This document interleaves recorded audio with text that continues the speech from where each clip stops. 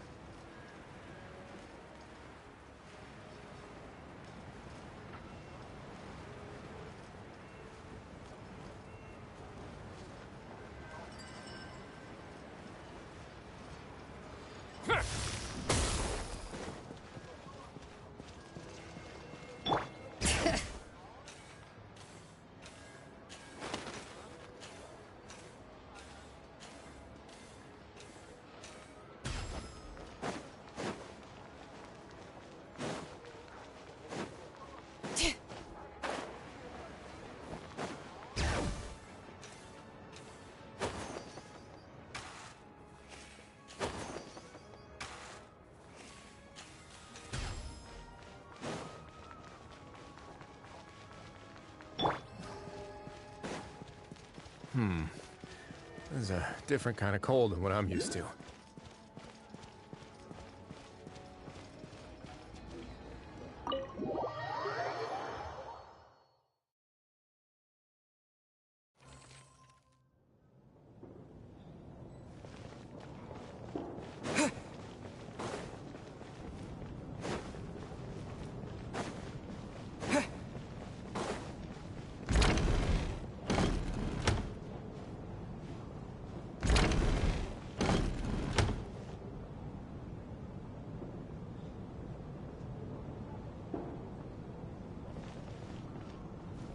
This is highly irregular. A delay of over an hour during an operation like this theoretically warrants a Harbinger-level response. I wonder what the issue is.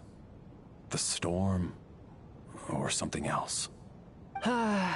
Sarge, the day you learn to let go and just enjoy moments like this is the day you'll finally understand the meaning of life. Why, hello, sir. I believe you were the one sitting at a nearby table back at Podvorye Restaurant. Any friend of the theater's star performers is a friend of mine. It's a pleasure to meet you. I'm Mitya, from the Energy Commission. Greetings. Major Valeri, head of the Special Assignments Battalion. Armory Palace Royal Grenadier Guards, 1st Regiment. I am here to ensure Mr. Mitya's personal safety. Please let me know if I can be of any assistance. Mr. Traveler, I cannot help but notice that Miss Odette is stealing glances at me. Any idea what that could be about? I've racked my brains, but I can't think of anything I might have done to offend her. Perhaps she noticed me spacing out during her performance?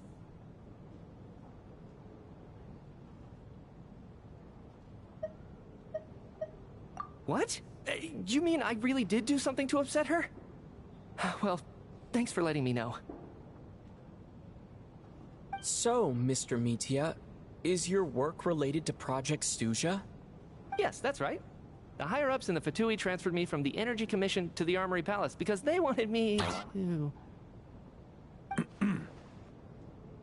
Really? I can't even talk about that? Pretty sure it counts as part of my private life. All right, I won't say anything. Sorry, Traveler. As you can see, I'm afraid this pleasant chat will have to end here.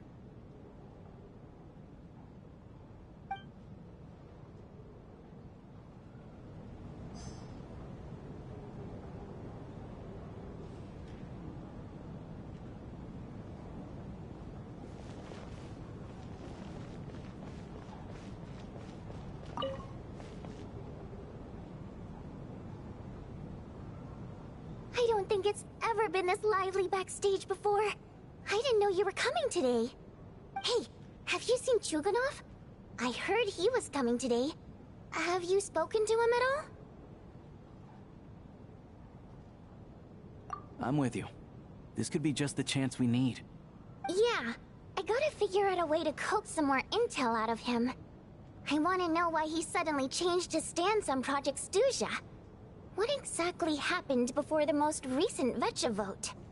For the Rokad, or just out of personal interest? Shh! There are other people around. Don't say the R word.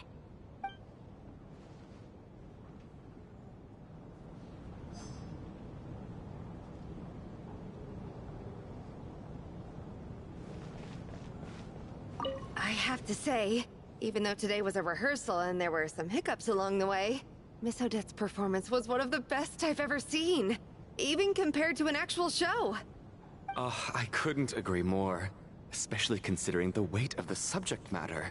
It takes a truly seasoned professional to do justice to a theme like love and regret. Do you think we were coming on too strong? Odette's ignoring us again. What about you? What did you think of today's performance?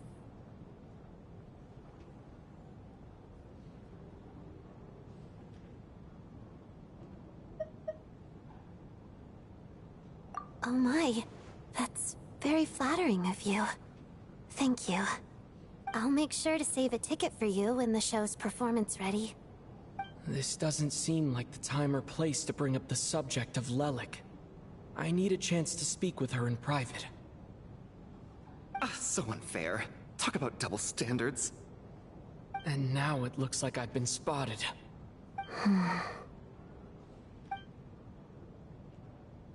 You know Mitya too? No, I don't. I just have a feeling that he might be dangerous.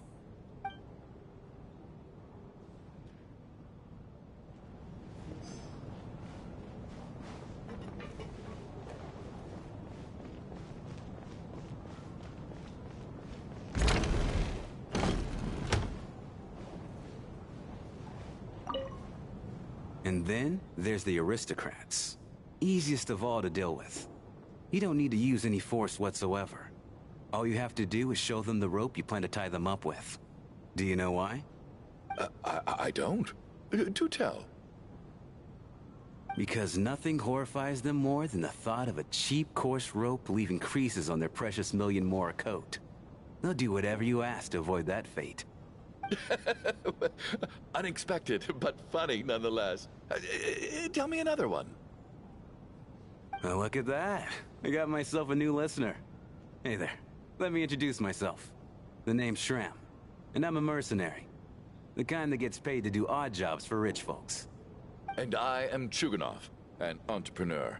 If my name is unfamiliar to you, you will no doubt have heard of my factory, the renowned Iskra manufacturing plant. Are you really that famous, Mr. Chuganov? How come I've never heard your name before? Excuse me? Is that a joke? Or are you being serious? Oh, I'll have to ask my rope later. He's probably tied up more entrepreneurs than I've ever heard of.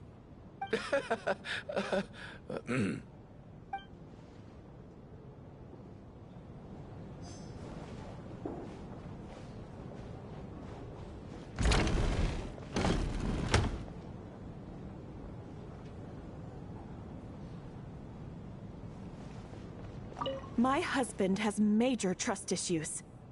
To him, I doubt even this snowstorm is a good enough excuse for me to stay out all night. That's the price of marrying into wealth. You'll get used to it. I'm not about to stop you if you want to leave, but don't drag me along. Hello? Can I help you?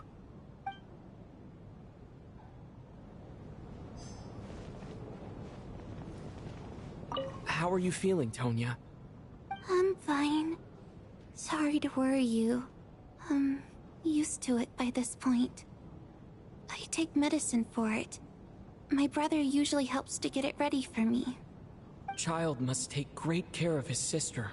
He's never mentioned Tonya's illness, though. You know, I actually find this whole thing kind of exciting.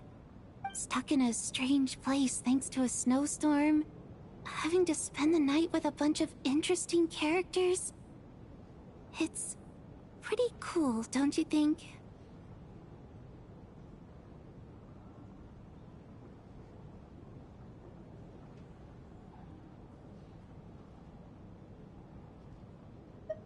Kids, huh? My brother always says I'm not mature enough. Maybe he's right.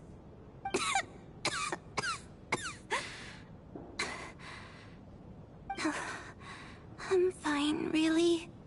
Just got a little overexcited. Look after yourself. Otherwise, your brother will come after me.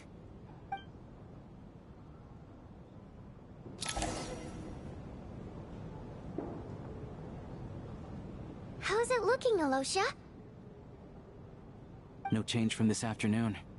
Heavy snow with no sign of slowing down. May I have your attention, please? The storm is unlikely to stop tonight, and it'll be even more dangerous outside at night than it was during the day. We at the theater owe everyone here a duty of care. Therefore, we strongly suggest that you stay on site overnight and avoid going outside unless absolutely necessary. In a few short moments, we'll give you a tour of the theater's various quarters. You can choose to sleep in the VIP room, the office, or backstage. Or on the stage if you'd prefer. We won't mind. I'll pass on sleeping on the stage. What if the snow is stopped by tomorrow morning? The early birds in the audience might think we're part of some experimental new show. A drama about sleeping? That could be fun. Maybe we could come up with a title for the production. Not bad. Clear selling point, at least. Could be a big hit. Anyone who doesn't wish to sleep on the stage, please follow me. I'll show you to the rooms.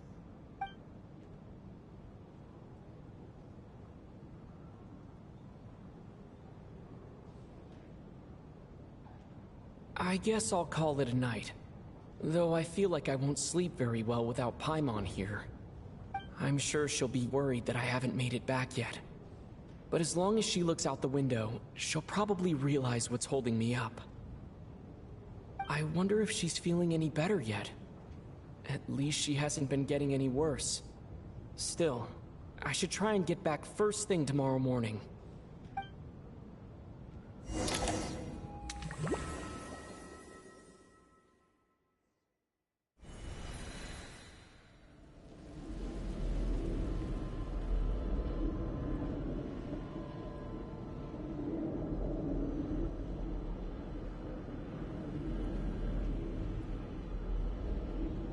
Ah, finally.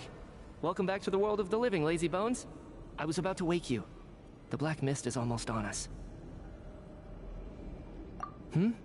Still waking up, huh? You know, the black mist. It's been chasing us from below ever since we were born. You're just dozy. There's no way you've forgotten. Come on, let's keep heading up. Onwards and upwards is the only way to survive. Don't listen to a word those black mist cultists say. Here we go again.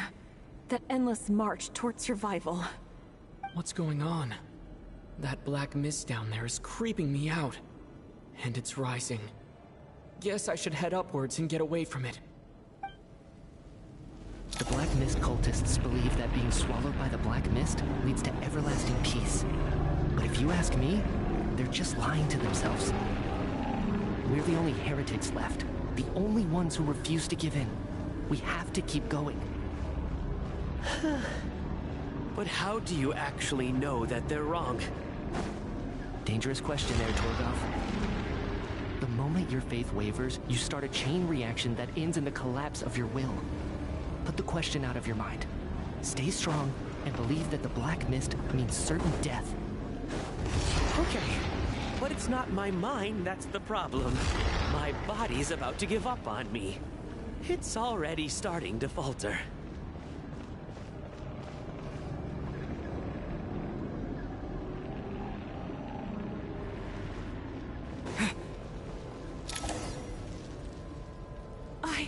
I can't do this anymore. I've had enough of being forever on the run. What's the point of it all? All this will pass eventually, I promise. Keep fighting. It will be worth it. You accuse the Black Mist cultists of being liars. But you're lying too. There is no end to this path. It keeps going up forever. There was never any hope to begin with. The cult of the Black Mist has poisoned your mind, Sobolova. Are you thinking of giving up as well? I am. I think I'll take my chances with the Black Mist over this perpetual torture. As much as I detest the Black Mist cultists, I'm just too weary. Then I bid you both farewell. Let me put my personal opinions aside for a moment and say, I hope that you both find peace within the Black Mist. Fate always appears so impossibly complicated.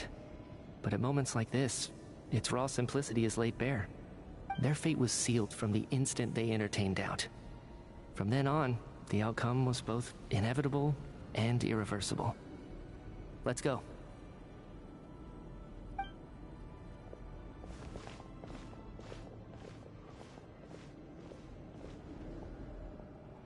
Torgov and Sobolova are gone. I never thought the day would come when even they would be swallowed by the Black Mist. It's just you and me now.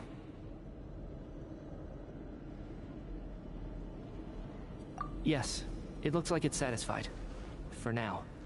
This happens from time to time. But it won't be long before the Black Mist starts chasing survivors once again.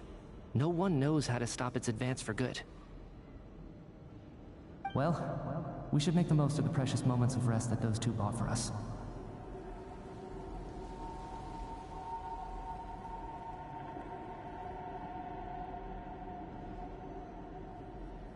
Huh? Are you really that sleepy, traveler?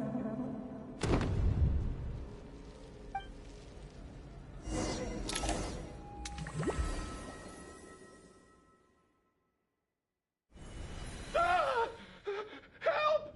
Somebody, come quick! What is it, Chuganov? What's wrong? Huh? Is it morning already? What's all the commotion?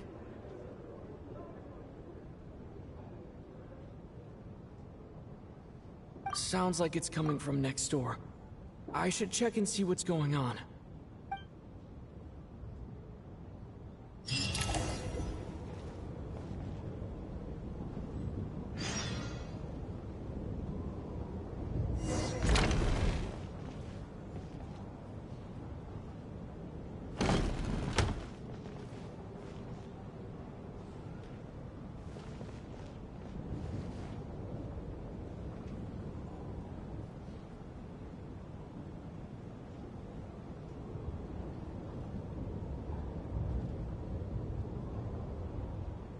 Don't look, Miss Tonya. Stay here. Okay. What happened to them?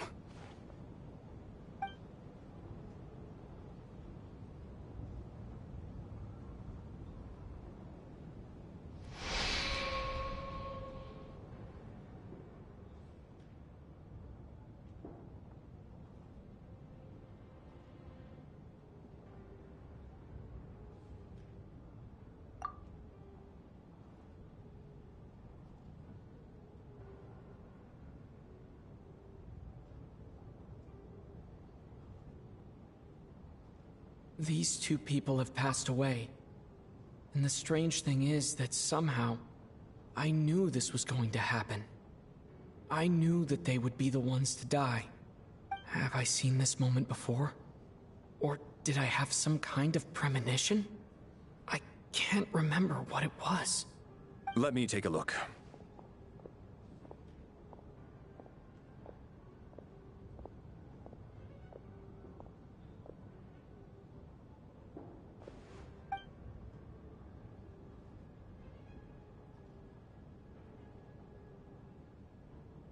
No vital signs in either of them.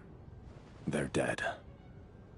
The cause of death, however, remains unclear. No wounds on the bodies, no signs of a struggle, and no skin discoloration caused by the buildup of toxins. But just last night, they were chatting and joking away. This is so sudden. Could they have had pre-existing medical conditions? Even then, the odds of them both dying of sudden complications on the same night are extremely low. It's hard to believe that they died of natural causes, nor does this appear to be a suicide. Who was the first to discover the bodies? It was me. But these deaths have nothing to do with me, officer. I got up early because I wanted to see if the snow had stopped. Then I noticed that the door to this room was open, and it looked like there was a man and woman inside. I just went over to see what was going on. I had no idea they were... I can corroborate this. I was doing my morning exercises near the stage. When I saw Mr. Chuganov heading this way, I followed him. I can also confirm that I didn't see a single person approach that room before him. The snowstorm was raging all night, and it's still going now. There's no way someone could have come in from outside, correct? You mean an intruder? No, not possible. I slept by the door last night as a precaution. There's no way I wouldn't have noticed if anyone had tried to open it. Everyone, split into pairs and search the theater for anyone in hiding, or any signs of suspicious activity.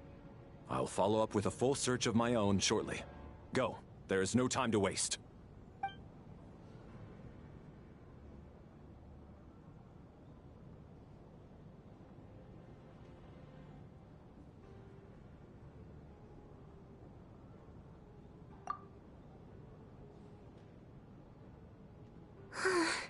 Nothing on your end either? Backstage is clear. No signs of suspicious activity. We checked the basement. Also clear. I don't think there's anywhere here that a living person could hide. Are we certain that the theater doesn't have a back door? Or any tunnel or passageway wide enough for a person to fit through? No, there's nothing like that. If people were sneaking in through some secret tunnel to avoid buying a ticket, we'd have sealed it off ages ago. I also checked the windows. All of them are locked from the inside, and there's no sign of anyone entering or leaving. It sounds like we can safely rule out the intruder theory. If anyone came in during the night in this weather, there'd be no way for them to avoid leaving footprints or water stains. This can only mean one thing.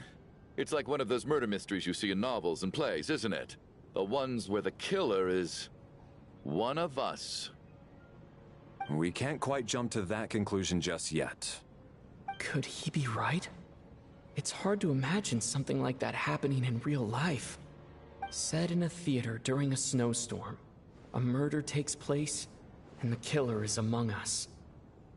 It's such a classic trope that it seems unbelievable. Looking at who the killer targeted, and the clean entry and exit, it all adds up. I know what this is. It's obvious now that I think about it. What is? What have you figured out? Both victims were wealthy, well-known local merchants. And the door was deliberately left open so I would discover the bodies and witness the crime scene first thing in the morning. Such ruthless methods. This was your doing, wasn't it, Lelik? Lelik? You mean Lelik is among us? And he's the killer? Lelik. I know this code name. Member of the Rokot, anti-Project Stuja. Always works alone. I've read the case files at the Armory Palace. Walk me through your reasoning, Mr. Chuganov. What do you know about Lelik?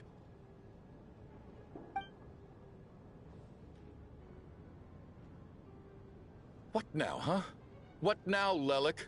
What more do you want from me? I already voted against Project Stuja at the Snezhno Gradvecha.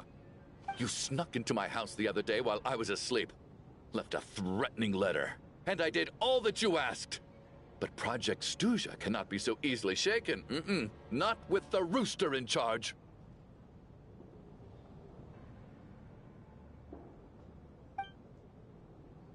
So he really was threatened by Lelik. That makes sense. And now you're resorting to murder to threaten me. Isn't that right? I knew it. The Rokot despises the rich. The lives of the wealthy are but refuse in your eyes.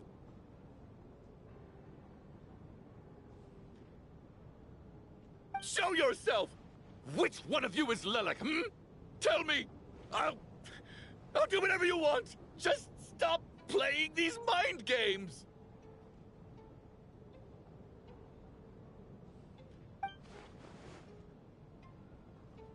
Was this really Lelik's doing? Would Odette really do something like this? If Odette really is Lelik, this seems out of character. But then again, how well do I really know her? I'm probably the only one here with a compelling theory about Lelik's true identity. But if I reveal it now, I'll be putting Odette in the line of fire. What should I do? I don't think it's likely that Lelik killed anyone. At least from the stories I've heard, he's never killed anyone before. And his name has never come up in connection with any murder cases. Besides, even if Lelik did want to threaten you, why resort to such an extreme and roundabout method? It's not his style at all. Vodyanitsa doesn't know that Lelik might be Odette, but her assessment is pretty much identical to mine. Miss Vodyanitsa, why do you suddenly feel the need to speak in Lelik's defense? Defense? Oh, no, it's just... I'm worried that we're jumping to conclusions here, so I wanted to share my point of view. Also, I don't think the Rokot is as bad as you're making it out to be. Well, if you think I'm so wrong, what's your theory then, Why don't you tell us who the killer is?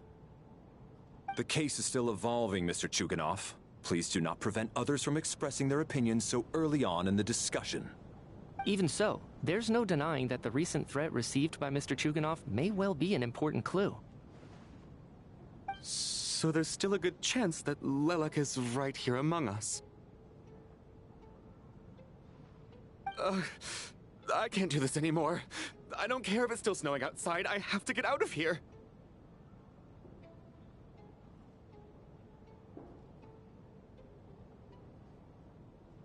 Whoa, take a beat. We all know it's far too dangerous out there. Even the soldiers couldn't get to us.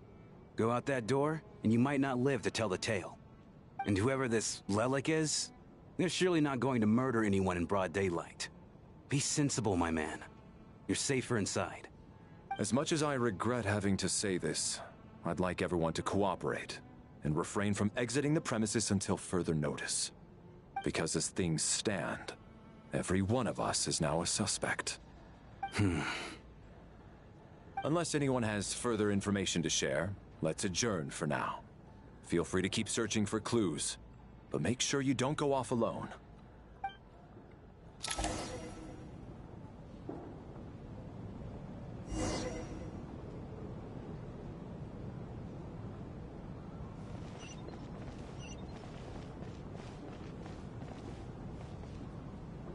You seem to be very comfortable taking charge, Major. You took the reins as soon as things went south. I simply made an executive decision that someone needed to take control of the situation on the military's behalf. Does this offend you? No, quite the opposite. We feel much safer for it. By the way, what does Major mean exactly? Is it a pretty high rank?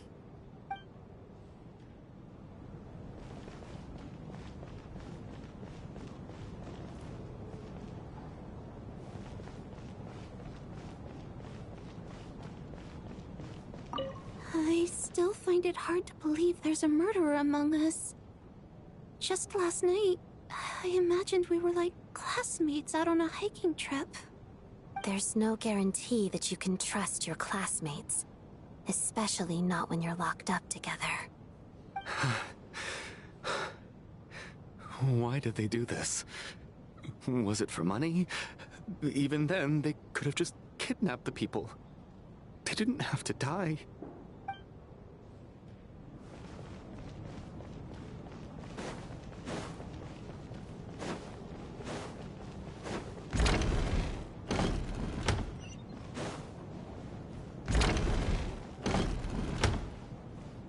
You're right, that was my bad. It was a knee-jerk reaction. I didn't think it through. Luckily, no one suspected my identity.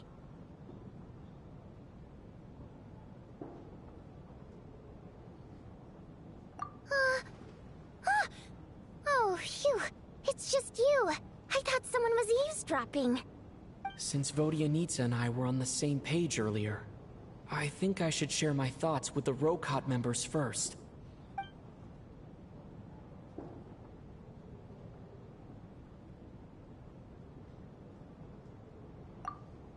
Whoa. Are you serious? I don't know if this counts as gossip, but it's definitely on track to be the juiciest this whole year. Odette? Really? Odette? Oh god, how dumb does this make me look? Lelek has been right under my nose this whole time, and I didn't notice a thing. Actually, it's exactly what you'd expect. Sometimes, hiding in plain sight is the best strategy. And now that you mention it, the more I think about it, the more sense it seems to make. It all adds up. What are we up to now? 1, 2, 3, 4... Odette's identities. She's my coworker, specifically a ballerina, and also a Fatus, a member of the Rokot. Now, Lelek. It must be so exhausting. I just want to give her a hug. I guess since I've always known her as a member of the Fatui, it never even crossed my mind that she could be involved with the Rokot, let alone be Lelek. I don't understand. If she's with the Fatui, what reason could she have for being so opposed to Project Stusha? Probably best if you ask her that in person. Well, since you waited until now to bring this up instead of announcing it to everyone earlier, does that mean we're all on the same page here? Yeah. Lelek may not follow orders from the Rokot leadership, but as far as I'm concerned, she's never crossed the line. If anything, her actions benefit the poor. We need to confront her face to face. Do you think she'd really admit to being Lelek? I don't know. We'll have to see how it goes. For now, we'll work on the assumption that she didn't kill anyone, and see how much she's willing to tell us.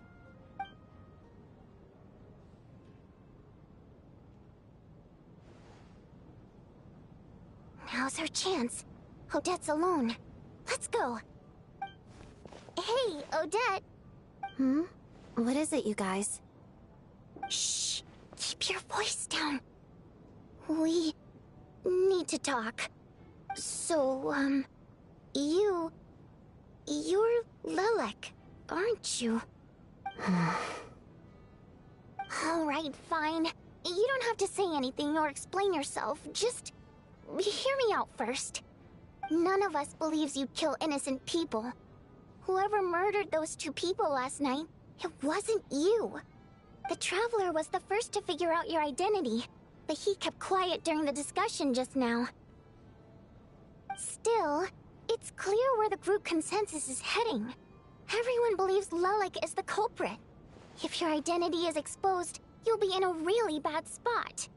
We're your colleagues, and we know what kind of person you are.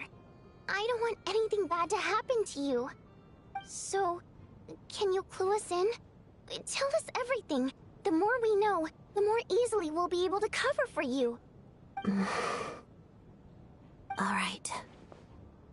Yes, I'm Lilac. And no, I'm not the murderer. And thanks, but I don't need you to cover for me. Actually, I'm planning to reveal my identity. Huh? You're gonna reveal that you're Lilac? Here? That's right. I'll admit I was surprised at first when Chuganov guessed that I was here. It was just a lucky guess, but it caught me off guard. But after taking some time to assess the situation and confirm where everyone stands, I don't believe I have anything to worry about. Are you sure you don't need a second opinion? Given the circumstances... Mr. Valeri! What?!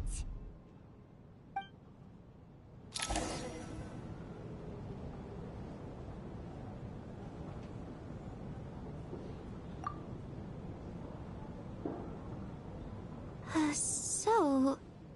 Odette is Lilac?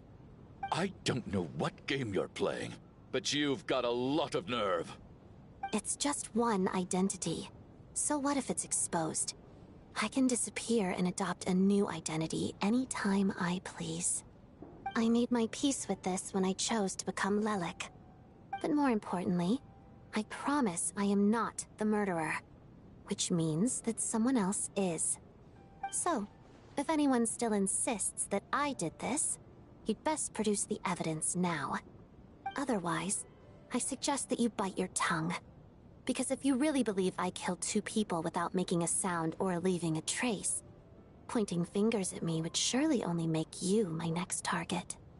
Is this really the truth, Miss Odette? That's confidence, all right. I believe you. A real no-nonsense attitude. I can see why Marionette said that she's on track to inherit the title of the Fair Lady.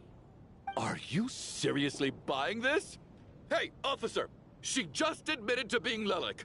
Aren't you going to do something about this? I do have one question, Miss Odette.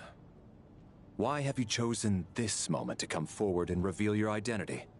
If I didn't say anything, everyone would be focusing all their efforts on finding Lilac. And that is exactly what the real culprit wants. I don't want to be the scapegoat who lets the murderer get away with this crime. Despite all the accusations, she made the smart choice. A remarkable display of rational thinking under pressure. Clearly, Odette's talent extends far beyond the art of dance. She thought so far ahead. Why do I always feel like I'm one step behind her in everything? You've convinced me. Dealing with the murder case remains the top priority right now. Let's put the name Lilac and all related incidents aside until further notice. Nevertheless, the group still considers you the prime suspect. I assume you have no quarrel with that, Miss Odette? I understand. You're welcome to keep an eye on me around the clock. I have no objections. Mr. Chuganov? For my wife and daughter's sake, I'll let you off the hook for now. But don't think you're forgiven for breaking into my house and threatening me. Just wait till we get out of here, Lilac. We'll settle the score then.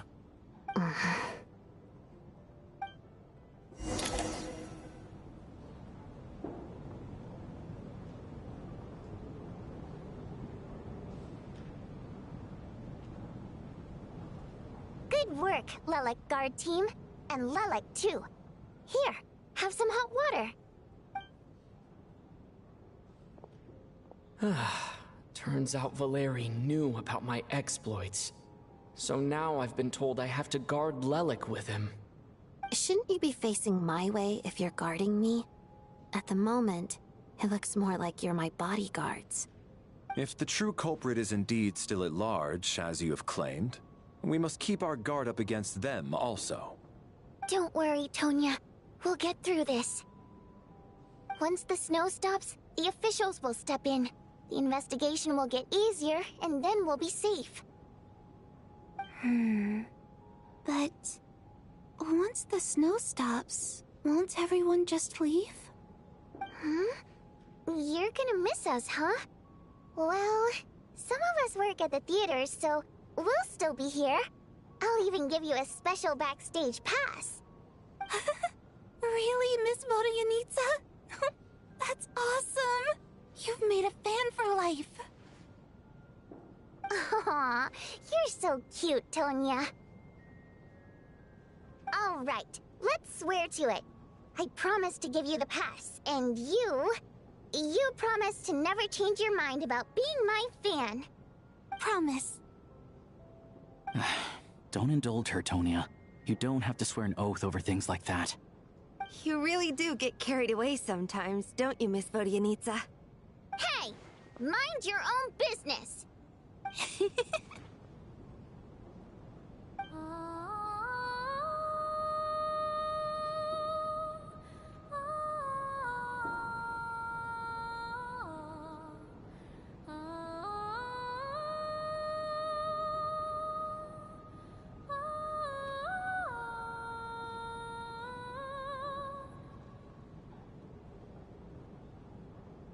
Don't be nervous, Miss Wateramp. Everyone's here. There's nothing to be afraid of. Excuse me? Do I look nervous? Don't be ridiculous. No. You sound nervous, lass. Oh. Wait, but how... Okay, plenty of people know that I'm a water imp, but still... How come you understand our primary mode of expression? Primary mode of expression. I've not come across that concept before. Do enlighten me, Vodyanitsa. Well, it's just... We water imps tend to communicate our emotions to each other by singing, rather than facial expressions. The emotions we convey through song take precedence over our facial expressions. So, we think of it as our primary mode of expression. I'm impressed, Shram. I didn't take you for a man of culture, but you're clearly rather learned. It's not about being cultured or not. The thing is, this mode of expression can usually only be understood by other water imps. It's not a simple case of a song sounding happy or sad. And yet, you're clearly human, Mr. Shram. It's really not the big deal you're making it out to be. I think I just have a knack for it. Plus, I have a... very close friend who's a water imp. A delightful lady. But keep that a secret. Anyway, we spent so much time together that before I knew it, I noticed I could understand her expressions. Oh, I guess that makes sense. Still, the fact that you have a water imp friend is even more surprising. I'd better watch what I'm singing when I'm around you from now on. Hey, what are you implying? You're not secretly insulting the audience in your songs, are you? Heavens! Why would I do a thing like that? It's getting late. We should discuss our sleeping arrangements for tonight. It's a guard against the killer. Someone needs to keep watch. I suggest that we don't sleep in separate quarters tonight. It will be safer if we all stay together. As long as someone keeps an eye on Lelek, I'm quite sure we won't have any trouble. Are you saying that you wish to bet your life on Miss Odette being the killer? Nonsense. Of course not. Then I propose the following arrangement for tonight. The Traveler, Odette, and I will form the Night Watch. We'll sleep in shifts, but two of us must be awake at any given time. An excellent idea. This allows us to handle the night watch while also keeping an eye on Lelik. Meanwhile, the rule of taking shifts in pairs resolves the other issue. Namely that we can't necessarily trust the Traveler or Valeri either. I expect that plan took you quite some time to come up with, didn't it? Actually, our field combat manual outlines a similar approach. Although the scenario there involves guarding prisoners overnight during field operations. That being said, I must clarify that I harbor no disrespect towards you personally, Miss Odette. In fact, Lelik's numerous covert operations make fine textbook examples for military agents. I care less about respect and more about the fact that you just robbed me of 2/3 of my sleep tonight. I'm calling dibs on being the first to rest. Good night.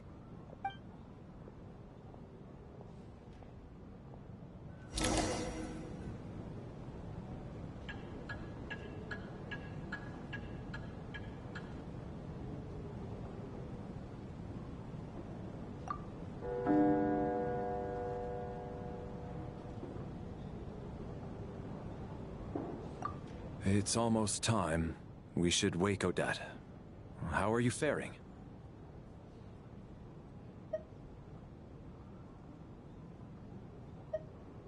Oh, not going to argue with that. I'll take a quick nap. If you start to feel sleepy, wake me up anytime. It's finally time for Odette and I to share the night watch. I should wake her up.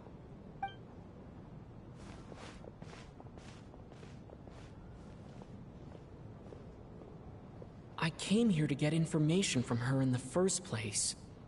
Maybe I should think about what questions I want to ask before she wakes up. How long are you gonna keep staring at me? Couldn't sleep. My mind's been running haywire.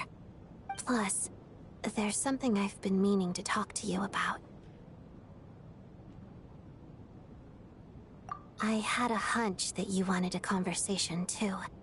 Let's take this chance to clear the air, shall we?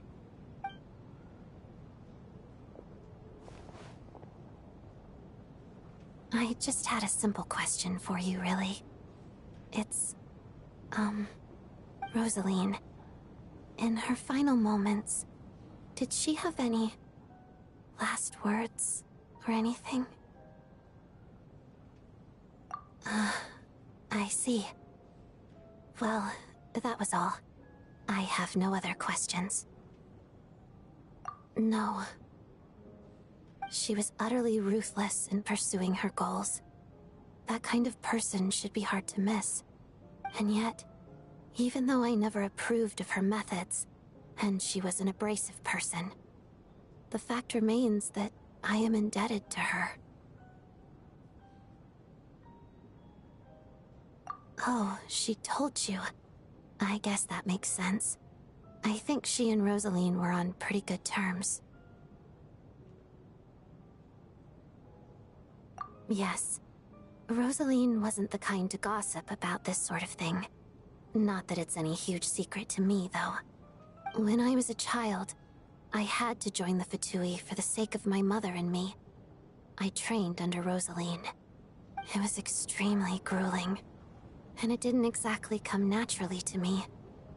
All I could do was try to ignore the biting cold and practice. I was a newcomer who'd managed to make a good first impression on a harbinger. There was pressure to live up to her expectations, to be worthy of the fair lady's reputation. Every day was a struggle against the cold, pain, and fatigue. And most nights, I struggled to fall asleep. After enduring all that, I've become almost immune to the sensation of pain. I suppose that was the cost of survival. Surely, any child who had to experience that would grow to hate her lot in life, don't you think? So, I put an equal amount of effort into my ballet. Because in my young mind, that was the only way to defy my fate. It was my way of telling her, the Fatui's demands and your expectations of me are not what I wish for. One day, I will leave. I think she probably blamed my poor performance in training on my passion for ballet. She knew my heart wasn't in it. One time, when I was secretly practicing a dance at night, she suddenly showed up. I knew she was there to catch me red-handed. I told her, "You don't deserve to watch the dance I learned from my mother." She looked stunned. I guess she was surprised that I lashed out first, before she had the chance. But strangely enough, on that occasion, she wasn't fierce with me like she was during training. Instead, she fell silent for a moment, and then left. After that, she never interfered with my dancing or asked me how it was going. She never came to watch me dance again either. Not even once. She was. But even now, whenever I take out this core Ignis, I can't help but think of that night. Of the look on her face. Sort of. Although gift might be too kind a term. This is her flame sealed within ice. A symbol of her favor, yes, but also her way of keeping an eye on people. She knew the location of every piece of core Ignis. If any recipient started acting suspiciously, she'd be on to them immediately. Trust her to make even a mark of approval feel suffocating. So, when news of Rosaline's death reached Snezhnaya, many people immediately crushed their core Ignis. It gave them a profound sense of relief, like they'd broken free from her shackles. But I kept mine. With my sensitivity to pain being as dull as it is, the warmth from this core Ignis is one of the few things I can still feel clearly. I still wonder, did she really come to stop me that night? I wasn't sure, but I was scared, so I said some really awful things. I guess she didn't leave anything behind. Not that I expected her to. It's fine. It's just a bit of a shame that we couldn't settle our differences before the end. She did. Are you sure she was talking about this event?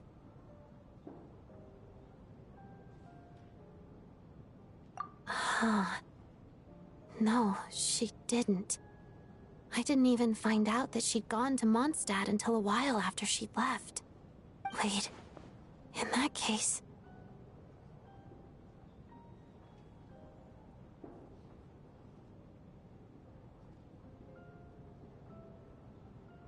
Okay, I will. Thanks for letting me know. There's something I'm trying to figure out. I'm beginning to suspect that Paimon's mystery illness is being caused by the energy research behind Project Stuja. Paimon's very important to me, so I have to get to the bottom of this. I figured that since you're Lelik, you might know something about all this. The ultimate goal of this energy experiment is to create a weapon for the final battle. The weapon's construction was completed in Nocturne. Now, all that remains is to arm it with a sufficiently powerful energy. Yes, the weapon's development and all the related experiments are overseen by Lord Piero, the Jester, and the lab is located deep within the Armory Palace. I'm not sure why this experiment would be making Paimon feel unwell, though. The best way to get to the bottom of it would be to go there in person. Once we get out of here, I'll help you apply for an entry permit.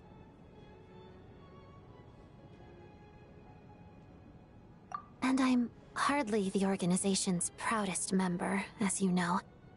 You answered my question about Rosaline. I want to do you a favor in return. It's that simple.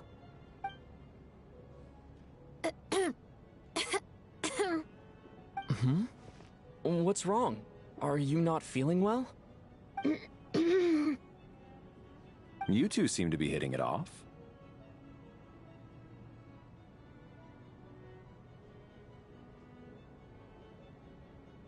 I thought you were sleeping. Of course I was. In the military, one learns to fall asleep quickly, even in the most inhospitable environments. It's vital to staying alert and energized. Why? Is something wrong?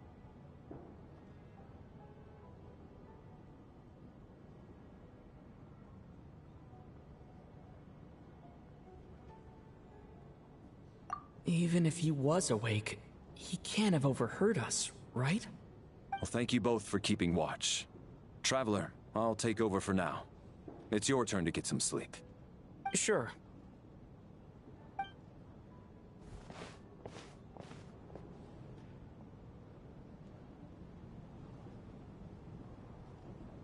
This is our second night here, but at least I've found out a little more about Paimon's condition.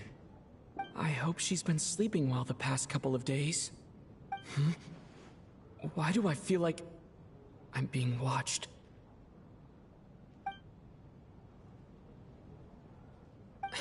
Seriously? Is this payback for when I stared at her earlier? But I thought she was asleep. Never mind. I'd better try and get some sleep myself.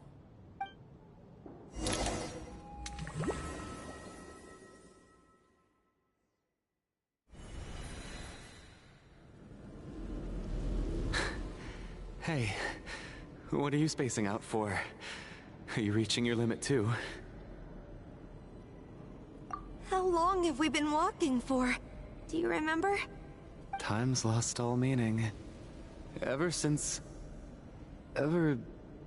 we noticed that thing above our heads. What was it called again? A star key? Or key star? Anyway, the person who named it was swallowed by the black mist.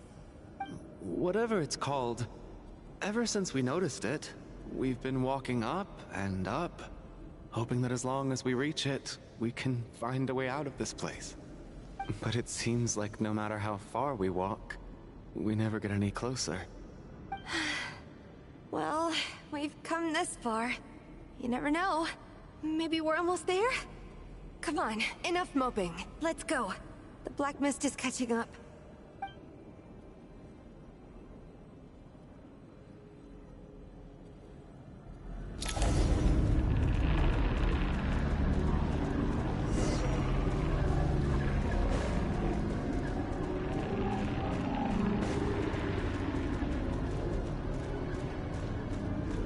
We got ourselves a straggler. Monsters! Watch out! Fine. Not again! I've lost count of how many times we run into them. Be careful.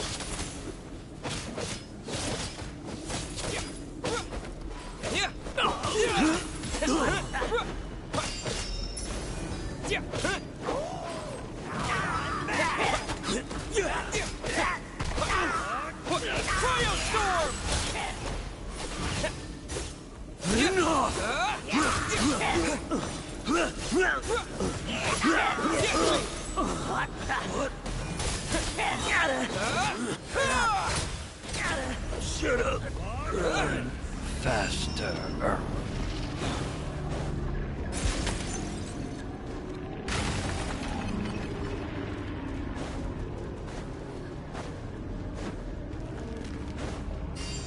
Here they come again!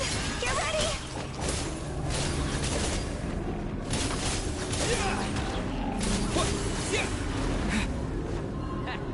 Having second thought?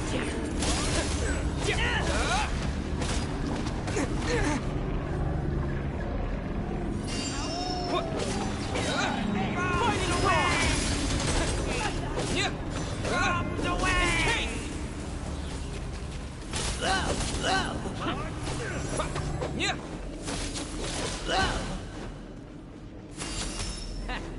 Having second thought? What the?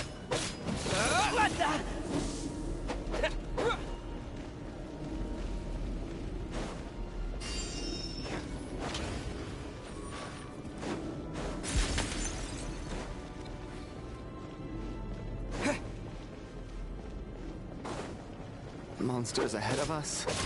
The black mist behind us. It feels like there's no escape. Should've run faster.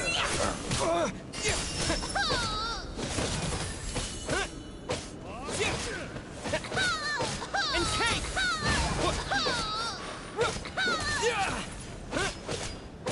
Learned.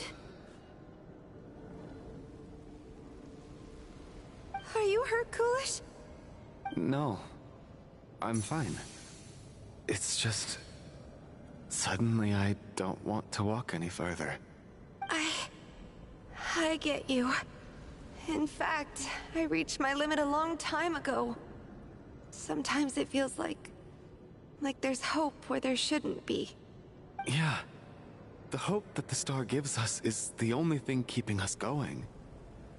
But I'm not sure it's real at all. It may just be a collective illusion.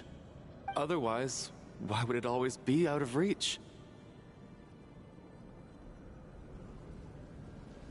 We know you mean well, but you're only saying that to try and encourage us to keep going, aren't you? Thank you, friend. But enough is enough. Please don't give me any more false hope. Hope is poison in this place. You're going to continue, aren't you? I admire that.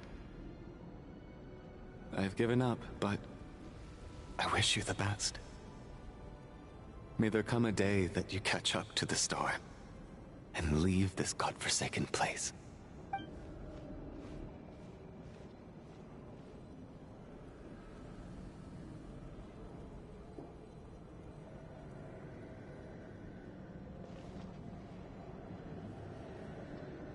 It's not an illusion. We really are getting closer to the star.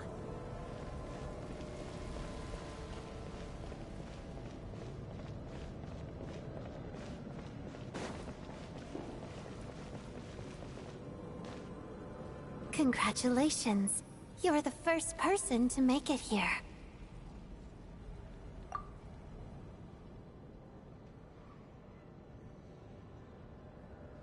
I'm the star's envoy. The black mist has stopped rising. Its hunger is satisfied for now, having devoured your two companions. This is a good opportunity. I'll let you get some rest before we continue. What do you mean, leave? The star represents the starting point. It's the waypoint for the beginning. Congratulations on reaching the starting point. Once you are ready, we will head out and walk upwards. I will be right by your side the whole way.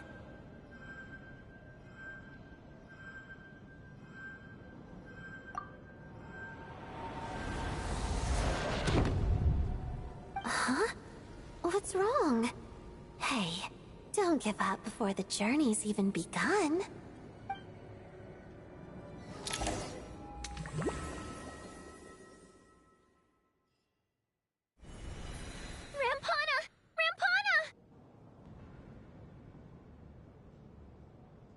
Is that Vodianitsa's voice? What happened? Coolish, wake up! Please wake up!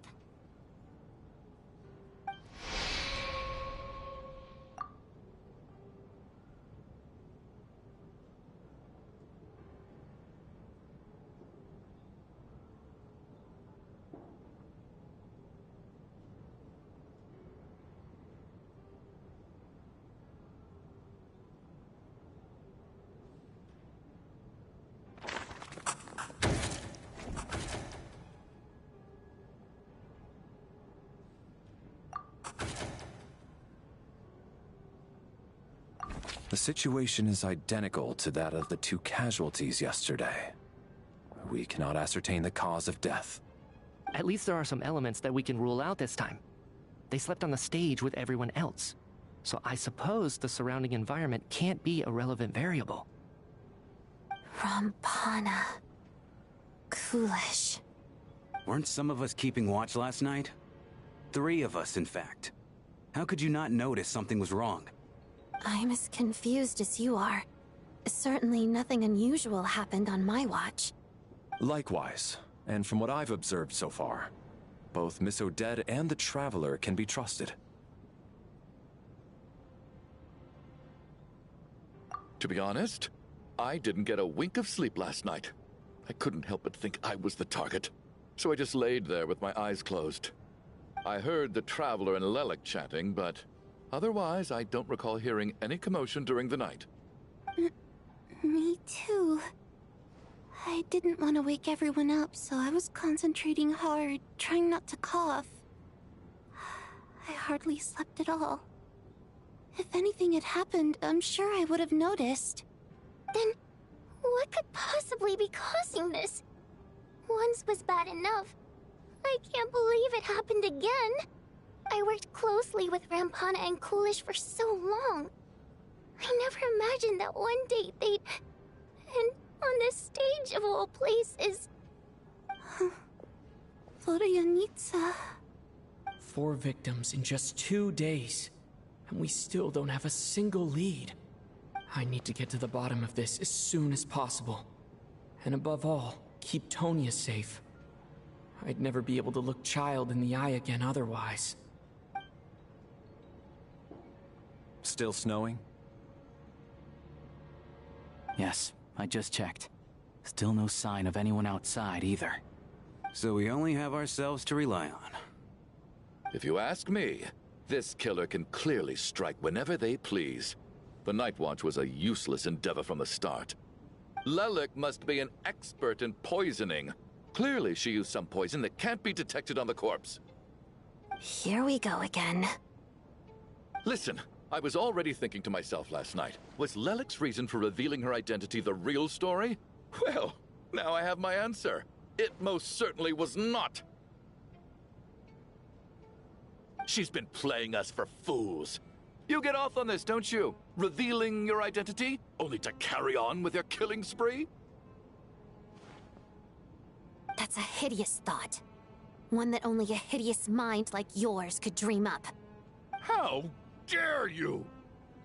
That's enough. Yesterday, you named Lelik as a suspect because the victims were both wealthy merchants. Lelik might have had a motive then, but today's victims were just ordinary people. Not to mention that they were colleagues of Odette and mine. What reason would she have to murder them? Let me guess. Just to scare you? Who knows? Maybe you don't know her as well as you think.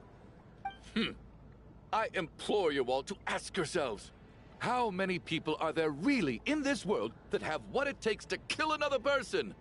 Not many, I'd wager. Lelik is well known to be a ruthless operator, and now she has revealed her identity. How could it be any more obvious?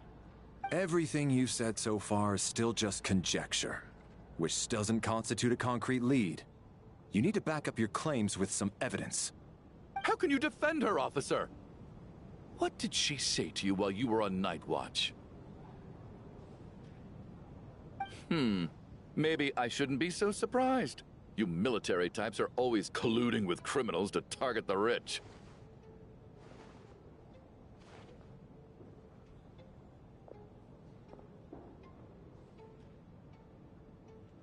All so you can get your grubby paws on our hard-earned fortunes. Then tell us to fall in line. The Fatui, the Druzhna, and the Rokot. Thugs, the lot of you.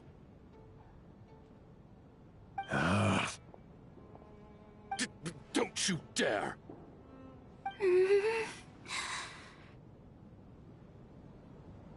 Sir, but...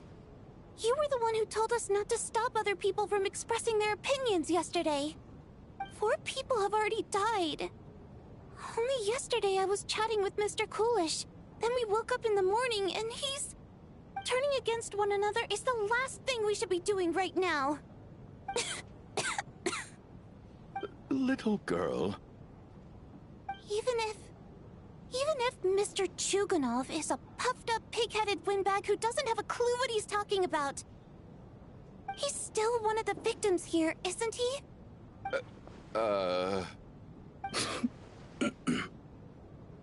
Quite.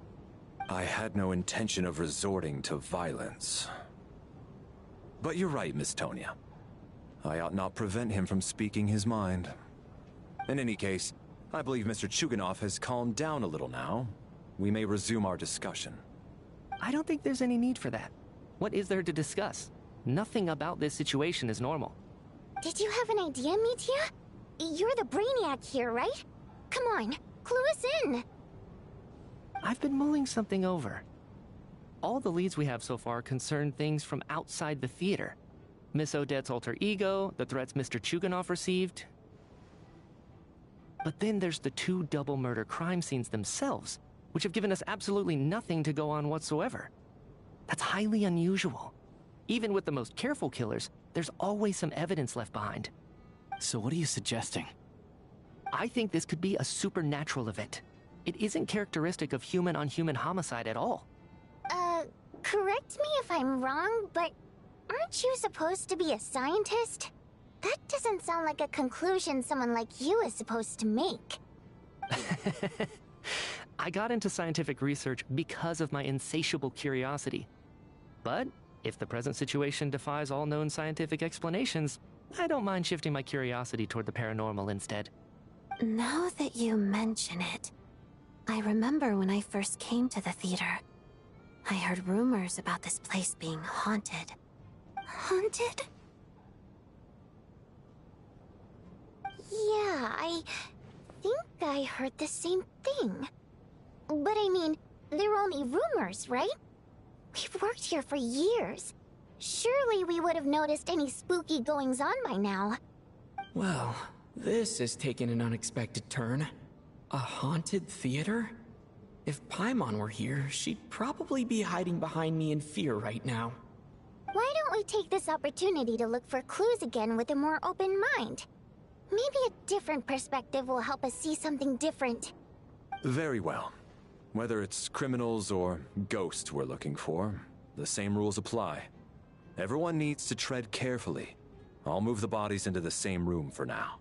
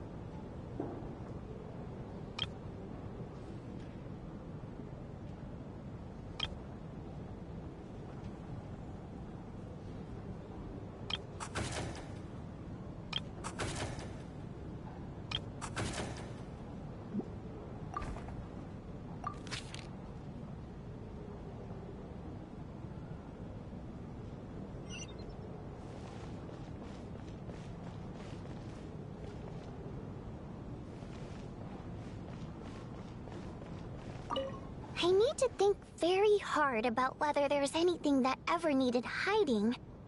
After all these years, there must be some things even I've forgotten about.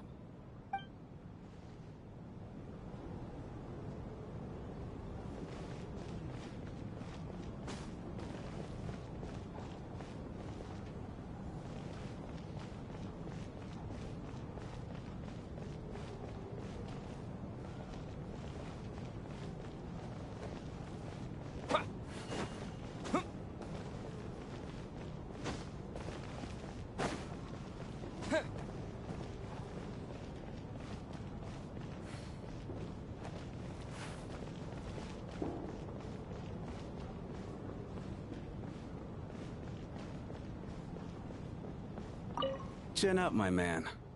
That soldier guy just gave you a bit of a fright, that's all. Think about your wife and kids back home. That'll get you your mojo back. Me, for example? Whenever I get hungry, tired, sleepy, or thirsty, I just think about that water imp friend of mine. And everything's suddenly alright again. So daydreaming about women somehow removes your need for food and water, does it? Don't be absurd.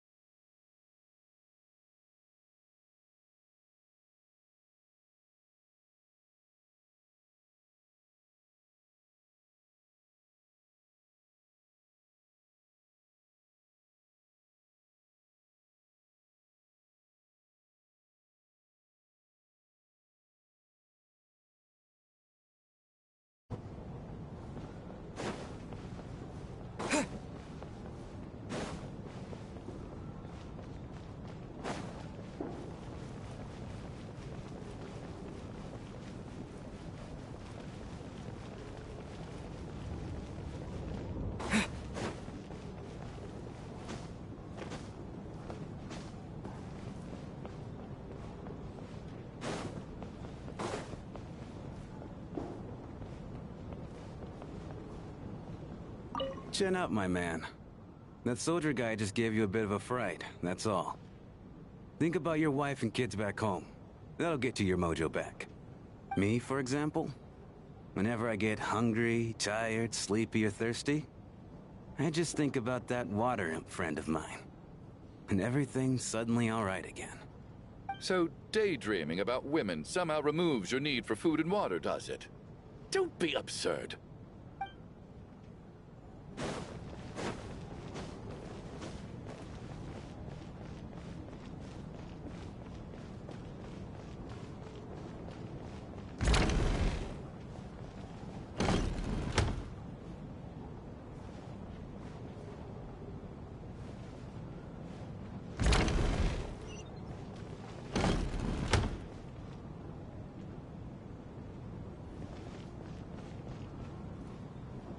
Tonya, did you find anything? Not yet. Still looking. So... Are we supposed to be looking for something paranormal? I think I'd prefer teaming up with you than looking around on my own. This looks like somebody's notebook. Shall we read it together?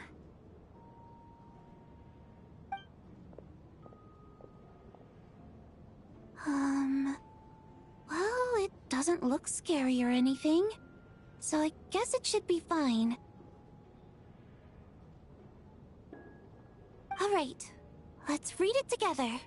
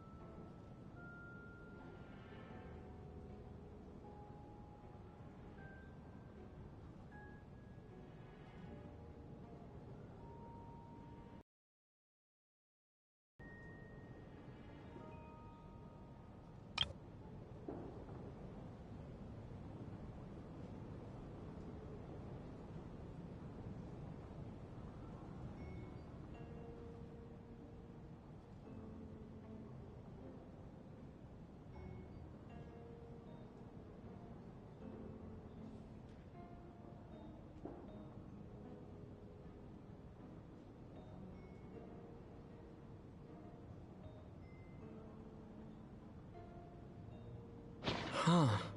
This has to be Vodyanitsa's writing, surely. Maybe it's a little rude for us to peek at this. I feel like I just read someone's secret diary by accident. It sounds like she's writing this for her parents, right? I don't understand. Why put this stuff in a notebook instead of mailing it in a letter? Because her water imp parents belonged to the aristocracy, who were driven out of Snezhnaya by the Tsaritsa long ago. And now they live somewhere new, where the postman can't get to.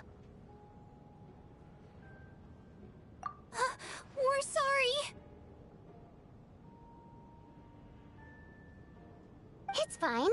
My fault for not storing it properly. I can't leave things lying around and expect them to get ignored when everyone's scouring the place for clues. Alright, give me my notebook back. I'll take over the investigation in this room.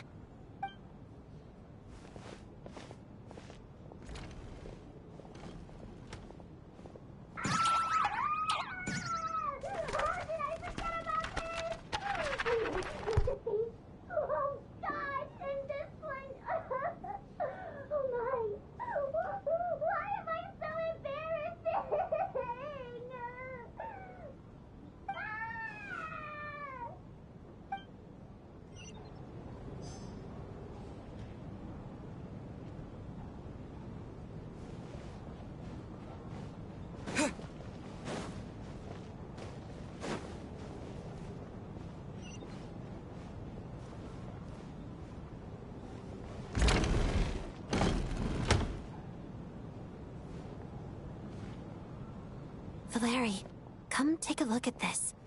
You too, Traveler. Some sort of notebook. What is it for? It's the on-duty logbook for the theater. Coolish was the main person to use it. He mostly used it to record any unusual incidents during a show, audience numbers, exit times, and so on.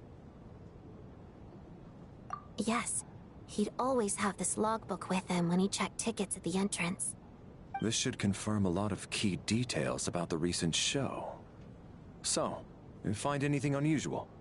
Yes. The number of people. I've checked and double-checked, but the numbers just don't match what's recorded in the logbook. Apparently, we have an extra person among us. Are we certain that logbook is accurate? Could someone have sneaked in without buying a ticket or something? Unlikely. Coolish took his duties very seriously. I've rarely seen any errors in his work.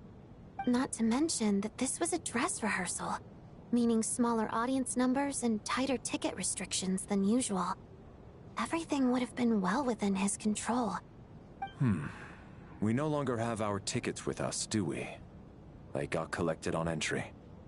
I assume there's no way we can check them again. Unfortunately not. The theater recycles tickets. Once people are in the door, they don't tend to leave until the show ends, so we collect the tickets at the point of entry. Still, I'm inclined to believe that this discrepancy in the head count is significant somehow. Did an extra person just materialize out of thin air?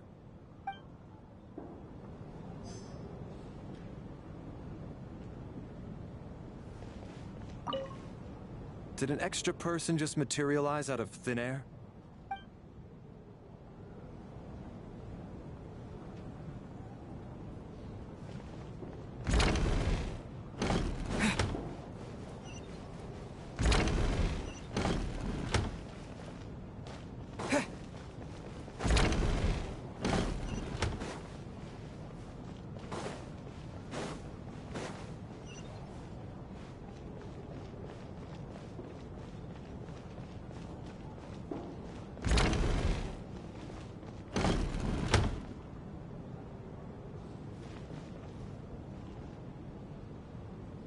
Ah, Traveler. Since you're here, come take a look at this. Alosha found it.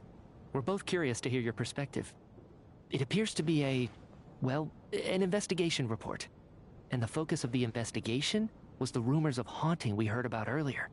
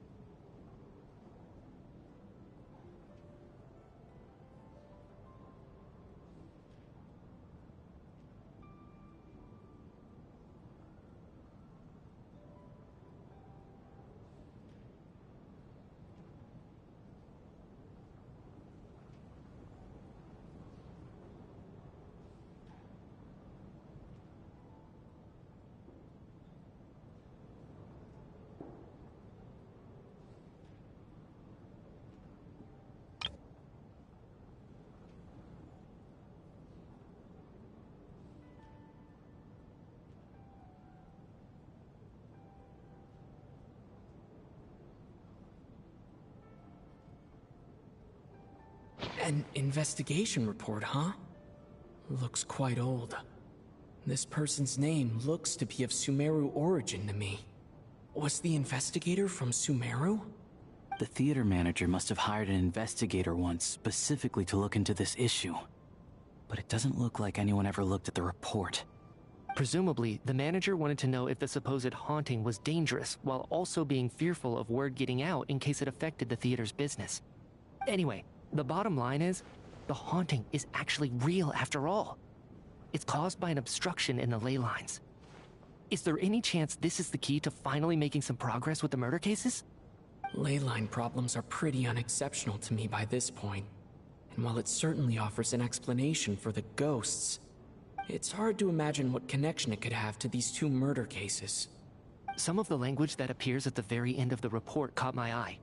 Angel civilization, ley line renovation? My area of research doesn't touch on any of that, so it's completely outside of my wheelhouse. Huh? A piece of paper just fell out from the report. It landed right by your feet.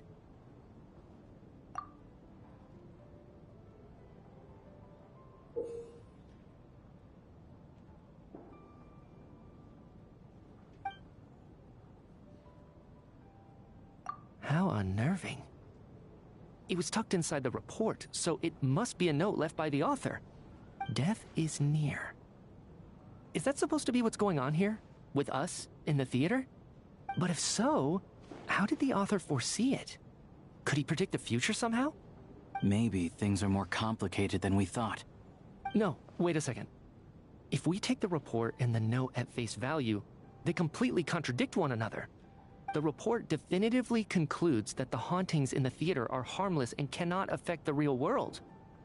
But the note seems to be warning of potential danger. The question is, what exactly does the note mean by death?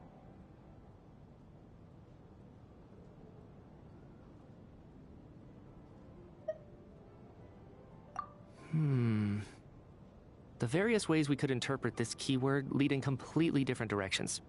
Let's pause our analysis here for now. I think we need more information.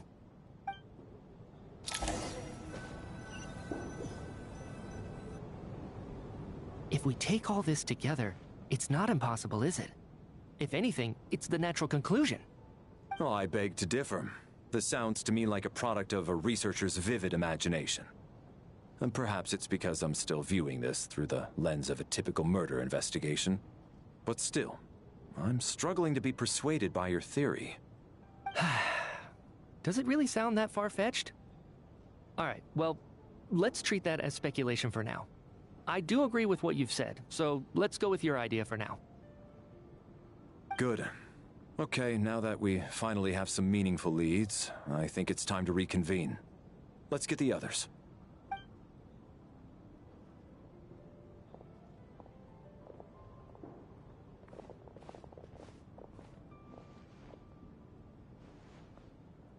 So, that's about everything we've discovered so far. I'll share my theory first. Based on what we've learned from the logbook, I believe the extra person among us is most likely the killer. If the killer had simply bought a ticket, it would have greatly increased the risk of their identity being exposed. I expect he or she either hid in the theater ahead of time, or found a way to slip past the ticket inspection. They then blended in with the group and waited for an opportunity to strike.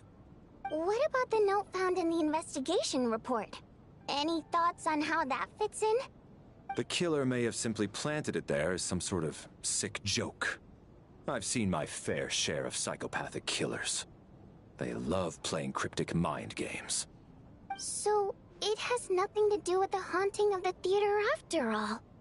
This theory makes sense to me. If we have an audience member unaccounted for, chances are they didn't come here to watch the show. Could it really be that simple? So, in other words, all we have to do is find out who got in here without a ticket, and all our problems will be solved? Then let me make one thing clear. All the theater staff should be well aware that I came here for the rehearsal legitimately, yes? There's no way I'm the one who didn't have a ticket. It's true. I hear you used every trick in the book to get a hold of that ticket, too. Everything short of throwing a temper tantrum and rolling around on the floor at the entrance. I most certainly did not degrade myself in such a way.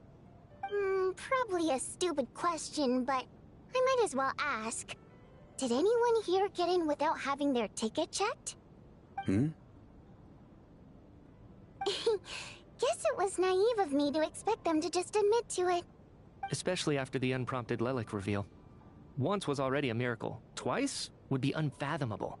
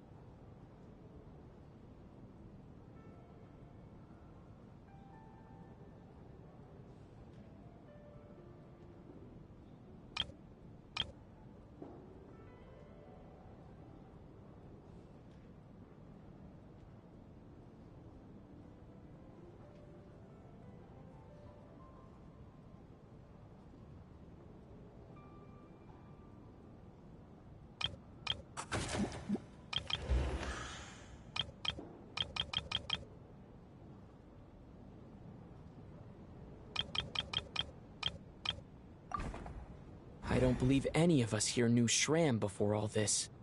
If no one can verify Shram's identity...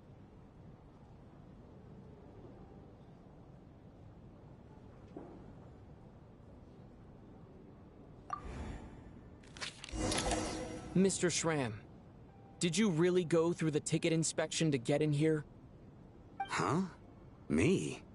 Why am I being singled out, my friend? Do I seem that suspicious? It's not that you stand out as suspicious. More that everyone else has been ruled out as trustworthy. Okay. Well, we spent the best part of 2 days together now, so I'm sure you can all tell what kind of person I am. I'm a true gentleman. I never dream of doing something like sneaking to the theater without a ticket. Yeah, I have no doubt that you're a good person. But the problem is, none of us here actually know you, so no one can say for sure that you are who you claim to be. Although, actually, what was it you said last night? Yeah, you're friends with that water imp, which is why you understand our primary mode of expression. Last time I checked, there were barely any of us remaining in Snezhnaya, since most of the water imps left. Could you tell me a little bit more about your friend? There's a good chance I actually know her. And I suppose it's also kind of a way for everyone else to get to know you a little better.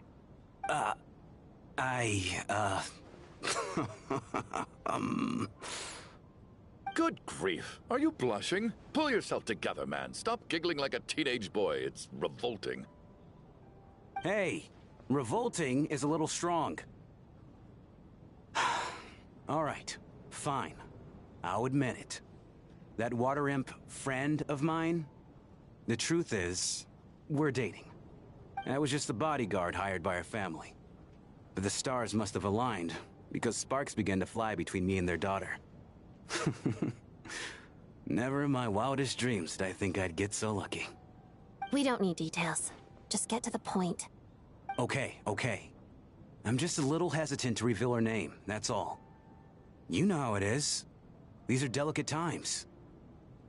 Even with me to protect her. If word gets out that she's dating a human, both the Fae and human factions will give her a hard time. Really? Wait, no. That can't be. Huh? Shram, what the devil are you talking about? Why is everyone looking at me like that? Surely you can understand where I'm coming from. Delicate times? Factions? Yes. You know, the Civil War. Last time I checked, the Fae and the humans were still at each other's throats. If I'm not mistaken, the last significant civil war in Snezhnayan history was over 400 years ago, when Her Majesty the Tsaritsa had just taken the throne and was consolidating her reign. What do you mean, 400 years ago? What's going on here? Is Shram from the past? All right, Mr. Mitya, you win this round. As far-fetched as it is, it appears that your theory may be correct. I'm just as amazed as you are. I didn't even believe it myself, to be honest. Is someone going to explain what's going on here? From the look on your face, you figured it out too, haven't you, Traveler?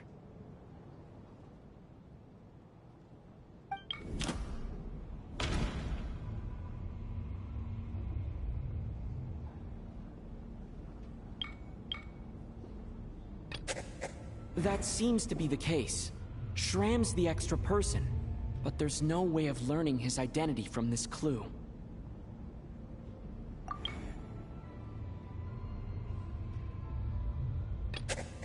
Vodyanitsa's private letter touches upon the history of the Water Imp aristocracy's exile, but reveals nothing about Shram's identity.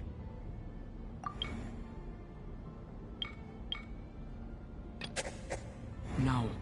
The truth lies within the clues we've already discovered.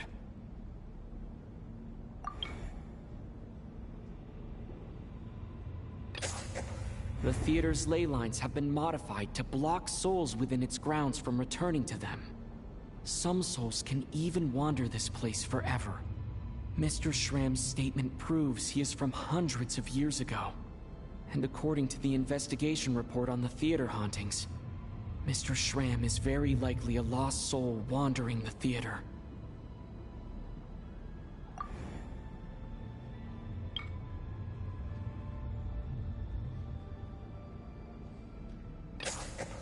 For some unknown reason, the soul that has been wandering the theater due to the ley line issues has joined our group and blended in.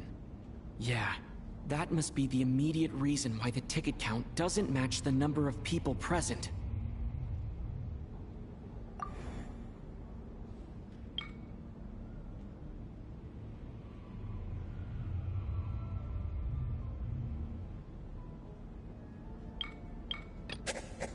The death of those victims is an irrefutable fact. It is the outcome of whatever's going on here. What we need to do now is find the truth within this information.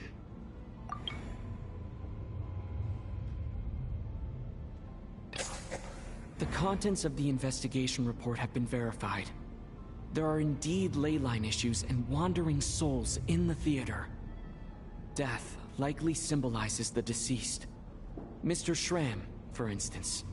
Death is near. That must mean that there's a dead person in our midst. That's the truth, isn't it?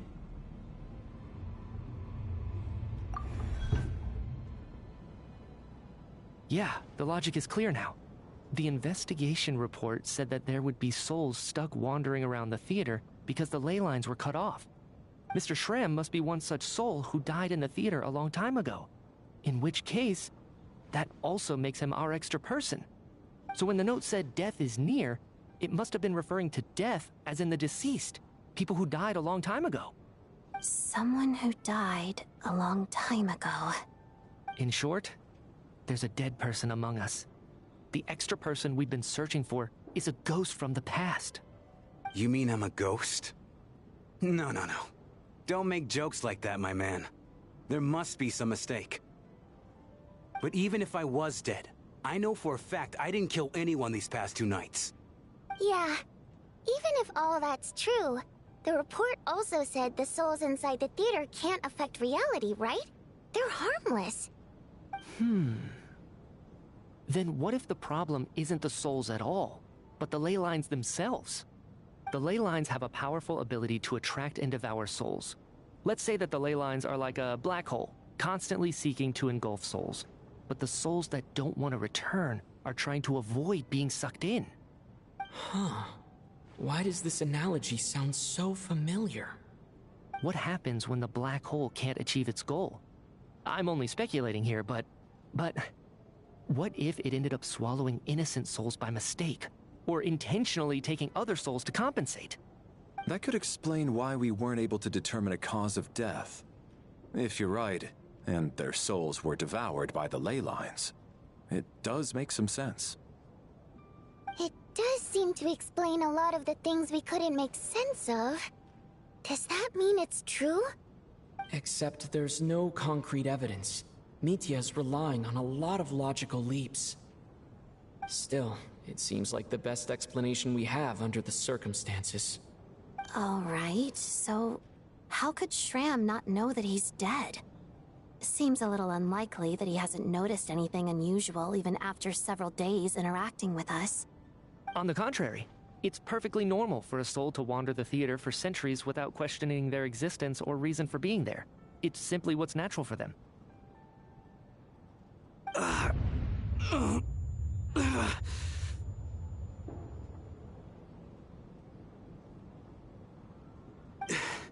You know what, Mr. Brainiac? I think you might actually be right after all. I'm trying to remember and... even though my head feels like it's going to explode, I think... it's all coming back to me.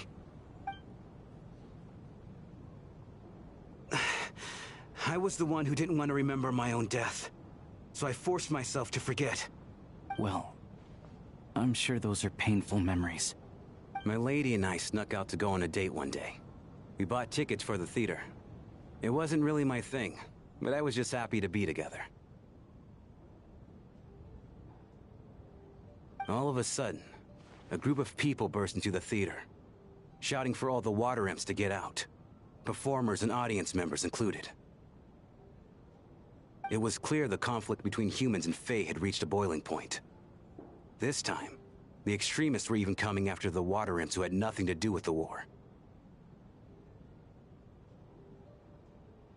I thought I could pull one over on them, so I took off my jacket, draped it over my lady, and tried to sneak out amid the chaos. But I got caught. They started shouting, calling me a traitor to humanity. But I was going to do whatever it took to buy our chance to escape, no matter how many people stood in my way. I had to, both as their bodyguard and out of love. It's all right, friend. You can stop there if you want. You don't need to dig all that up again. It's just... even now, I'm still struggling to accept the truth. How could I be dead? I'm sorry, everyone. If I'd known I was a dead man walking, I wouldn't have dragged you down with me. If I'm the cause of all this death, then punish me however you see fit. Mr. Shrim. No. I refuse to be a burden. I know what I have to do. You said I've been wandering the theater for centuries, right?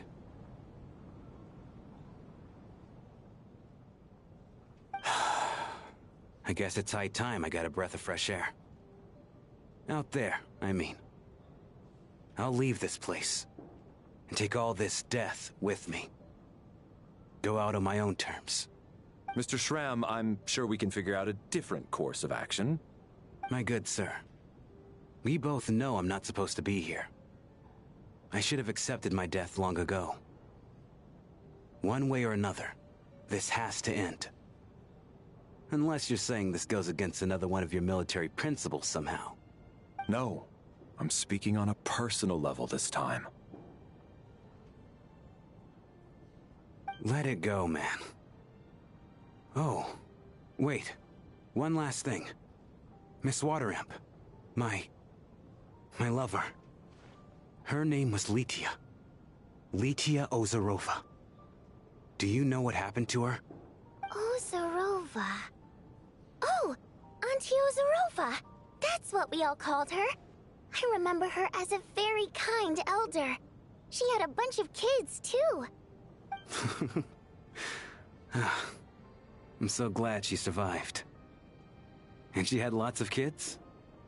Good. That's good. I could hardly expect her to stay single just because of what happened to me, right? As long as she went on to be happy, that's all that matters. Besides, I'm dead.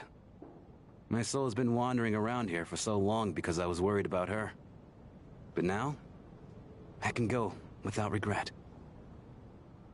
There's no need to see me off, my friends. I've enjoyed our time together over these past few days. Perhaps we'll meet again in the next life.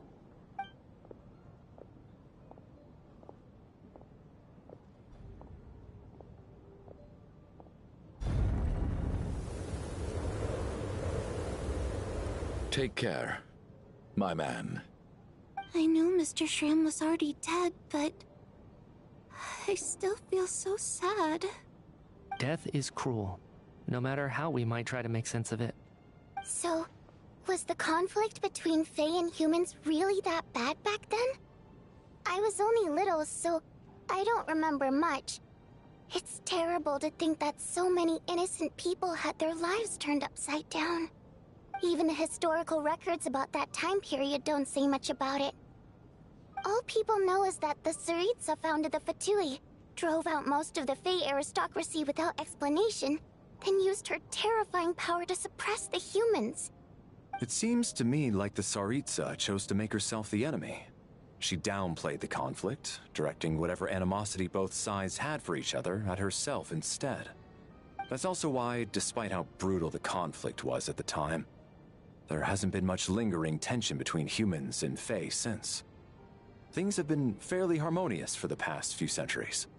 So, the Tsaritsa banished the Fae to protect the Fae living in the city? She offered herself up to be hated in exchange for peace. Maybe it's not quite as bad as it sounds. I don't think Her Majesty is too concerned if mortals hate her or not. And besides, there are very few who truly do. All this time, I had no idea. All right. If Mitia's theory is correct, then I think we can consider this matter settled. Let's all take a break.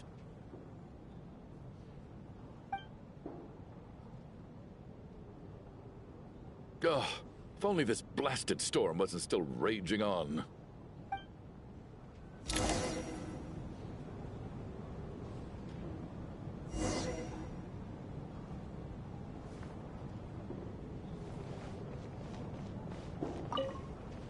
I was actually planning on hiring him as my bodyguard after we got out of here, you know. Oh, poor guy.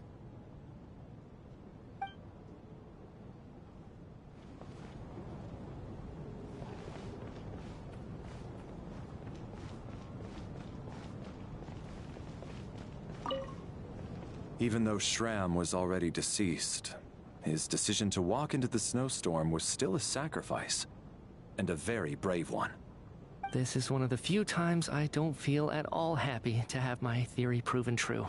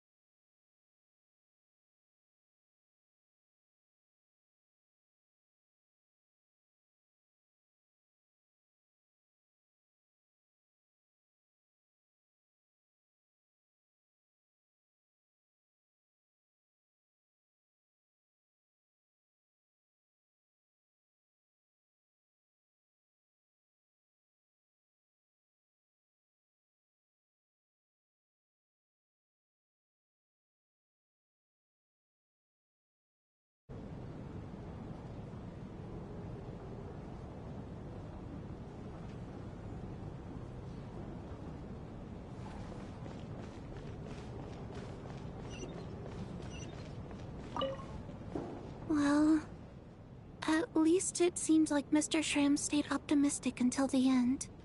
The information he revealed, it's given me a lot to think about.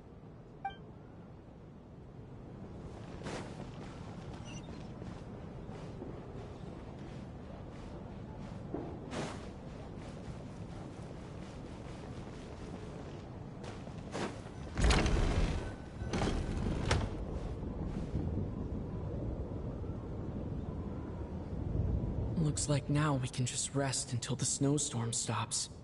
I still can't believe Shram turned out to be a ghost who'd been in the theater for hundreds of years. To think he was dead this whole time. What a strange turn of events. Knock knock. Huh? Knock knock. You know the door isn't closed, right? You don't have to knock. Think of it as a signal then. When I'm entering someone else's room and I knock, I'm here as Odette. If I don't knock, it's Lelik. Thanks. So, why did you come to find me? Is there something I can help with? Vodyanitsa said you knew about my secret identity from the start. But when everyone was discussing who Lelik could be, you were worried that revealing what you knew would be unfair to me, so you kept it to yourself, right? Yes, I'm extremely grateful for that. It's nothing. I mean, you didn't hold what happened with Signora against me, so I should thank you for that as well. Actually, there's something else as well. I found myself in a situation similar to the one you were in when you helped conceal my identity. So I thought I'd come and ask you for advice. It's about Mitya. Before all of this, the last time I saw him, he was dead. As I'm sure you know, my goal as Lelik was to stop Project Stuja. Well, when I found out the tech lead for the experiment behind Project Stuja was Mitya, I immediately started planning to track him down and threaten him to back out. I often saw him around the theater, but I soon concluded that making my move there would risk exposing my identity. So I decided to infiltrate the Armory Palace and go directly to his lab. That way, the threat would be much more effective.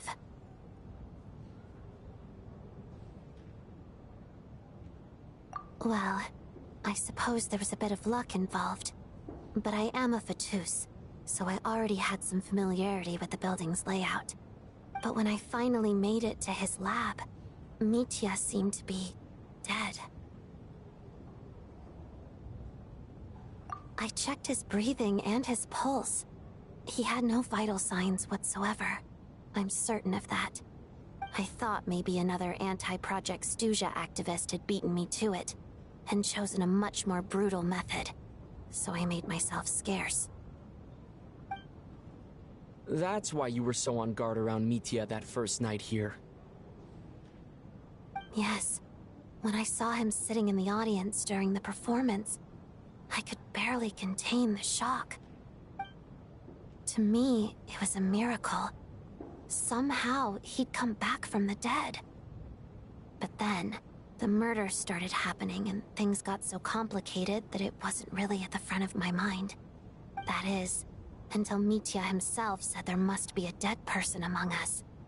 Then, I couldn't ignore it any longer. And yet, you thought that bringing it up right away would single Mitya out. Just like when everyone was suspecting Lelik. Exactly.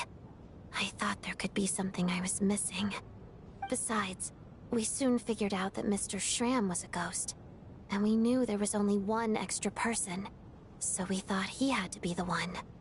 But now, it seems like there's another candidate. I understand why you kept it to yourself. There was so much information being thrown around during that discussion. Bringing up Mitya would have just introduced more confusion. So, what do you think we should do? Let me confirm one thing first. When was it that you found Mitya dead? Around a week ago. Sometime in the afternoon. A week ago? That's earlier than I thought. I saw him just a few days ago at a restaurant. That definitely would have been after you found him dead. He seemed completely normal to me. Chatting with Vodyanitsa, trying to avoid Valeri. So he was definitely alive on that day. Huh. Well, all I can say is I know what I saw. Here's a thought. The reason we even suspected a dead person could be among us was because of the problem with the theater's ley lines. But Mitya's death happened inside the Armory Palace. The ley lines affecting the theater shouldn't reach that far. You're right. I guess he doesn't fit the profile of the person we were searching for.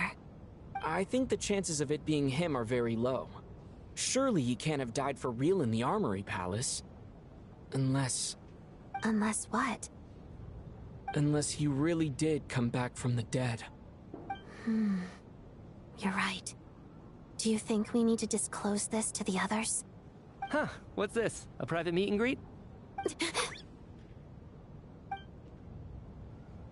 Where do I line up? That's not what's going on here. Well, I was just making the rounds. Thought I'd try to lighten the mood a bit. Vodyanitsa's handing out food if you're hungry.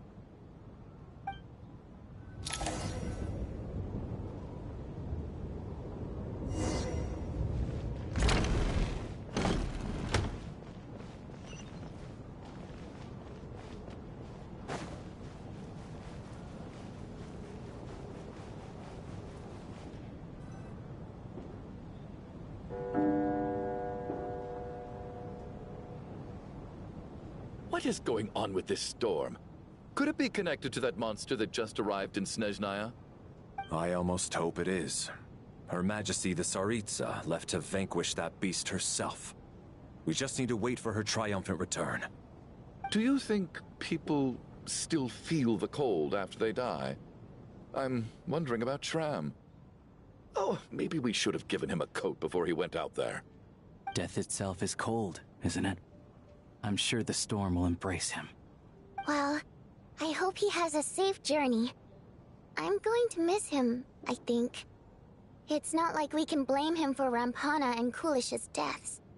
Thinking back on it, we barely made it out alive ourselves. Once we get out of here, how are we going to explain what happened to their families?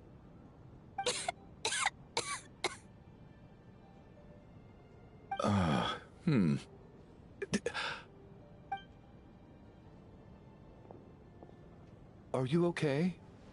Here, take this. I've never used it.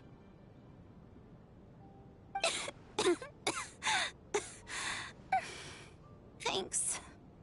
Look who's Mr. Nice Guy all of a sudden. Is it because Tonya stood up for you this morning? At least you know how to return a favor. Yeah, without Tonya, who knows how badly he would have been hurt. I told you already, I never intended to resort to violence. Bunch of rascals. Little girl? I was rather surprised when you spoke up for me this morning. I didn't think I had many admirers here, so, thank you. Oh, no need to thank me. I said some bad stuff about you too. I've been, too embarrassed to admit it, but, you remind me a lot of my daughter. So kind to everyone, but never lets her old man off the hook. Unless my wife and I are having a fight, then she's always on my side.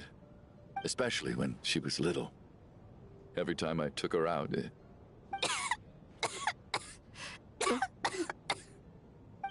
All right, easy now. How long have you had that cough, Tonya?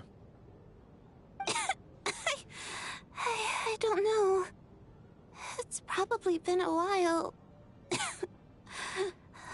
I'm fine. Are you taking anything for it? Yeah. I'll be fine once I see my brother. He's gonna pick some frost fairy flower leaves and brew a tonic for me. I'll feel much better once I drink that. I see.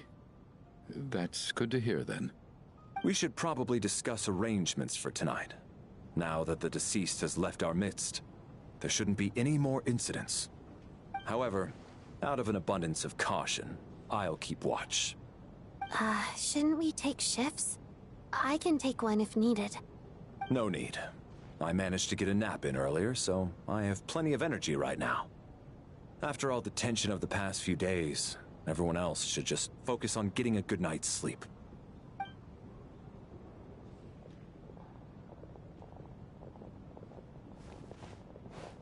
What a long day. This whole situation turned out to be way more complicated than I expected. But Valeri's right. I should just try to calm down and get some rest. The last thing I want is to give myself nightmares.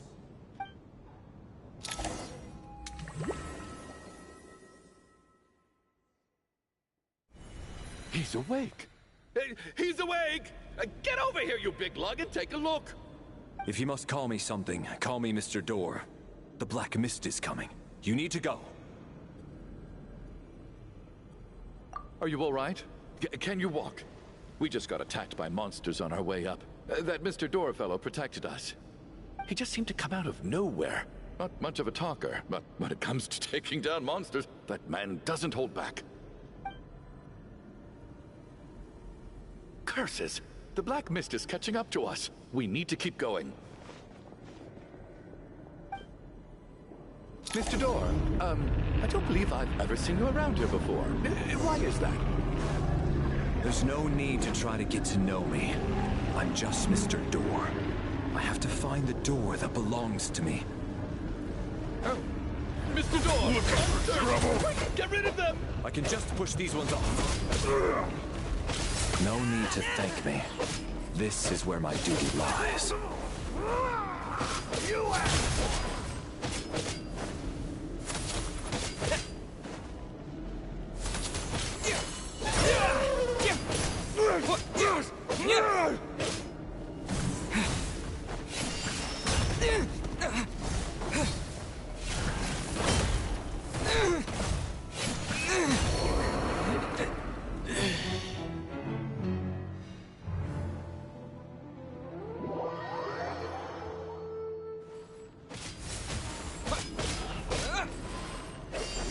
Looking for trouble?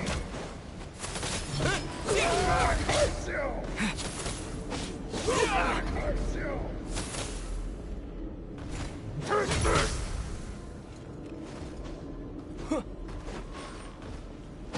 Encase!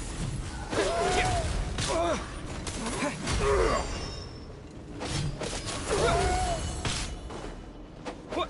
Yeah. Yeah.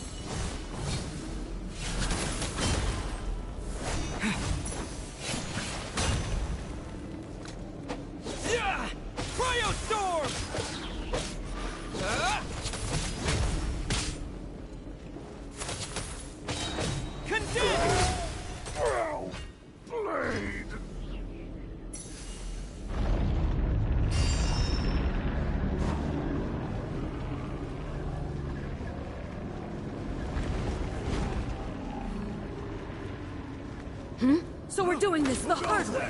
Ready to taste my fists? What? Yeah.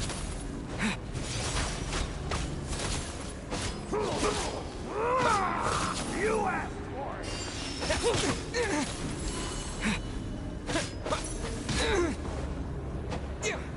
Cryostorm! What's this?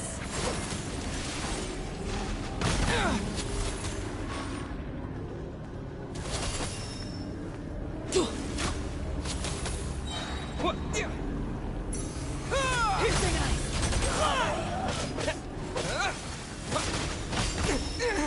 Yeah. Encase. What? Yeah. Just you. Wait.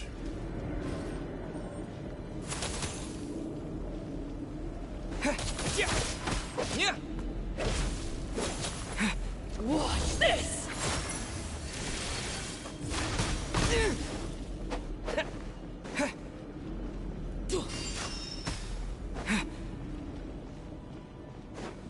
Cryostorm!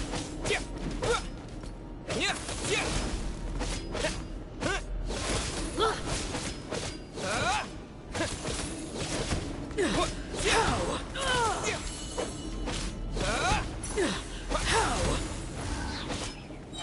Fighting frog! What? Yeah! Yeah! Yeah! Yeah! What? Yeah!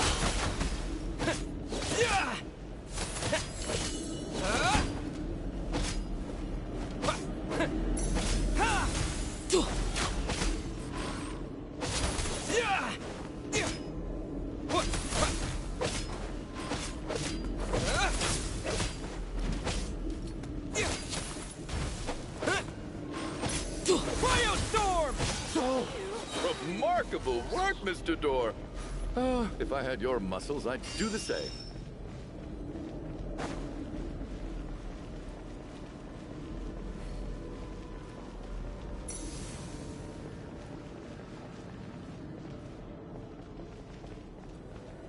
Are none of these doors the one you're looking for? No.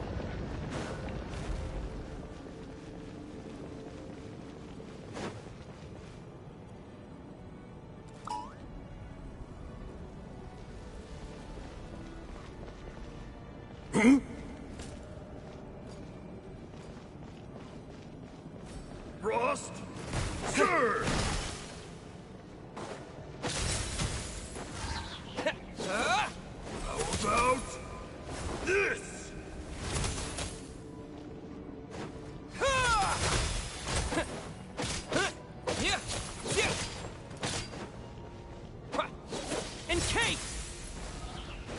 about this?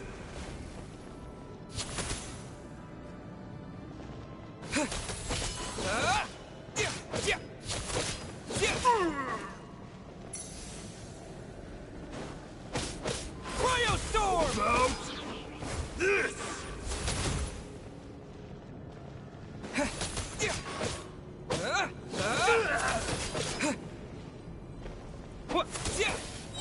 Condense!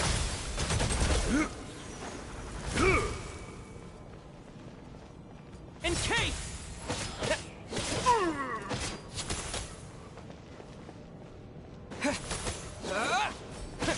Frost surge!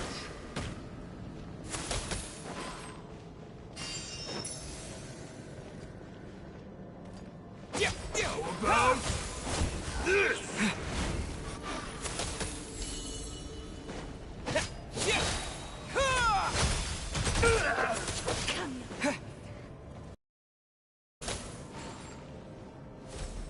Fall!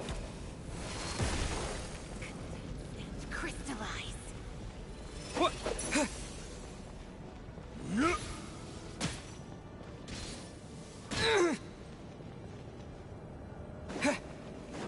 Condense and crystallize. Condense and crystallize. By my command.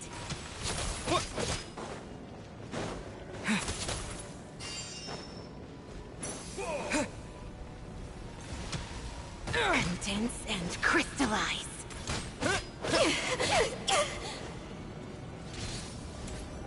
Frost glistens.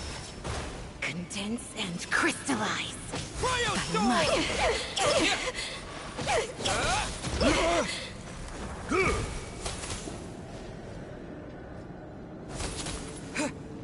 By my command. How about By my command. Encase! Condense! Impossible.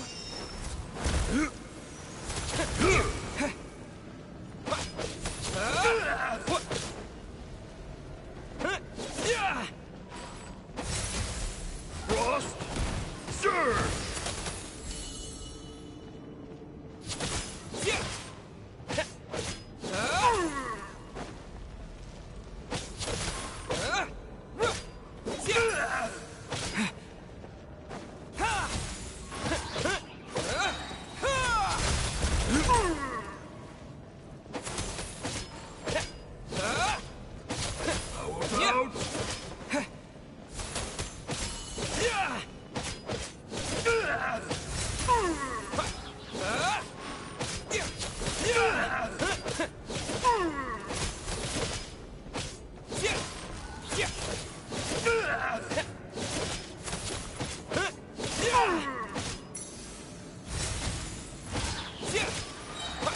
How about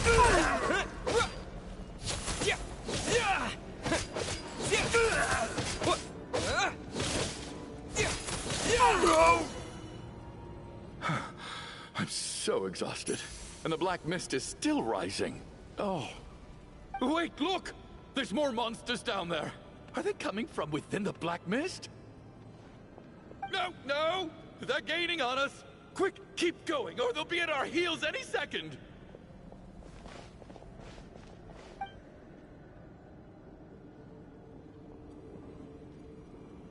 Mr. Door, what are you doing? We need to get out of here. They're coming! Found it. This is my door. What? You mean you're going to stay here? I am a door. This is where my duty lies. No! You saved us. We can't leave you behind. You must keep going. A door can only keep things out for so long. You must make haste. But... Oh, you're right. Let's go. We can't let Mr. Door's sacrifice be in vain.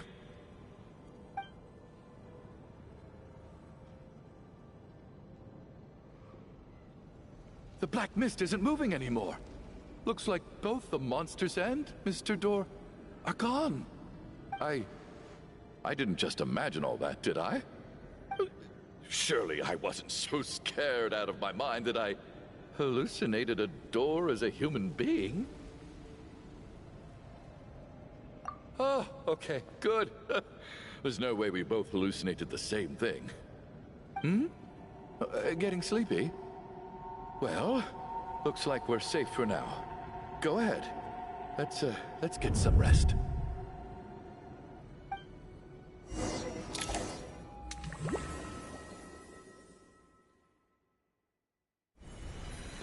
What time is it? Is it morning? I think I had a nightmare. I guess everyone's still asleep? These past 2 days have been exhausting. Valeri's keeping watch though, so he's probably the only one awake. Valeri?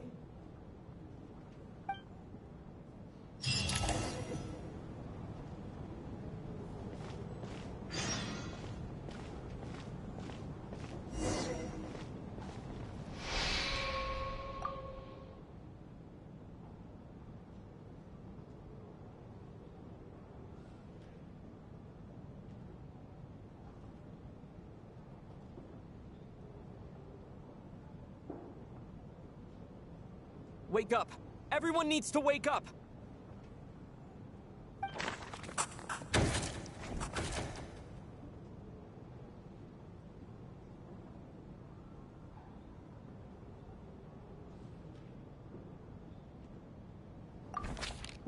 Just like the last 2 nights. No clear cause of death.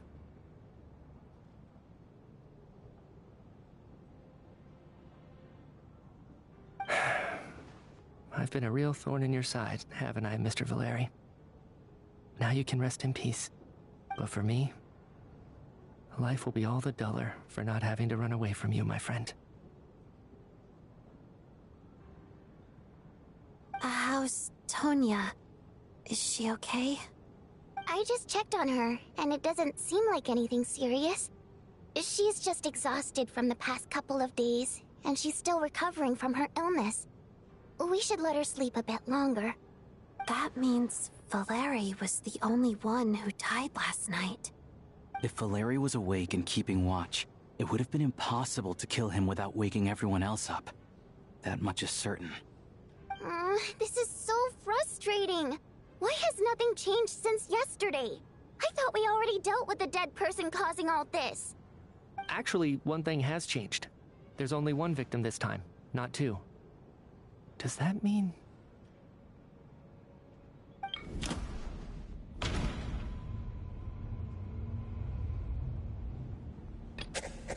No similar cases have ever been confirmed, so this theory doesn't seem to hold up. But Mr. Schramm was already deceased to start with. That doesn't seem very likely. Can a death at night even be defended against? This logic seems baseless to me.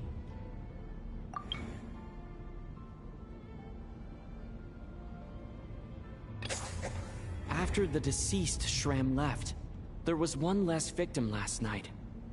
That more or less tracks.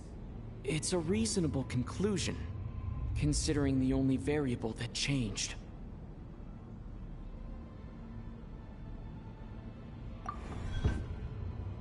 The number of people who die each night is equivalent to the number of dead among us. That's your theory, right? Exactly. We identified Mr. Schramm, and the night after he left, the death toll dropped from 2 to 1. By that logic, there must be one more dead person left among us. Another one? But there was only one person unaccounted for in the ticket checks, right? The head count should match up now. Having an extra person was definitely a cause for alarm, but being one person short isn't nearly as unusual. Someone could have left in the middle of the show, or made it out before the storm hit. One more dead person among us. If Mitya's theory is right, then what Odette told me seems a lot more relevant. It's just, at the time, We had no reason to think there was more than one dead person. If only we'd taken it more seriously as a possibility. Maybe this could have been avoided. I'm sorry. This is my fault. I had information that could have been helpful, but I held back. I should have brought it up right away. I'm partly to blame as well. I was too quick to dismiss Odette's concerns. What is this about? What have you two been getting up to behind my back? Sounds like there's some big news you've been keeping from the rest of us. Well, we're all ears.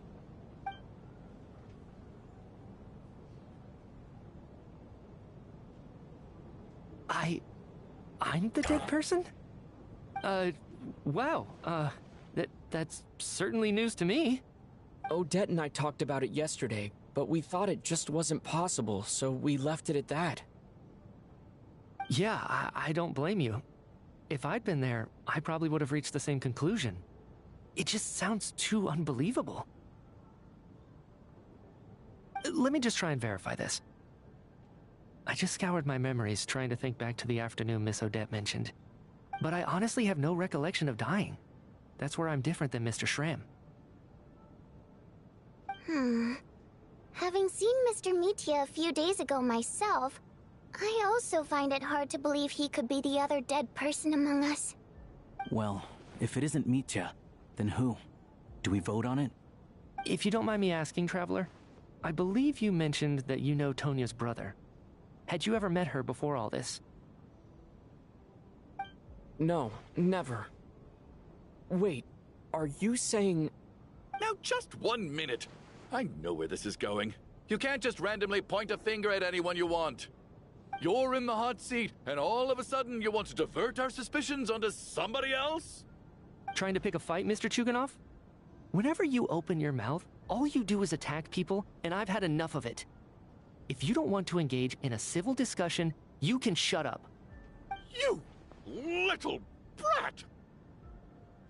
Did Mitya ask about Tonya because he suspects her? I suppose I only identified her by age, and nothing else. Could that mean... I'm just saying, you're going around casting suspicion on people for no reason. How could Tonya be dead?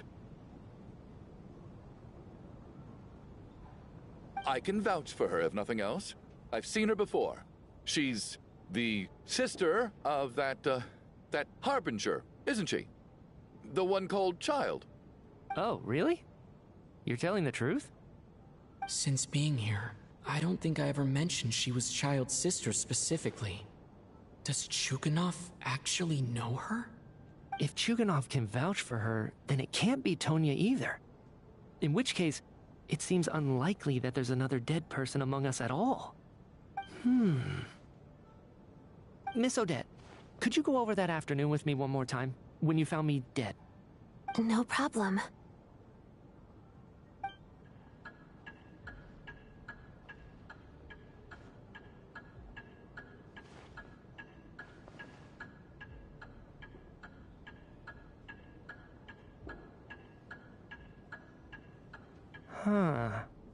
No matter how hard I try, I just can't remember anything about dying.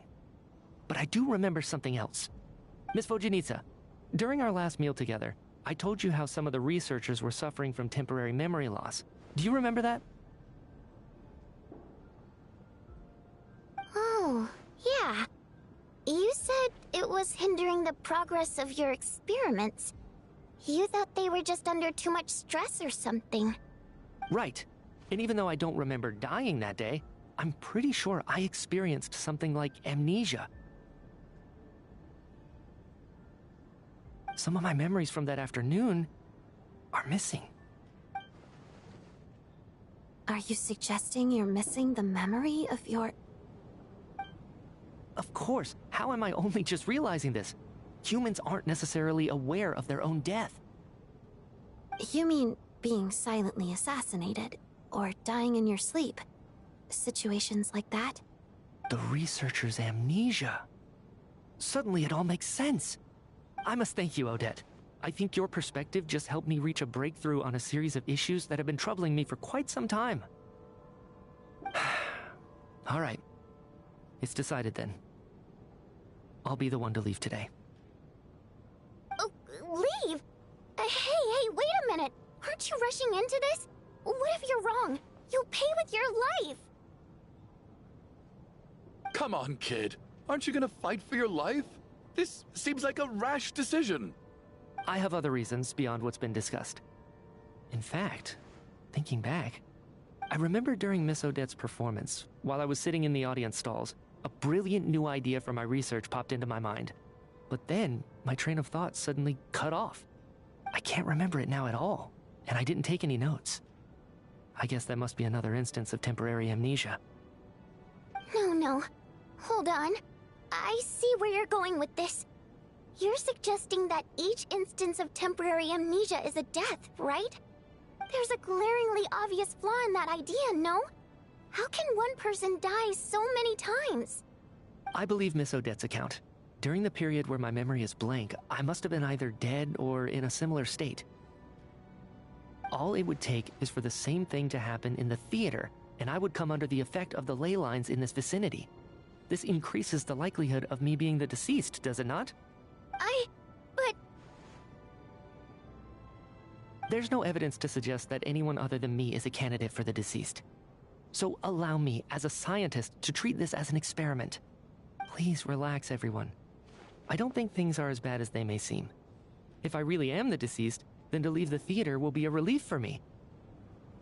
If, on the other hand, I'm still alive right now, well, apparently you've all witnessed my resurrection recently anyway. Who's to say I won't return from the dead again this time? Mitya's right. This is the only thing we can try right now. I think he's deliberately downplaying the gravity of the situation, though. He probably doesn't want to burden everyone. What is a scientist if not someone who gambles on experiment after experiment in an attempt to obtain the truth? With this snowstorm, the ley line phenomenon, ghosts of the dead, and my amnesia, we've been paralyzed by not knowing and powerless to do anything about it. It's a terrible feeling. But if I do get resurrected, you can be sure that I'll come back with the truth of all this.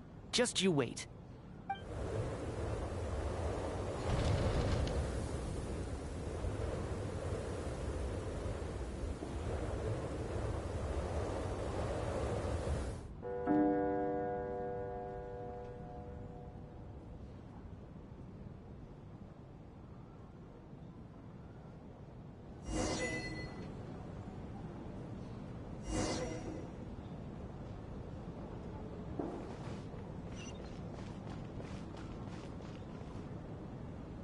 Poor Mr. Mitya.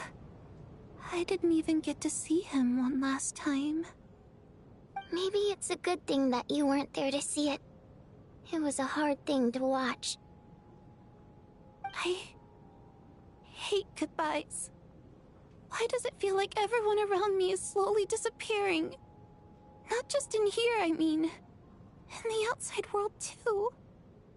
Maybe it's the realization that, at the end of life, everyone has to face it alone. Come to think of it, the main reason we're still alive right now is pure luck. Each morning here, for every one of us, there's the chance that we might not wake up. You could take it a step further and say that the same is true outside, too. Who can ever be 100% sure when they drift off to sleep that they'll open their eyes again in the morning? If I make it out of here, I'm going to cherish every moment that I'm awake and live without any regrets. Without regrets. I feel like a strange sense of anxiety has been quietly growing inside me over the last 2 days.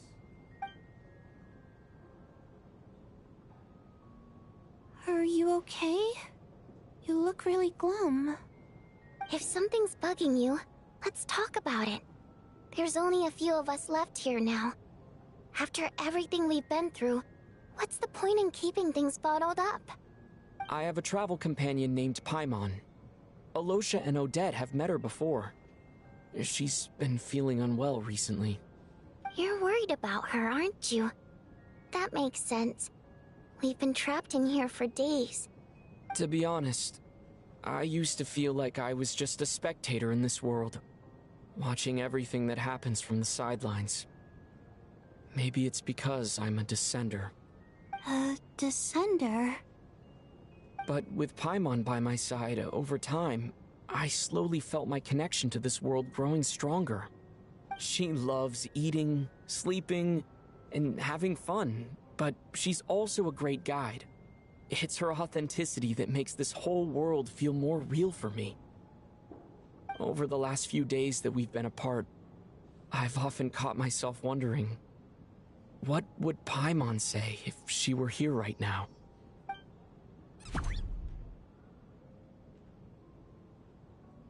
But by the time I snap out of it, the conversation has already moved on, and I'm still in my own little world. I'm trying to overcome this sense of detachment, but I really miss Paimon. I guess, in a way, she means the whole world to me. I bet she misses you when you're not there as well. Maybe you're her entire world too. I don't know if this will make you feel any better, but back when the water imps left Snezhnegrad in droves, I also felt like the whole world was suddenly empty.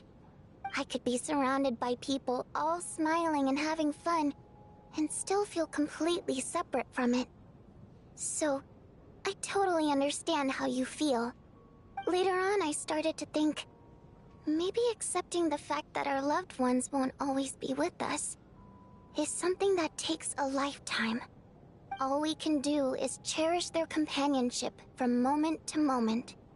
So, once we get out of here, you better hurry back to our side as fast as you can. You can't let your story end in regret. That's the trope I hate the most. Thank you. That's exactly what I needed to hear. But Vodyanitsa, if you hate goodbyes too, why didn't you leave with your people? That's just the choice I made. I used to regret it, but I don't anymore.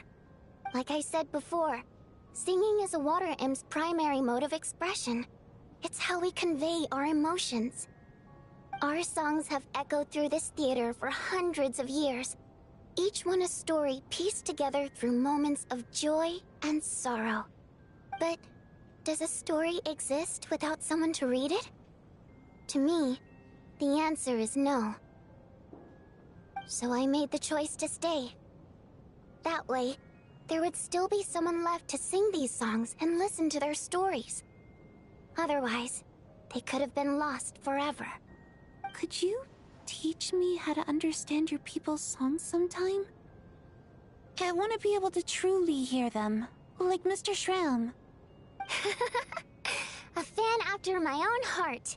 Thank you, Tonya. How about I sing something for you, and you tell me what you hear? Okay, I'll do my best.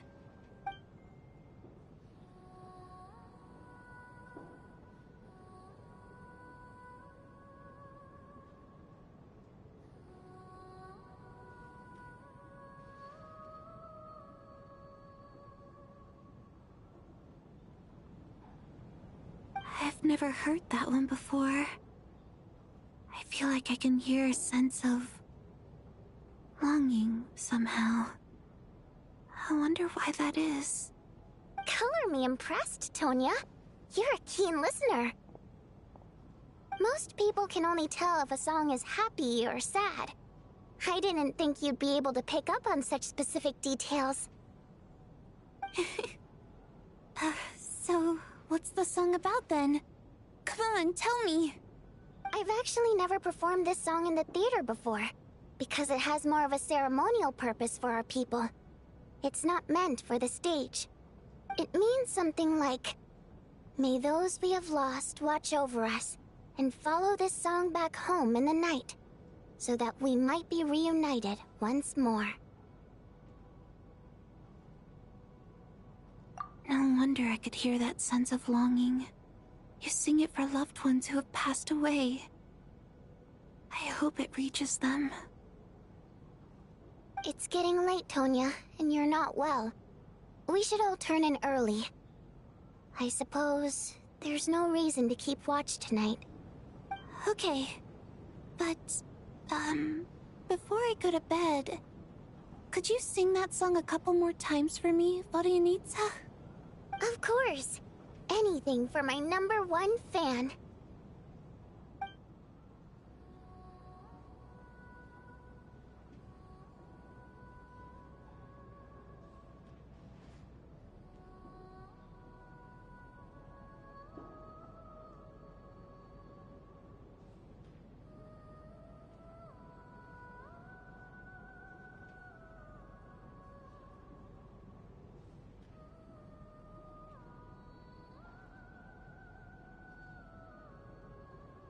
Once I get out of here, I definitely don't plan on ever coming back.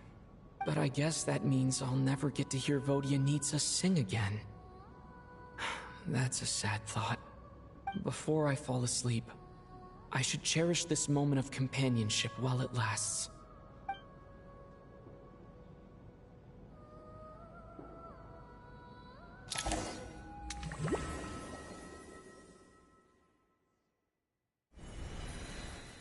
Where am I? It's so dark in here, and I feel kind of dizzy. Am I alone?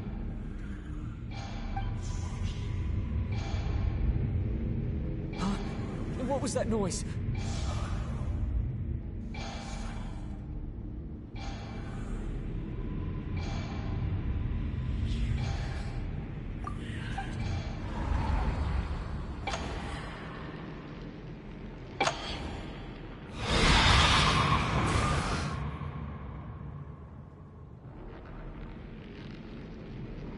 Return, O spirits. Fulfill your oath of protection.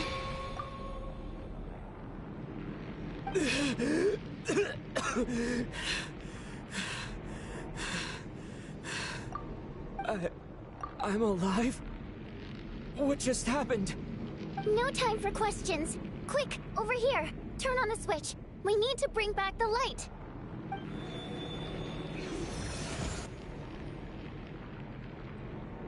All right, we're safe. The spirit just now is called Night Prayer. The light subdues her, but she'll attack without a second thought in the dark. Sort of. I know it's hard, but you can't let this place go dark, or she'll kill you again. Yep. Luckily, I was here to resurrect you. Otherwise, that'd have been a real bummer. A bit more than a bummer, I'd say. Wait, so you have the ability to resurrect people?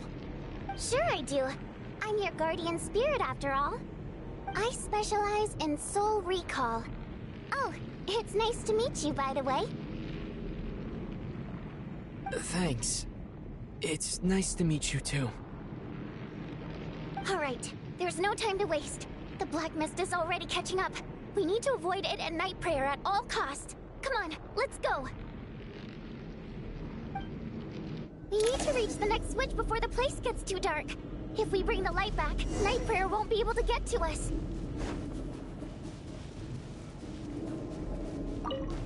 Sweet, sweet light! It's back! Now that's a sight for sore eyes. Shh! It's Night Prayer. We need to move quick, but don't let her notice you. Look out!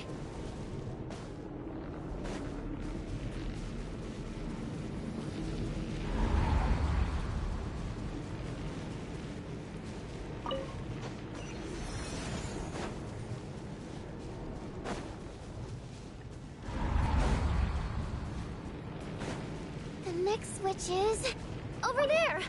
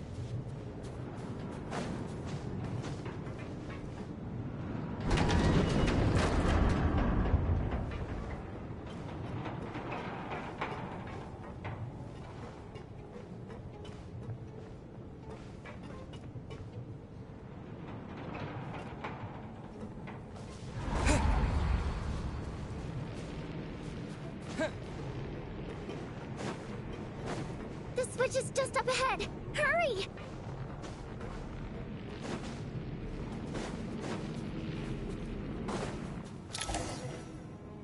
It's too dark! We're not gonna make it! Come on, faster!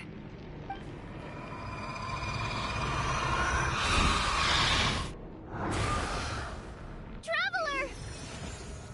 I won't let you die like this! Not on my watch!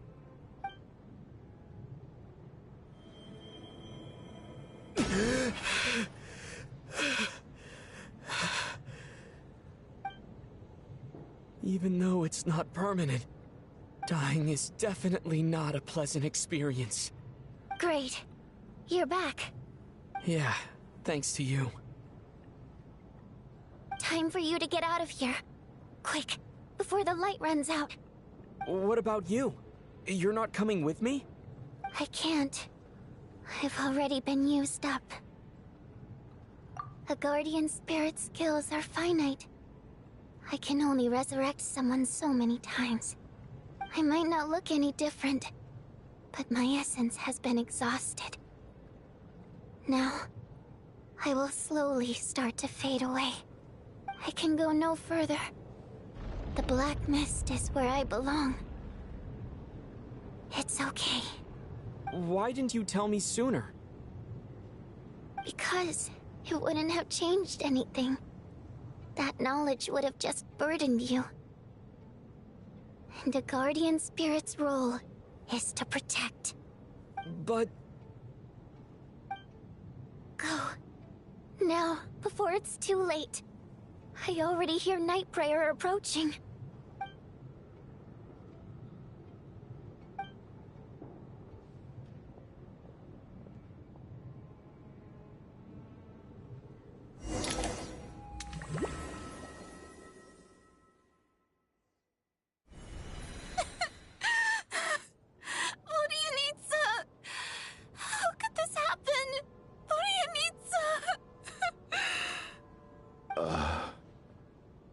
Well, I guess there's no need to inspect the body.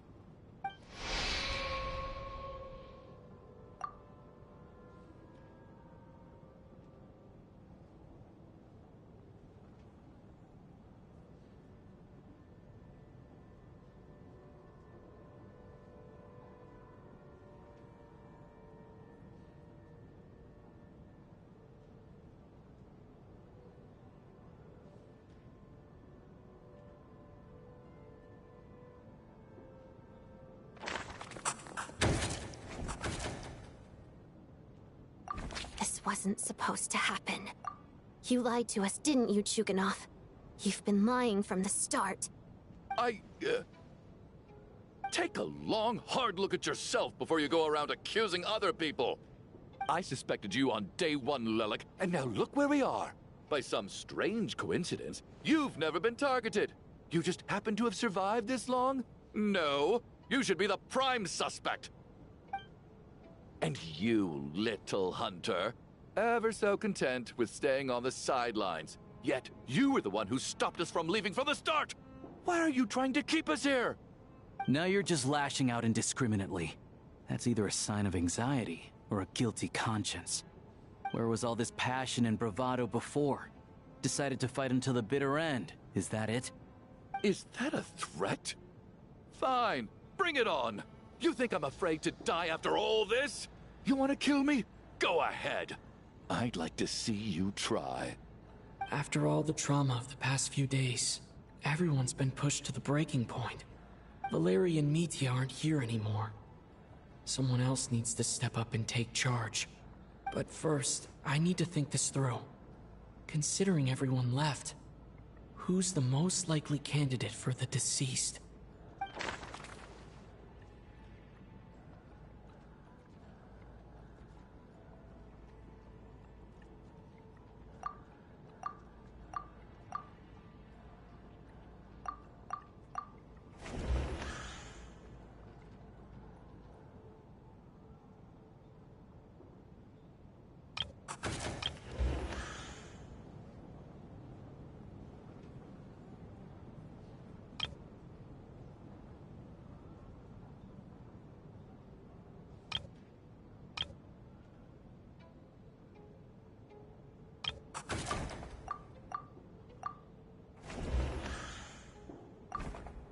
Of those who remain, the only person we've never met before is Tonya. There is room to doubt her true identity. People are easily misled by first impressions. Now that I think about it, Child's sister was in fact a label I imposed on her due to my own assumptions. But Mr. Chuganov vouched for Tonya's identity yesterday, with basically no other possibilities left. Could it be?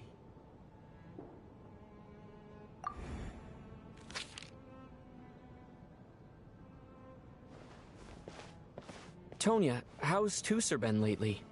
Tusser? Your brother Ajax must have mentioned me in his letters home, right? Did he say anything about a blonde traveler? No. And my brother's name is Razik, not Ajax. Chuganov, looks like it's your turn to do some explaining. Yesterday, you said you could vouch for Tonya. Why did you give us a false testimony? I knew you were behind this, Chuganov. You've been lying through your teeth from the start. Everything about you is fake, down to the wife and daughter you're always talking about. Your entire family man persona is a charade, isn't it? That night, when I infiltrated your place as Lelik, I noticed you were home alone. Didn't think much of it at the time. Just thought everyone else was out. But thinking back on it now, that doesn't seem very likely. My guess is, you live alone, don't you? Even that was a lie? But why would he lie about having a family? Oh!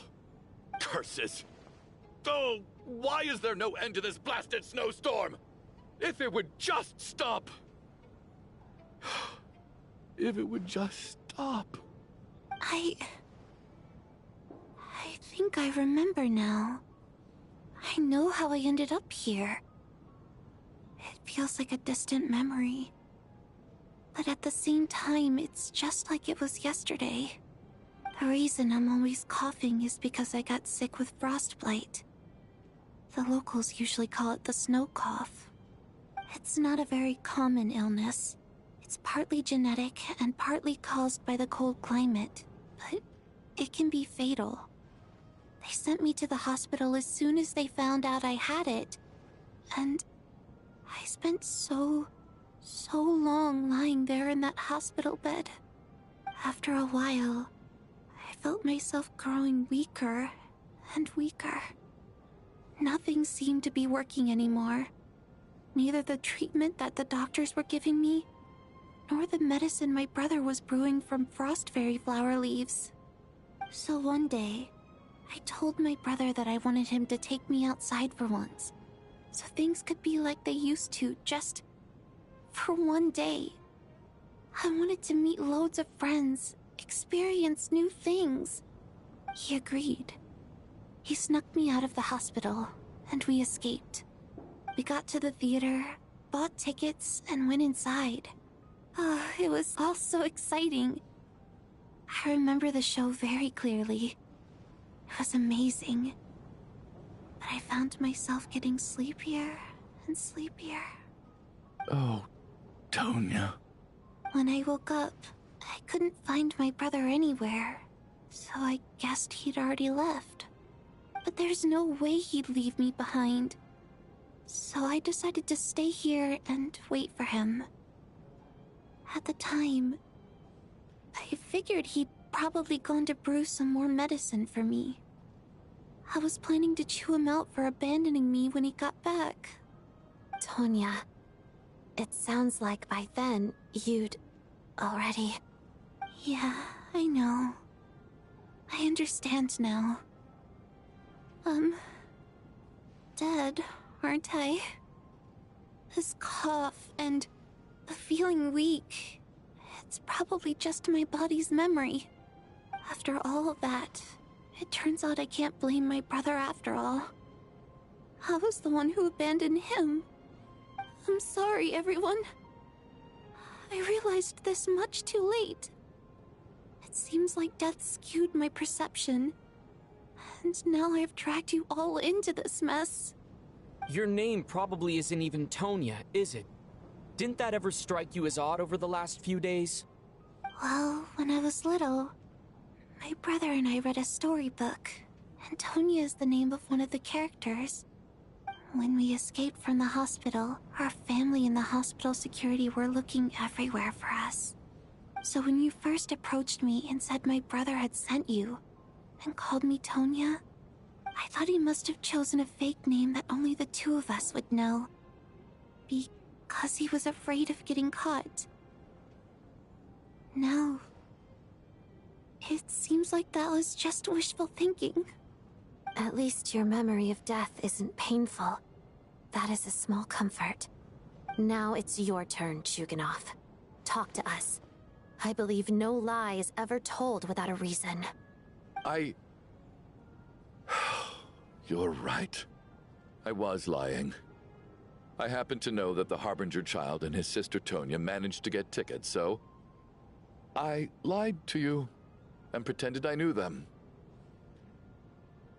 And yes, I was lying about my family too. The truth of the matter is, I lost them a long time ago. I just refused to accept reality. And now I've spent the second half of my life living a lie. I'm a joke. My daughter's name was Iskra. And before you ask, yes, Iskra, as in Iskra Manufacturing Plant. She also died from the snow cough. She was just 6 years old. If she were still alive today, she'd be around the same age as little Tonya here. After Iskra passed, my wife couldn't bear to face those memories either. So she chose to start a new life without me. One day when I came home from work and saw the empty room, I felt like I couldn't breathe. Subconsciously, I started to imagine that they were still there. I soon discovered that this was the only thing that made me feel any better, so I just embraced the delusion. Nothing more than a pathetic means of escapism, I know. But at least it's not a crime. So explain your false testimony, then. The night before last, when I was chatting with Tonya, she mentioned that her brother would brew medicine for her from frost fairy flower leaves. Combined with her various symptoms, I suddenly understood everything, including the fact that she was deceased. The snow cough used to be an incurable illness. I would pick frost fairy flower leaves to brew medicine for Iskra too. It took hours and hours on the stove. But the year after my daughter passed away, the Jester of the Fatui announced that a cure for frost blight, also known as the snow cough, had finally been developed. It turned out that all previous treatments were completely ineffective. No better than random concoctions. That was the final straw for me. I just couldn't take it anymore. Just one more year. One more year, and everything would have been okay. So, more than anyone, I know full well that in this day and age, no one in their right mind would still be using frost flower leaves to brew medicine for the snow cough. Poor Miss Tonya, therefore, had to have been from an era when snow cough was still a terminal illness. So, you projected your daughter onto her? Even though you knew she was one of the dead?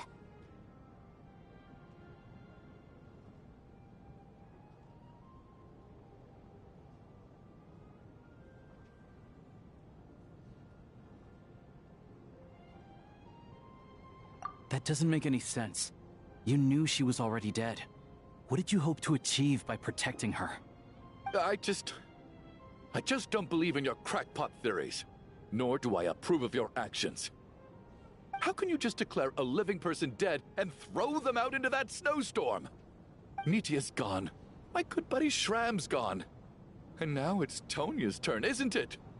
The others I can make my peace with, but little Miss Tonya, here she is, standing right in front of us, alive and breathing. in fighting her own battles. Yet you're quite happy to say she's dead?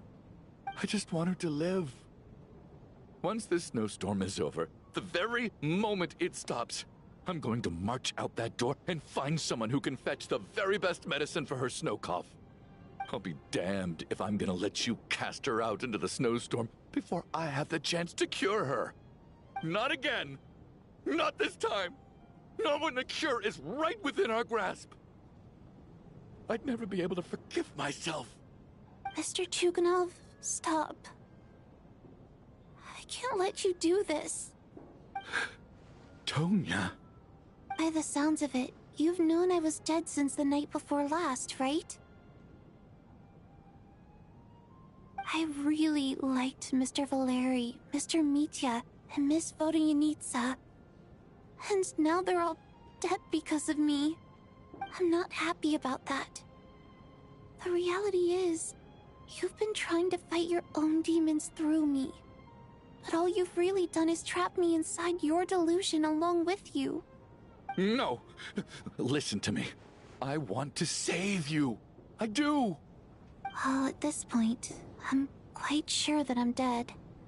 I don't need to be saved. The time I got to spend with all of you is more than enough for me. Despite all the bad things that kept happening, I got to meet so many interesting people and spend so many days and nights by your side. Since the day I escaped that hospital until now, this has been an adventure I never even dared to dream of. I'm very fond of you all. If it were only possible, I'd trade my soul to bring back the ones who died. If it meant things didn't have to end like this. And that's why I'm not fond of you at all, Mr. Chuganov. I'm sorry. It's them that you owe an apology to, sir. Not me. Well then, I suppose this is it. It's time for my adventure to end. I've caused enough trouble. You're leaving already? It's still early. Don't you want to stay a little longer? No thank you. Oh, and by the way, my name is Patashka. It was nice meeting you all. Feels strange that we're only being properly introduced now that it's time to say goodbye. Tashka.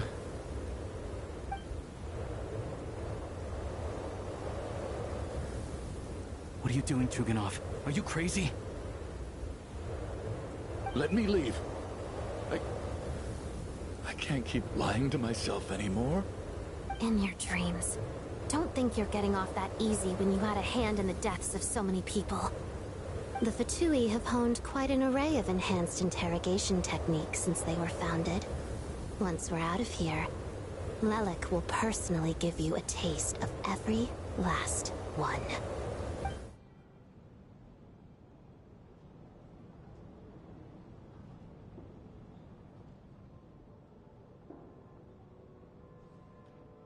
I think we should leave. I doubt this snowstorm is ever going to stop. For all we know, this storm might have destroyed all of Snezhnaya by now. Maybe even the whole world.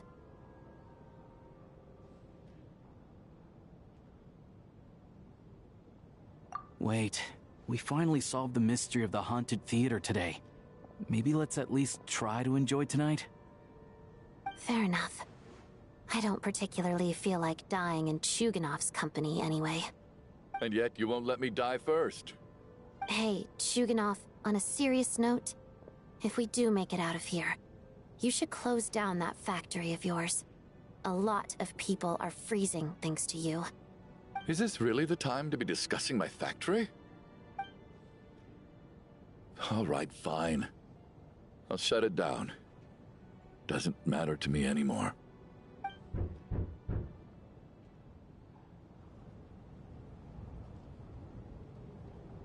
Am I hearing things? Or was that a knock at the door?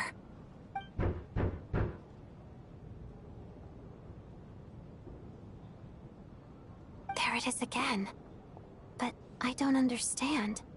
The snowstorm hasn't stopped, has it? Should we open the door? Is this it? Is this nightmare finally over? If the last few days are anything to go by, I probably shouldn't be getting my hopes up.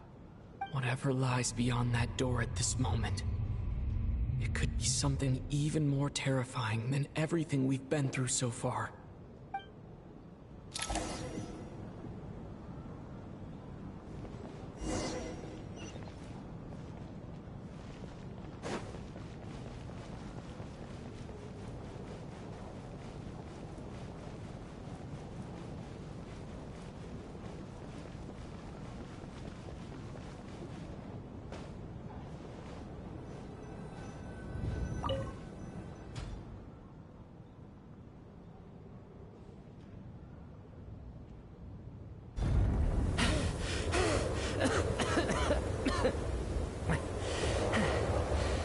Hey everyone, I'm back. How are you doing? Feeling any better? Much better, thanks. Whew, it is so good to have you guys here. I was a little worried that the theater would be empty by the time I got back. Let me see. Tonya and Vodyanitsa are missing, which means Vodyanitsa died last night. And then you discovered that Tonya was the other dead person. Am I right? Not Tonya. Pitashka. First, tell us how you made it back here. Given the conditions outside, no one should be able to return alive. You're right. The thing that got me back safely was a song. I heard someone singing. After walking into the snowstorm, my mind grew hazy. I don't know how long I walked through the storm before my mind completely slipped away. Then, suddenly, I heard the sound of singing. The voice instantly brought me back to my senses, and I regained consciousness. So I followed the voice, searching for the source of the singing. I searched and searched, until finally, just a few moments ago, there was the entrance to the theater, right in front of me.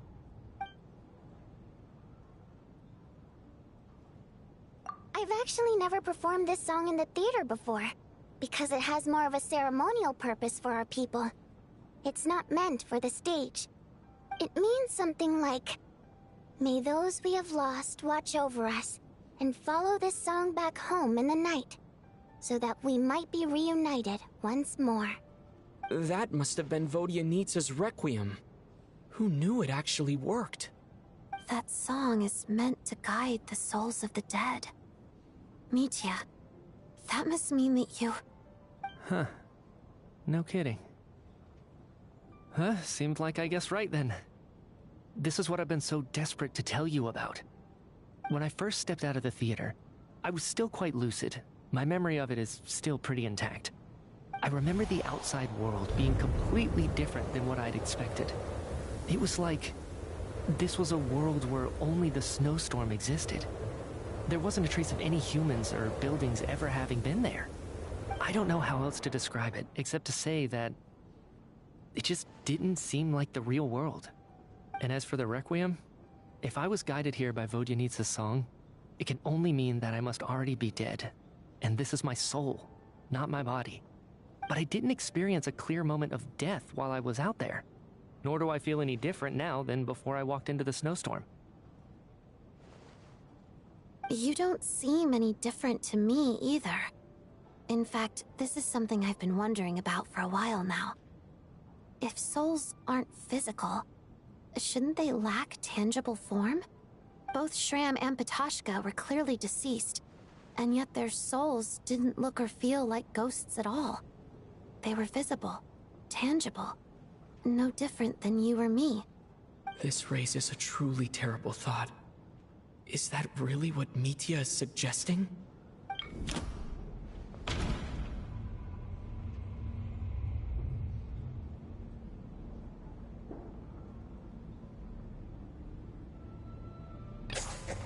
Mitya's soul was summoned back by the Requiem. confirming that he is indeed already dead. And yet, he looks no different from us. Of course, if even the long deceased like Mr. Schramm can blend in with us undetected, then maybe we've all been dead from the very start. And all of us are now souls wandering the theater.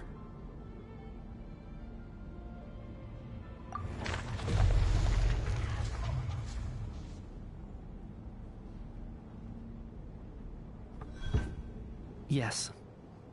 I think that this is probably the afterlife.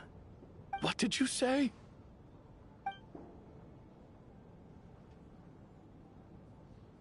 You heard me. We died in the theater. All of us did.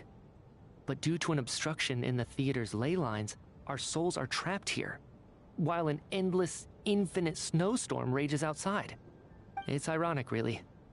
All that time, we were working so hard to figure out who the deceased among us were, when the truth was, we were all deceased. The only difference being some of us died more recently than others. Do you remember that note, "Death is near"?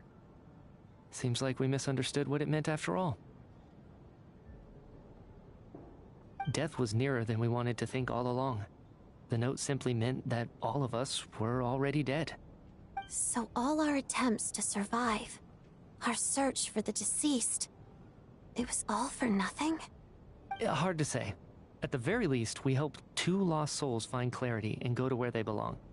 The presence of those 2 is probably what caused our souls to be drawn in by the ley lines. In which case, the deaths we've awoken to over the past few days were just souls returning to the ley lines for good. If what you're saying is true, doesn't that make us the lost souls now? Huh, no wonder. This afternoon, when I was moving Vodyanitsa's body, I noticed that the other bodies in the room hadn't decayed one bit after all these days. That's further proof that those aren't physical bodies at all, but merely our shells here in the afterlife. Am I really dead? This doesn't feel real to me at all. No, that's impossible. This cannot be how it all ends.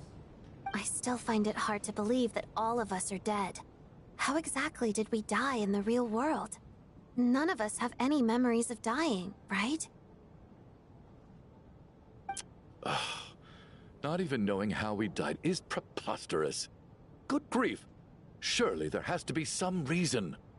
Exactly. It's hard to rest in peace when you don't even know how you died. It gave me lots to think about as I strode out into the snowstorm. I racked my brains trying to remember the cause of my death, the exact moment I died, the root of all of this, right up until my consciousness faded. Wait. Hold on. Right before I lost consciousness, I think I saw something.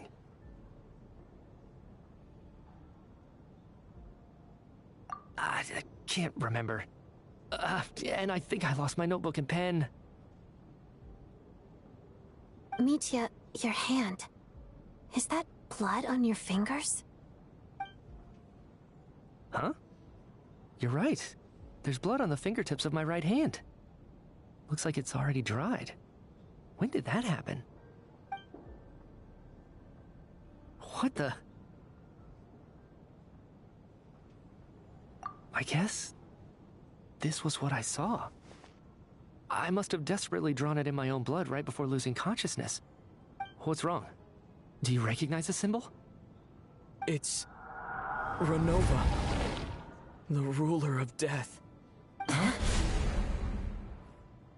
Alosha, do you still remember that Snezhnayan folktale you told me about? It was about the Grim Reaper. When someone's about to die, he appears as an incarnation of someone familiar to guide their soul into the afterlife. And as soon as you recognize his face, your life is over. I heard a similar tale when I was little. You think the Grim Reaper in this story refers to the ruler of death you mentioned? That's right. In which case, death is near could also mean that the Grim Reaper is here disguised in a familiar form. Death, the deceased, and the Grim Reaper? So it's a triple entendre. When I first saw this note, I thought it contradicted the investigation report. But now it seems like that was the whole intention. So the Grim Reaper deliberately misled us. Then, we started suspecting each other and searched for the deceased while they hid in plain sight. By that logic, the one person most likely to be the Grim Reaper incarnate is...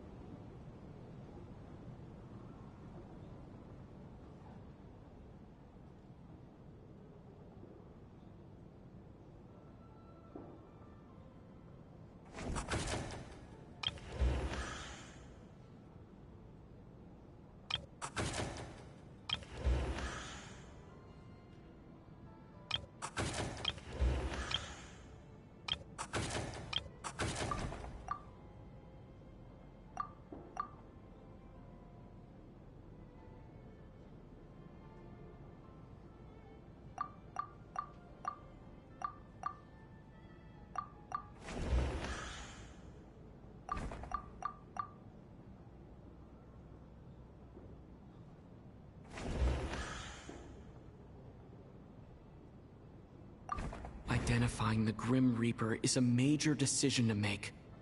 I should think it over carefully.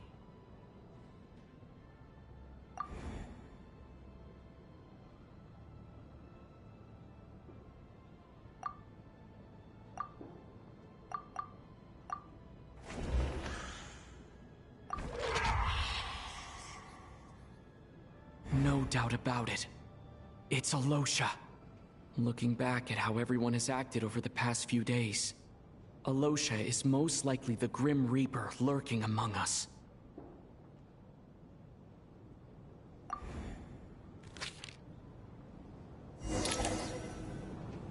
Is it you, Alosha? You were the first to discover the investigation report, and you had plenty of time to slip the note inside to mislead us. So? Surely you can't suspect me based on that alone. What if someone else found the investigation report first, slipped the note inside, and then put it back without telling anyone? There's no denying it. The note could easily have been slipped in much earlier than it was discovered. That's not all. I've also noticed that although on the surface, Valeri, Mitya, and sometimes I were the ones taking charge of the situation. Looking back now, even though you didn't say much, you were always subtly guiding everyone from the sidelines. What do you mean? You were the one who emphasized how dangerous it was outside and insisted we all stay here. It was also you who suggested that we all sleep in the same place.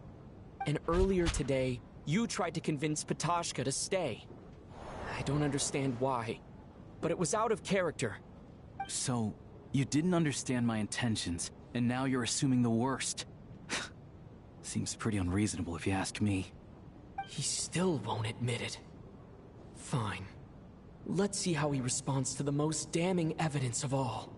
The biggest question I have right now is, if the Grim Reaper is impersonating Alosha, then where's the real Alosha? When did they switch?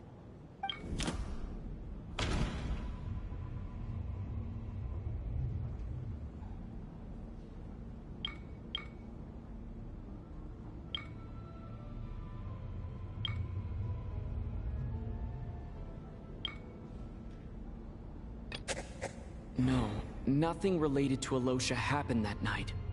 I should think about this again. That's right. This was the moment. Right at the start.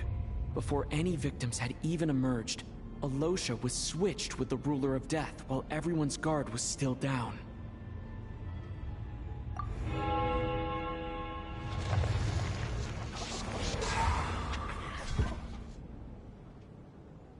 When all this began, right after the performance ended and the snowstorm began to pick up, no one suspected anything unusual. We just assumed we were snowed in. It wasn't until we discovered the bodies the morning after that we realized something out of the ordinary was going on. But it's clear now that the oddities actually started earlier than that, when Dimov walked into the snowstorm and never came back. Right. So Mr. Dimov was the first victim, not Sobolova and Torgov. And if we pinpoint that moment as the beginning of this incident, then one thing becomes clear. Alosha. You are the only person who walked into the snowstorm and came back without the help of Vodyanitsa's Requiem. More precisely, Alosha never came back at all. The one who came back was the Grim Reaper. Not bad. Well, since you've backed me into a corner, I suppose there's no point in keeping up the act anymore. Alosha? You're the Grim Reaper? I am no such tired cliché. Mortals should address me as the ruler of death.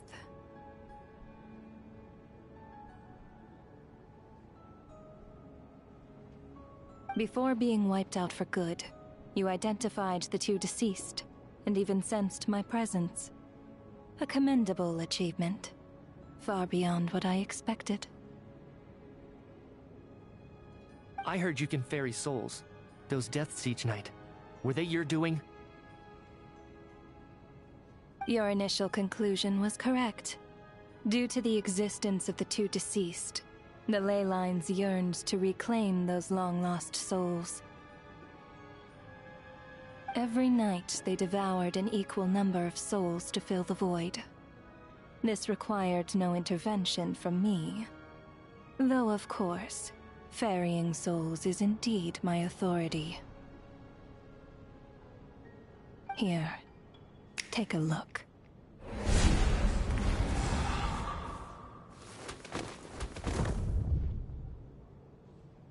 What are you doing? That takes care of today's too. Don't get so worked up. You are already dead, and your souls must return to the ley lines. I know we're already dead.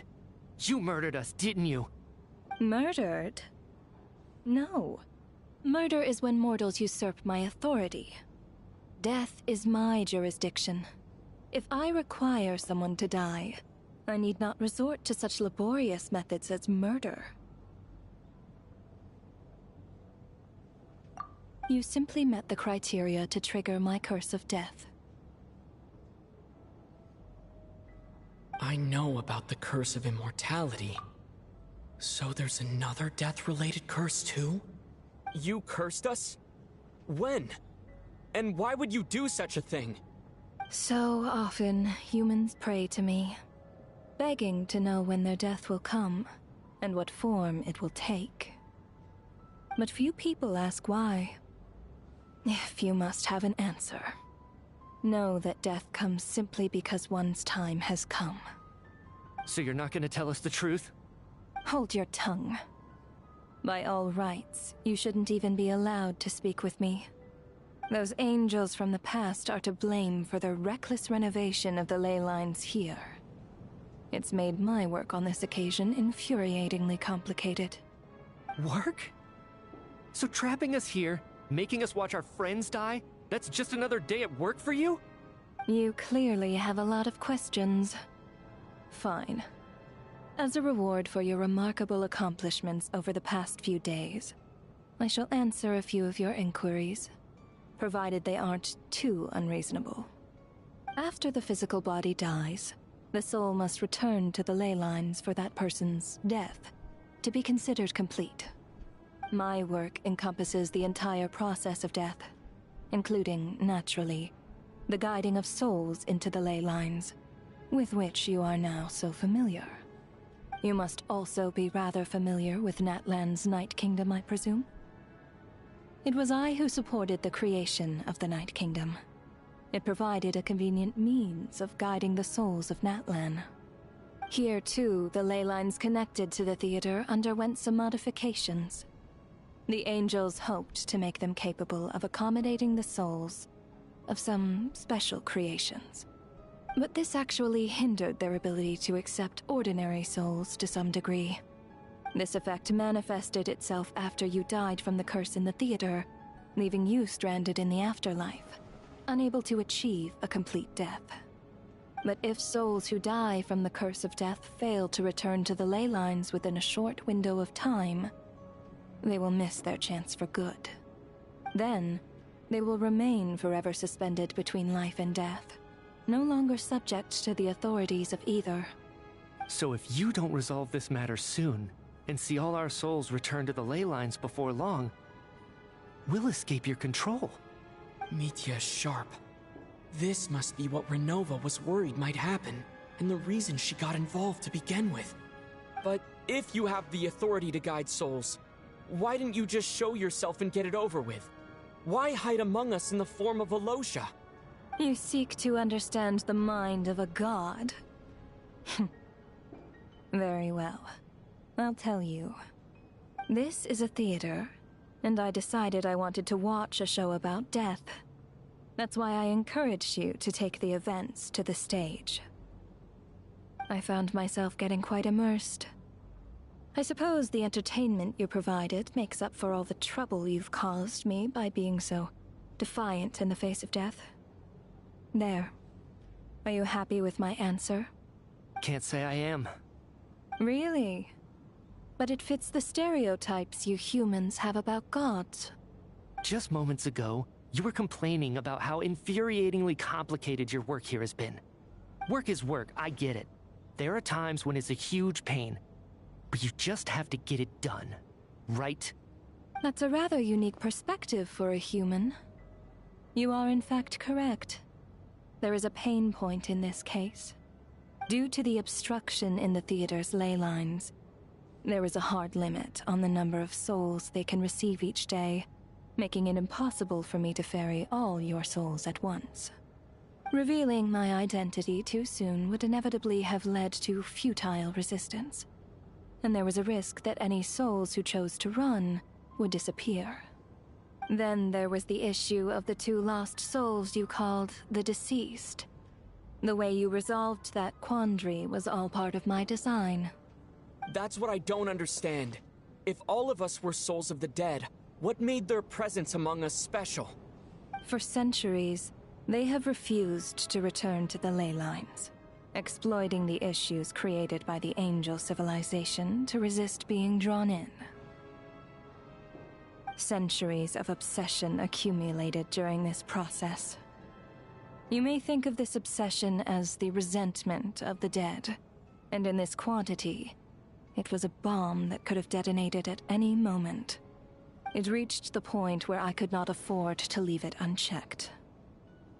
But the only way to fix it was to help them acknowledge their own deaths, make peace with their regrets, and willingly walk into the snowstorm.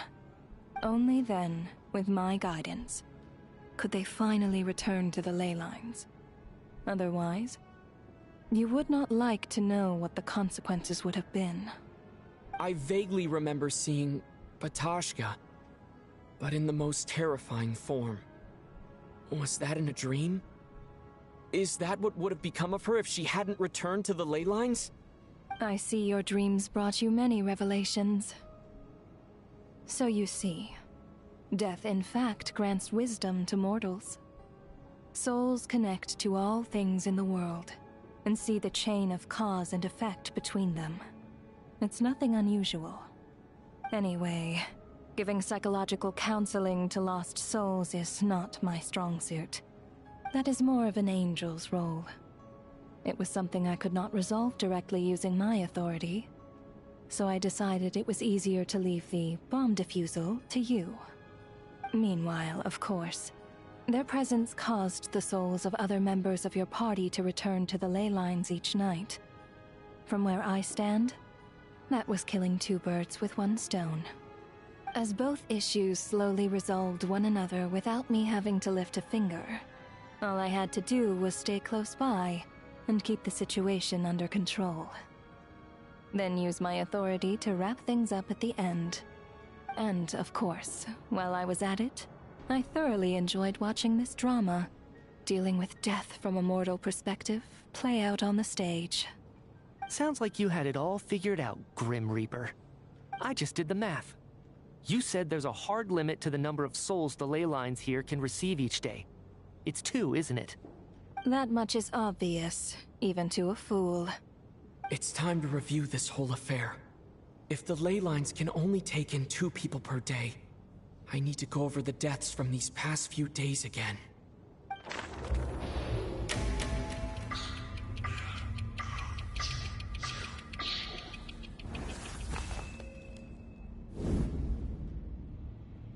Looking back now, none of us had the faintest idea at the time.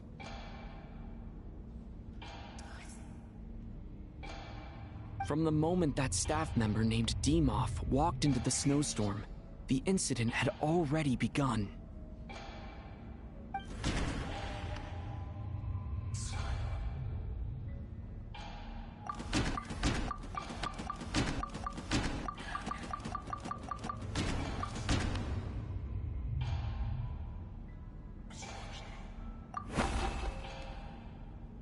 No.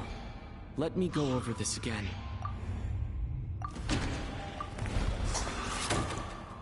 Alosha was the second to walk into the snowstorm after Demoff to investigate. During this process, the Ruler of Death assumed his identity, making him one of the victims.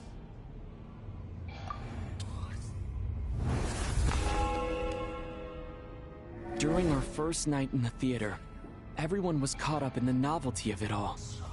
No one could have expected there would be victims the very next morning. Despite all the confusion, and with the help of hindsight, we finally began to realize that something was amiss with the snowstorm.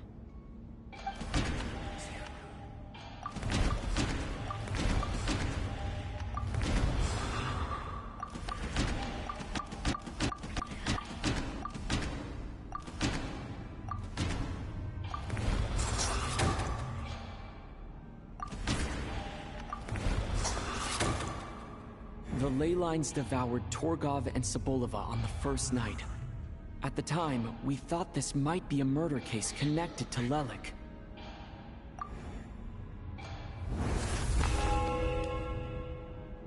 Odette and I spoke a lot that night. 3 people were on watch, but in the morning, we discovered that someone had fallen victim all the same.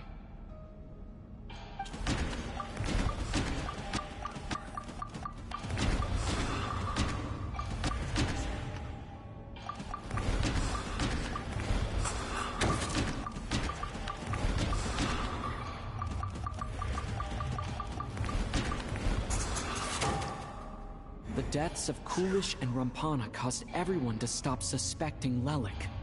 Unexplainable phenomena occurred one after another, leading Mitya to suspect that we were caught up in a supernatural event.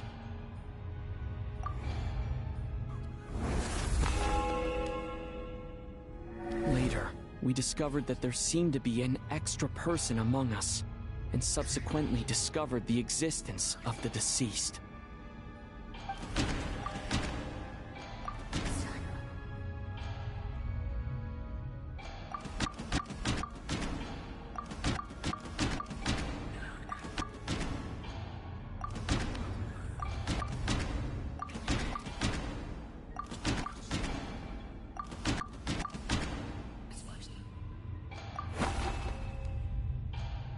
No. Let me go over this again. He thought it was all over, but Mr. Valeri's death was a rude awakening for everyone. The ley lines consumed him during the night regardless.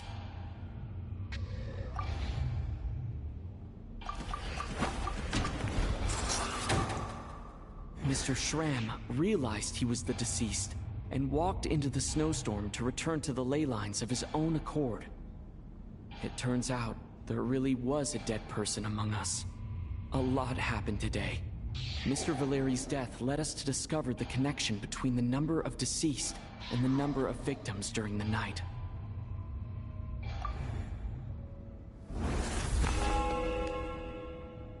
The fact that there was more than one deceased seemed to bring us back to square one. Odette revealed some information she had been keeping to herself.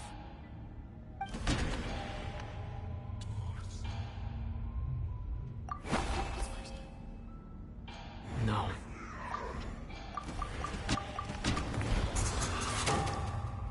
As it happened, Patoshka filled the void left by Mitya's return from the ley lines by walking into the snowstorm this morning. The girl I thought was child sister Tonya turned out to be another of the theater's deceased.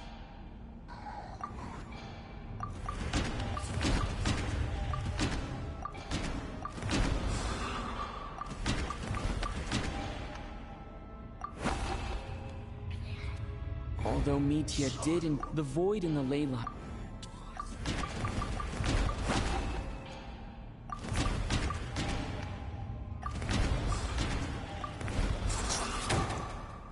Vodyanitsa was swallowed by the ley lines in her sleep, but the requiem she sang before falling asleep was quite a game changer.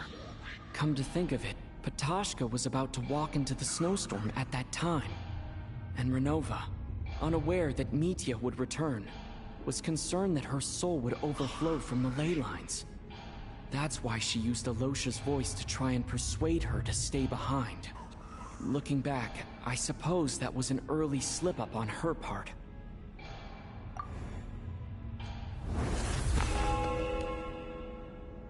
No one could have expected anyone who walked into the snowstorm to return.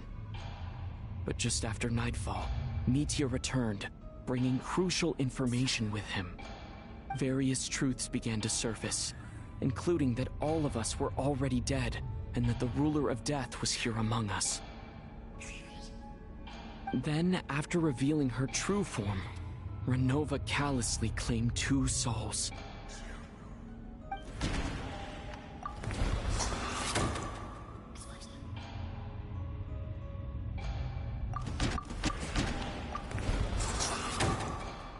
In fact, everyone was already dead by the time we took the photo. And in the days since, we've experienced many more partings in the afterlife. Now, only Mitya and I remain. And the true culprit behind everything still stands before us. In Mitya's eyes, I see the same anger and frustration that I feel.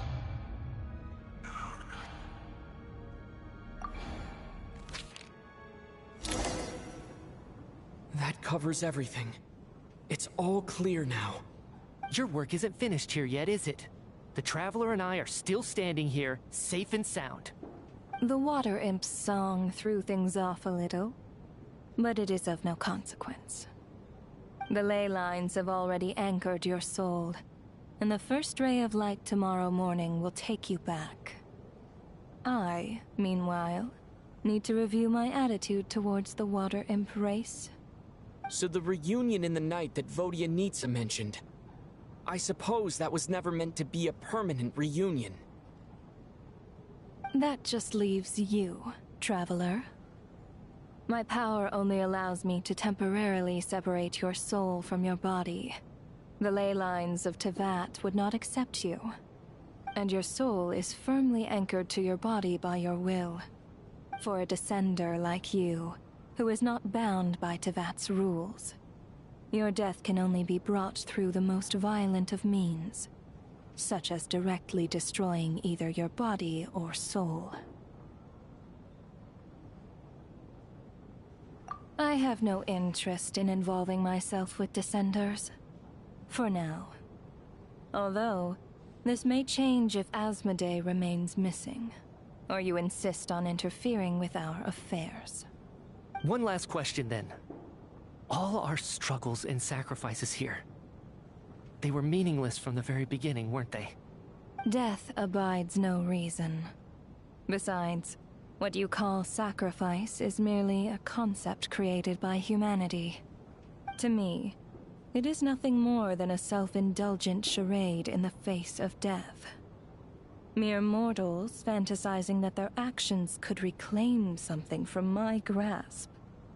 A truly laughable idea.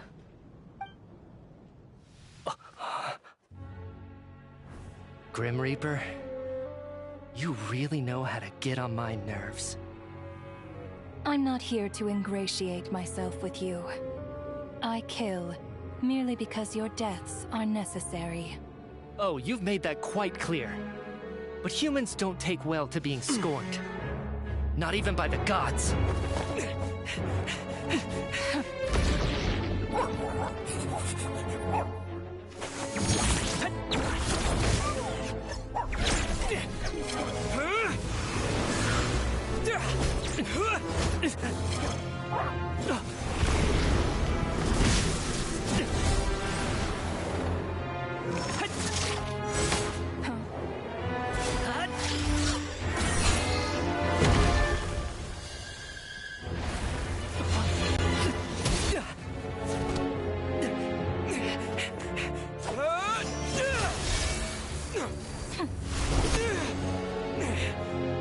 This is futile. You must know that you are powerless against me in my own domain. I suggest that you save your strength. For what? Maybe we can't change anything. But if nothing else, we can at least teach you to have some respect for the dead. Audacious.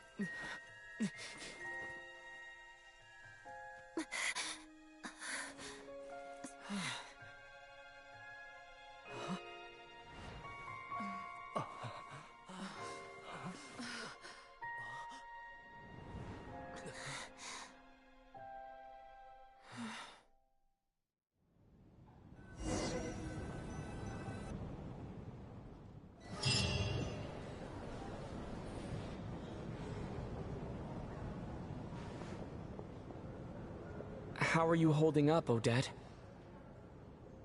What happened to me? How much do you remember? What do you mean? Is the performance over? I can't seem to recall what happened. Has Odette already forgotten?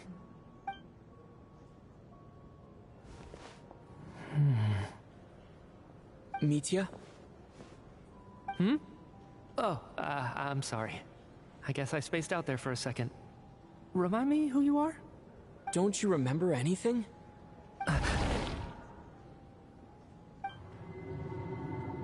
Yeah, I remember now, comrade. Looks like we guessed right. Just like me when Odette found me at the Armory Palace. For some reason, everyone killed by the Ruler of Death eventually came back to life. Just with one catch. They forgot what happened while they were dead. Odette and the others have already forgotten everything. Why were you able to remember this time? Could this be the reason? You said this is the Ruler of Death's symbol, right? I don't see anything there. You don't? Huh. Okay, I guess that makes sense. I carved this into my hand in the afterlife, so it's not visible in the physical world. Does that mean I carved this symbol into my soul? What an unsettling thought. Still, at least I get to remember what happened. I suppose it's a blessing in disguise. What about you, though? The Ruler of Death mentioned that you're a descender? Is that why you can remember? A full explanation would get complicated very quickly. But that's essentially it. Well then, now that it's all over, let's figure out what we've learned. The first thing I notice is that everything here is precisely as we left it, right before our deaths. This confirms that time passes differently in the afterlife than in the real world. They say that right before death, time slows down, and your whole life flashes before your eyes. That must be how you know you have one foot in the afterlife by that point. Anyway, clearly the few days we spend in the afterlife probably only amounted to a few short minutes in the real world. This also aligns with previous reports of widespread temporary memory loss among the Armory Palace personnel. Now it seems likely that those were all brief deaths caused by the Grim Reaper's so-called Curse of Death. To those unaware of the truth, dying and coming back to life must feel similar to a short bout of catatonia.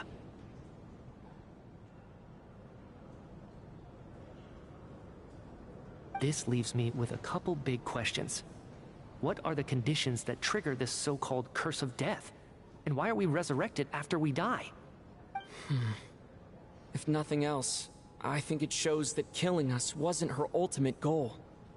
We still don't know her true reasons for subjecting us to death. Right. This time only got complicated because of the situation with the theater's ley lines.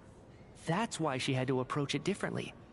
If the previous incidents of amnesia among the researchers are anything to go by, killing us is usually a pretty routine matter.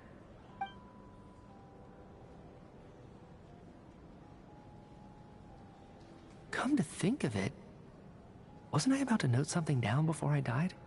I can't remember what it was, but I think it was something related to my research project. Sorry, Traveler. I'll catch up with you again later. Right now, I have to make a trip back to the Armory Palace. Sir, if I may, no one of your description has ever shown up in my investigations into Mr. Mitia's friends. Yet, you two seem very familiar with each other. Could you perhaps tell me where he was in such a rush to get to? And, by the way, have we ever crossed paths? Forgive the presumptuousness, but I feel a vague and indescribable sense of familiarity about you. I can explain everything. Could you help me gather everyone in the theater in one place?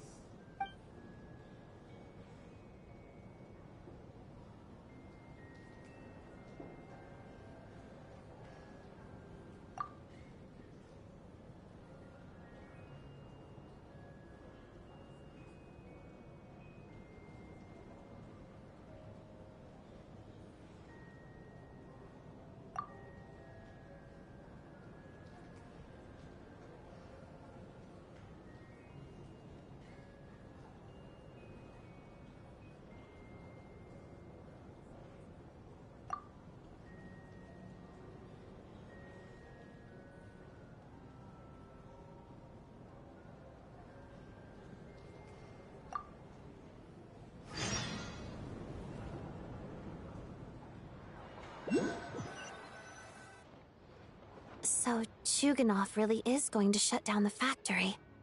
I guess this theater incident actually did us some good after all.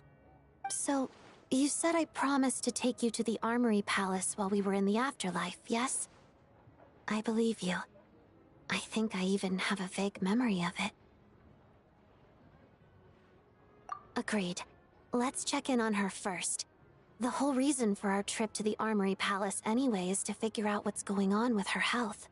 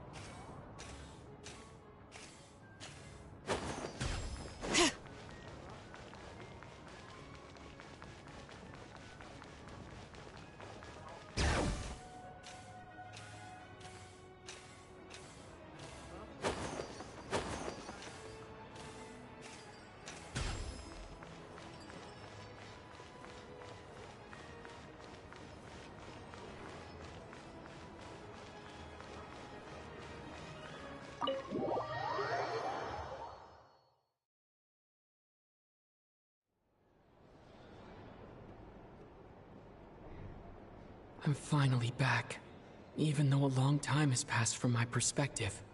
As far as Paimon's concerned, I probably just went out to watch a very short show. I should keep my emotions in check when I see Paimon again, or it'll seem weird. Wait. The atmosphere here feels off. Shh. Stay quiet. Let's go inside and take a look. Have we still not been able to notify Child yet? We need new orders. What if that person comes back again?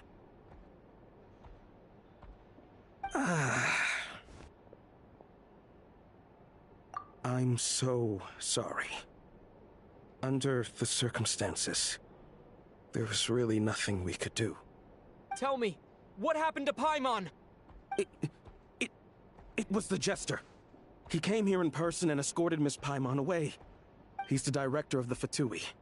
His authority supersedes all others and cannot be questioned. There was nothing we could do. How long ago did he leave? And what was Paimon's status? It was about an hour ago. Miss Paimon was fast asleep at the time. The Jester simply walked off with her as if it was only natural. I assure you, he absolutely did not use any force. Do you know where they went? The Armory Palace, most likely. Lord Piero, the Jester, has been overseeing the experiments there lately, keeping a close eye on their progress. Everyone in the Fatui has heard about it by now. I'm surprised he came in person. Whatever his reason for taking Paimon, he'll most likely return to the Armory Palace first, which is exactly where we were headed anyway. Then lead the way, Odette. Okay, let's go.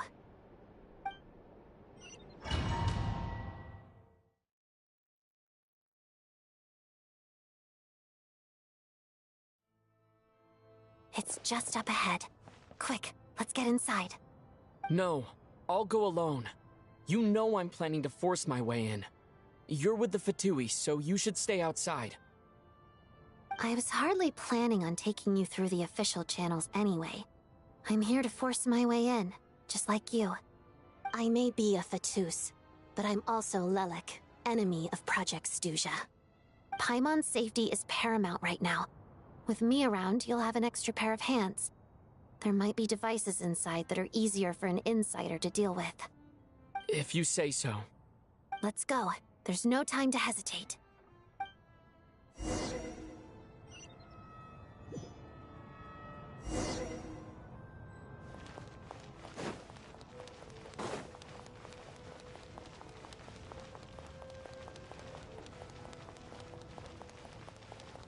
Hey, who are you? This part of the Armory Palace is under restricted access. What do you think you're doing? No questions, please. We're short on time. Such defiance! Together. Parada.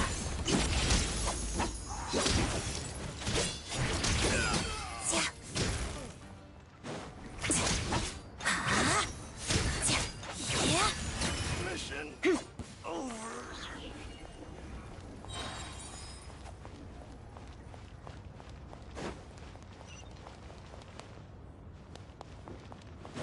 I'll make sure. Be gone! Our little secret. Shadow me. Crystalline Adagio.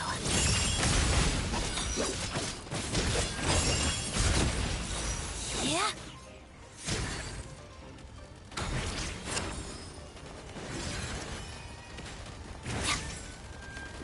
Together. I think not.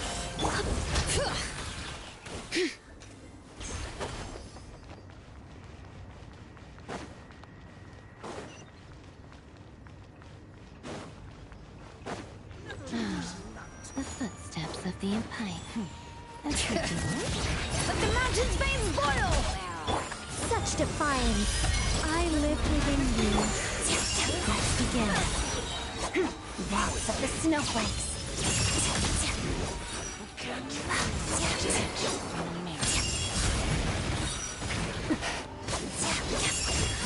I think not. Our little secret. Hear the echoes of the valley. Shut up, my scare you. Crystalline Adagio.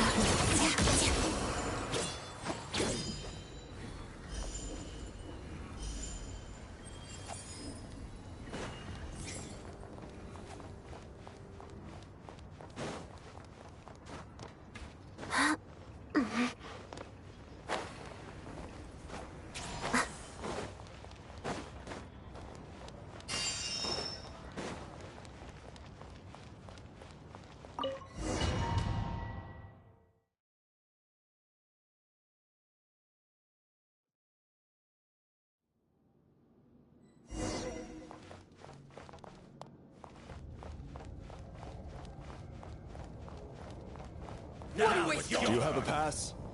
Where are you coming from? So, you're intruders, huh? Then don't blame me for what happens next!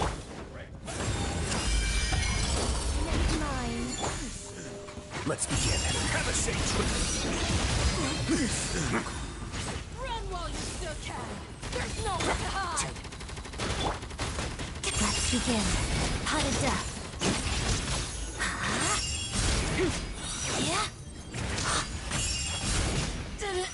Didn't take too long.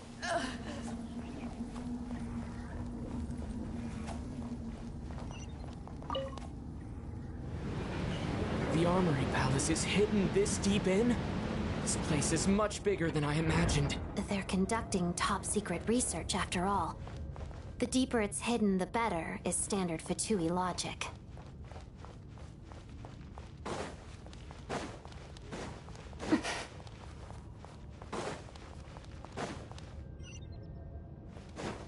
The style doesn't really look like the Fatui's handiwork, though. They must have requisitioned some structures from a past civilization. It also serves as a bit of a disguise.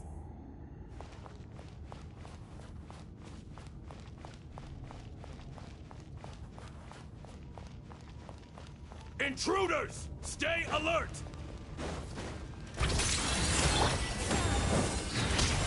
Our little secret. Letting Crave's names echo!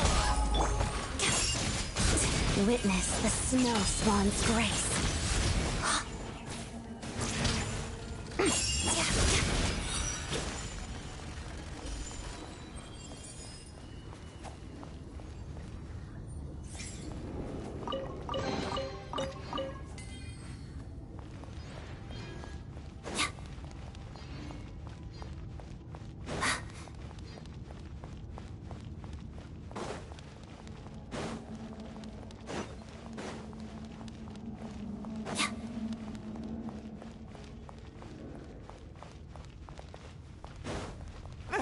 Intruders?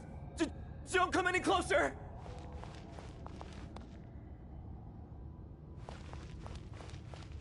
Just what are you guys trying to do here? I'm short words, your scalp! I live within you. Bring it! Hear the echoes of the valley! A turning point in space! Together. No one interferes with the Jester's work!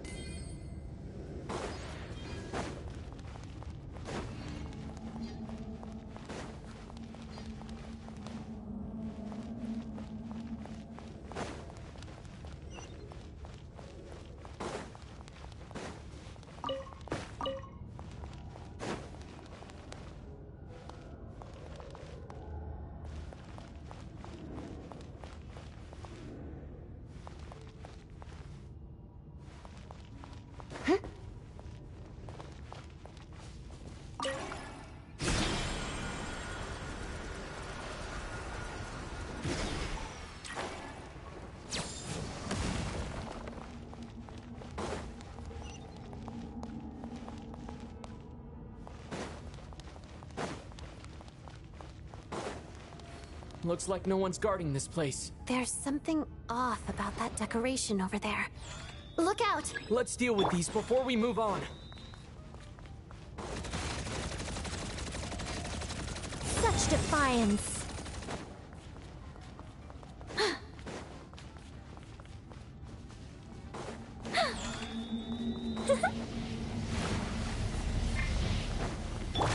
Let's begin. Crystalline Adagio. Pirouette.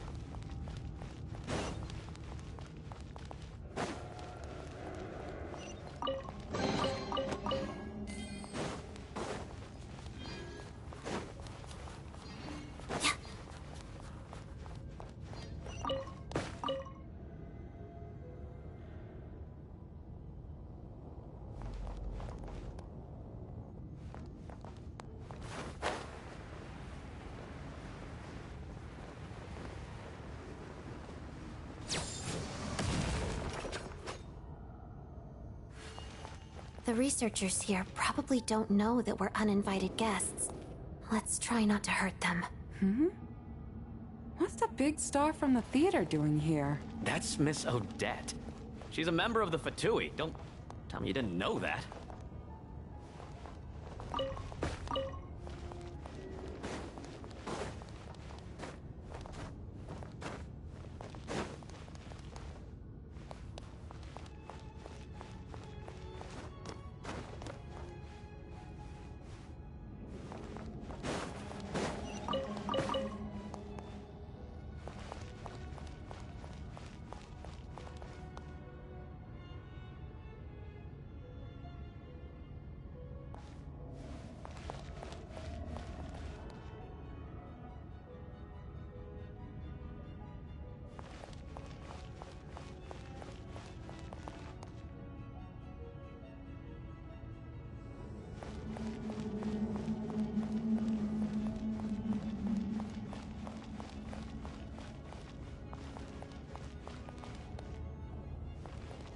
Was the whole reason for Project Stuja to support the research here at the Armory Palace? Just what are the Fatui and the Tsaritsa planning?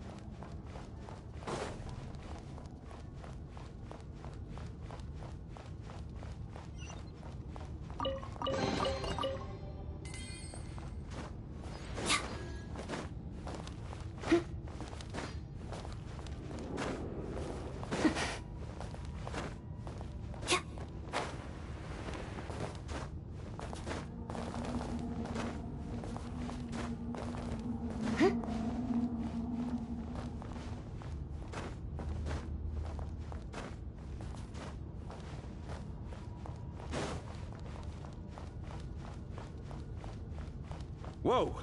Who are you? Never seen you around here before.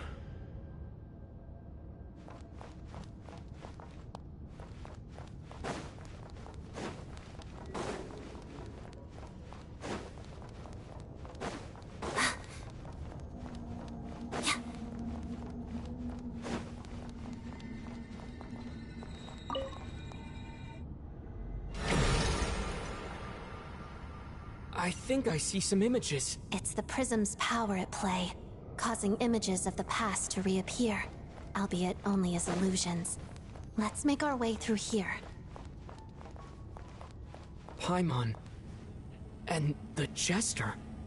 Is this another scene from the past? Yes. It looks quite old, though. I don't think it happened in the recent past.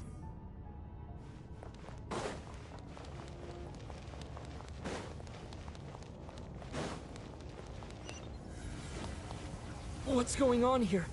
What happened? The source seems to be the Armory Palace. They must have started some large-scale experiment. Wait, what if this has something to do with Paimon? We need to hurry!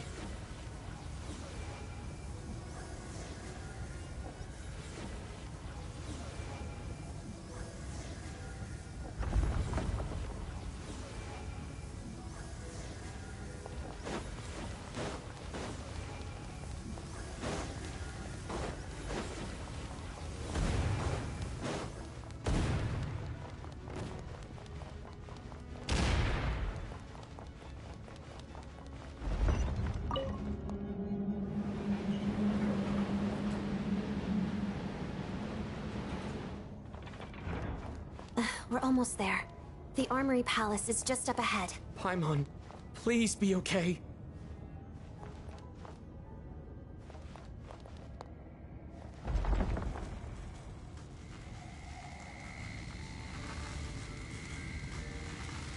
Such defiance! Letting grave names echo! Let's begin. Pirouette.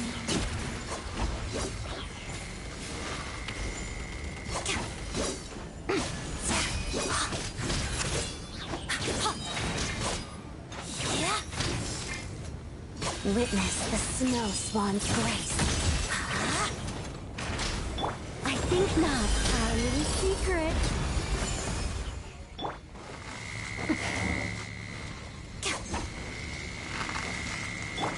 Let the mountain's veins boil! Bring it! Stay clear. Face your guilt. A moment, please. The story has only just begun! Such defiance. I live within you.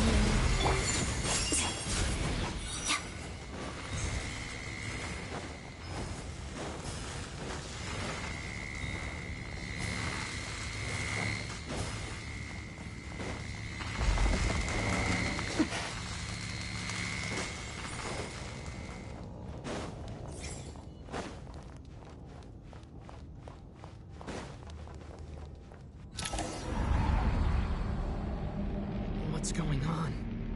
Wait, I remember this feeling. It's the curse of death. No, not now. Why is the curse of death striking again already?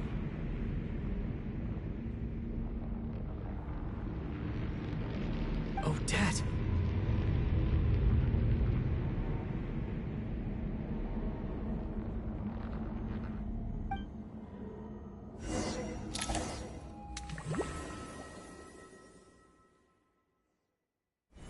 Is this the afterlife again?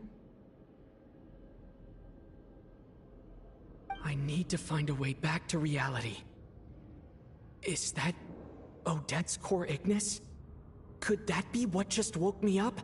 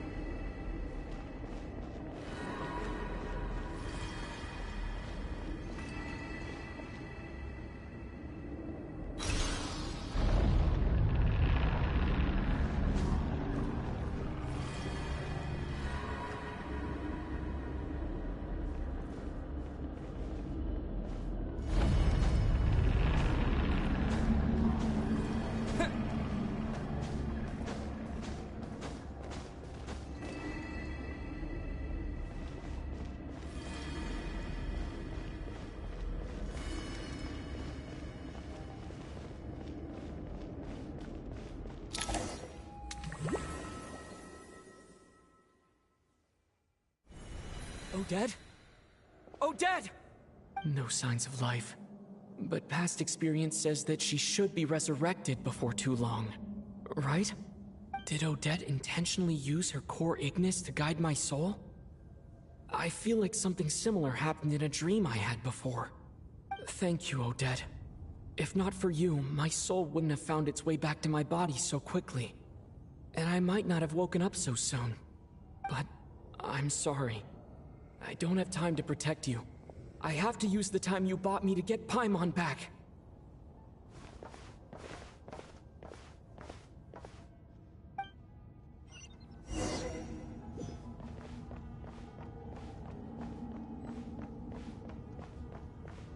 Sure enough, everyone here has been affected by the curse of death.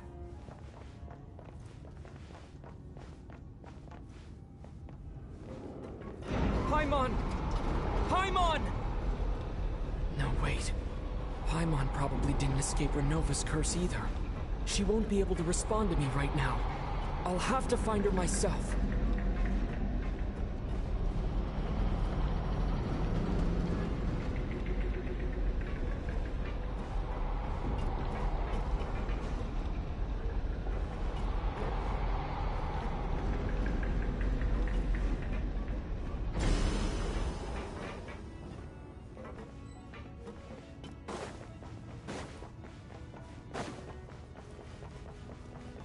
Mitya! Is this the laboratory he works in? What happened here to trigger the curse of death again so soon? I'll have to ask him when he wakes up. Finding Paimon has to take priority now.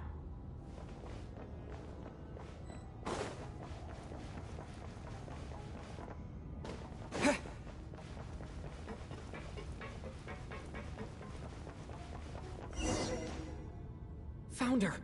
Paimon really is here!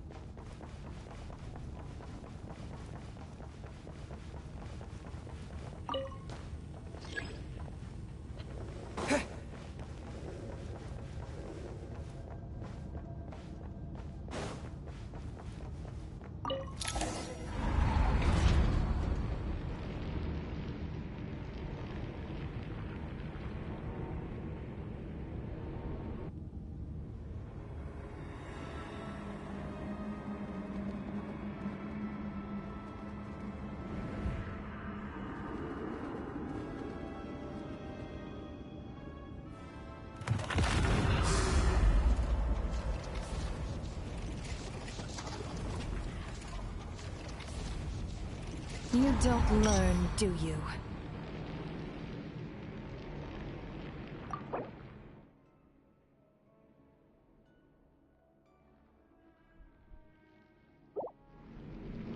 You've already been involved in one mass death, and now you show up at the scene of another. This might have passed for a coincidence the first time, but a second time? Am I to assume you are intentionally interfering in Snezhnaya's affairs?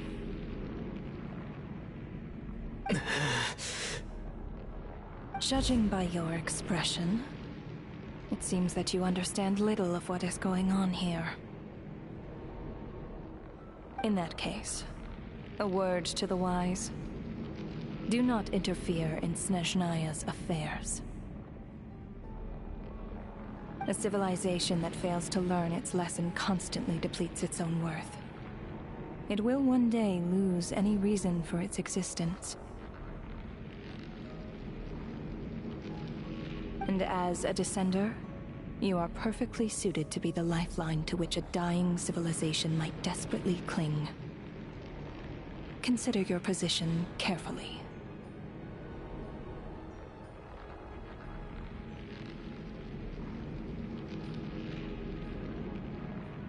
No advice needed. I'll make my own judgments.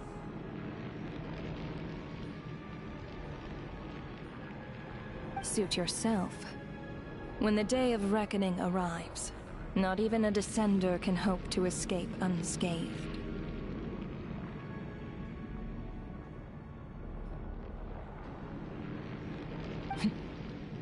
The time for resurrection fast approaches. The mortals here are not yet worthy to behold my form. So that will be all for today.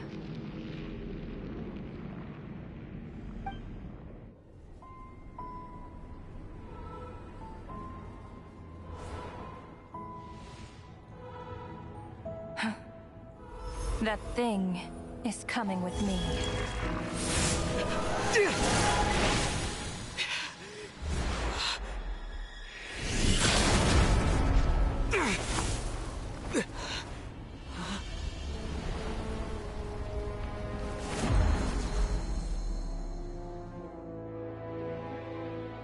You awoke sooner than I thought. The curse of immortality is stubborn, unable to enter the ley lines, yet not content to remain a spirit. Ruler of death, what do you want? You perplex me. Both you and you. That thing may be a creation of Celestia, but it possesses none of Celestia's power, let alone authority. Your obsession with it baffles me. No matter, the resurrection will soon begin. It's worthless anyway.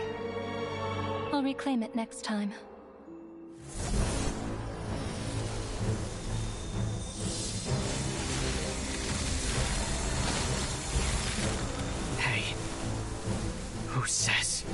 There'll be a next time!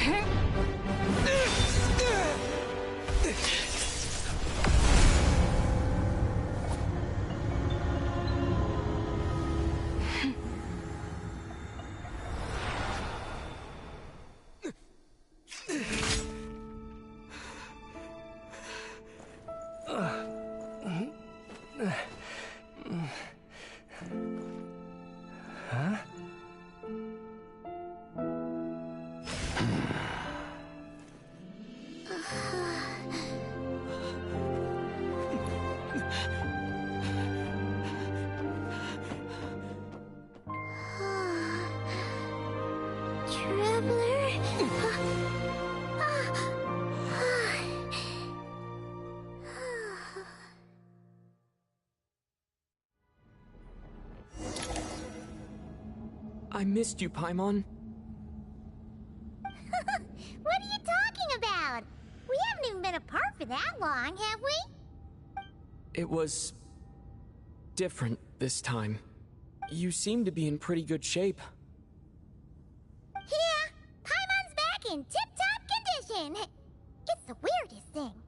Paimon fell asleep earlier, and when she woke up, she found herself here. The Jester and that guy talking to him used some kind of energy on Paimon. And she could kind of feel it canceling out that other thing that was making her feel unwell. So, Mitya helped too?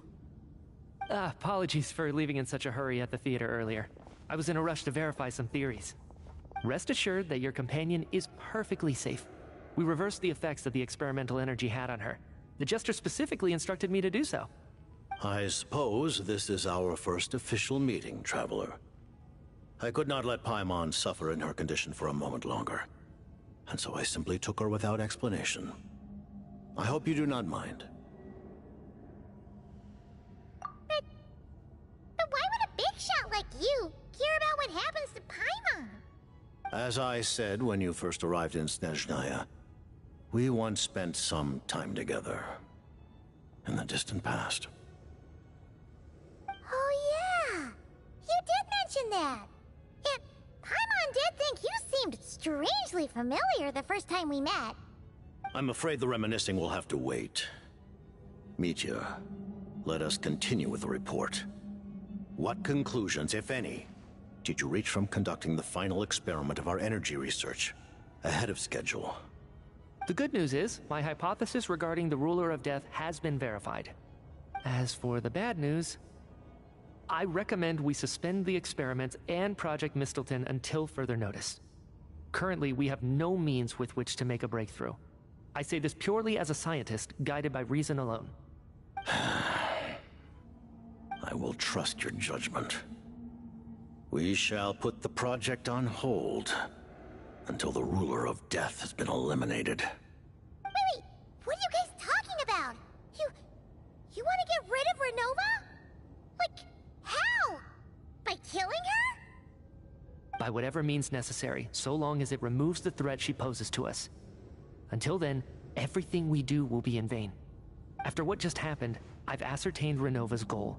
Or rather, the trigger condition for the Curse of Death. Okay, let's hear it. What she's doing is blocking Snezhnaya's technological progress, preventing us from possessing any means with which to threaten the heavenly principles. Just like the little lapdog she is. So, any ideas, research, or experiments that lead to technological progress can trigger the curse. Just now, for instance, I was set to launch a final phase energy experiment ahead of schedule. If the experiment was successful, we could have achieved a crucial breakthrough. As expected, though, the moment the experiment began, all the researchers, technicians, and witnesses died from the curse. All that effort, not to mention the energy and materials we relied on Project Stuja to gather for us, went to waste. In the end, nothing was gained. Does that mean something similar happened when we were at the theater? That's right. During the performance, I thought of an important breakthrough regarding the experiment, and wound up dragging everyone into this. So the nature of the curse seems to be something like, when moments of technological progress occur, all life in the vicinity is taken away. What a violent method! Of course, that meant the curse was normally limited to the Armory Palace. Since outsiders are forbidden from entering, this mass death phenomenon went unnoticed. Until Odette came along. I believe she was the first witness. The curse of death was triggered just before she infiltrated the Armory Palace that day. But you mentioned something about a final stage experiment. Doesn't that mean you've actually made some progress? That's right. Even with the gods locking certain key components out of reach, humanity can still advance technology in incremental steps accumulated over time.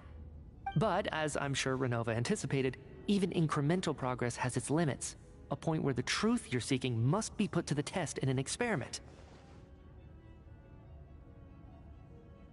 You mean, the experiment you were just about to do? Yes, we were at a critical juncture, a moment where the quantitative was about to translate into fundamental qualitative change. With this single experiment, we could have brought everything we've worked for to fruition. But now, after already being forced to fumble around in the dark all this time, it feels like we've truly hit an impenetrable wall. As long as Renova's curse of death persists, we won't be able to advance the experiment or obtain any results. And with Project Stuja having been in effect all this time, at our nation's current strength, repeated trial and error is simply unsustainable. Only by eliminating Renova first will it be possible to continue advancing our plans. But she's the ruler of death! She can just kill whoever she wants, right? That's gotta be the scariest power ever! Is it even possible to beat her? We'll see. But one thing's for sure. She definitely can't just do whatever she wants. The best proof of that is me, standing here, very much alive. You're saying... Wouldn't it be easier to just kill all of us researchers for good? Why resurrect us over and over again? Why let us advance our technology to this point? So, you're saying even the ruler of death has limitations we don't know about? Exactly. And I think that's where the key to our breakthrough lies. Regardless, the ruler of death has always been an obstacle we must overcome. Indeed, we must face life, death, time, and space. After all, our goal is the heavenly principles. The Fatui want to challenge the heavenly principles? For a long time, I've had a vague suspicion the Fatui and the Tsaritsa were targeting the heavenly principles. But hearing the Jester admit it is still a shock. No wonder the Tsaritsa's goal has always been kept a secret from the people. What kind of road will that lead Snezhnaya down? In that case... Lord Jester, I would like to request some leave. I'd like some time to organize my thoughts and go over the data. Granted. Get some rest, put the experiment out of your mind, and take care that the curse of death doesn't affect any civilians.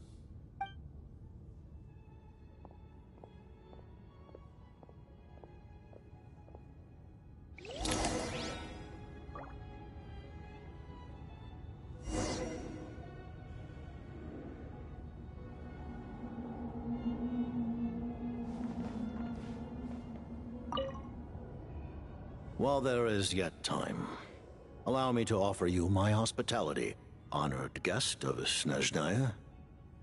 Is there anything you wish to know?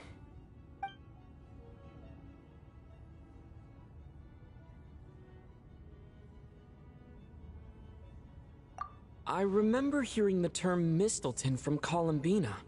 Yeah, I'm a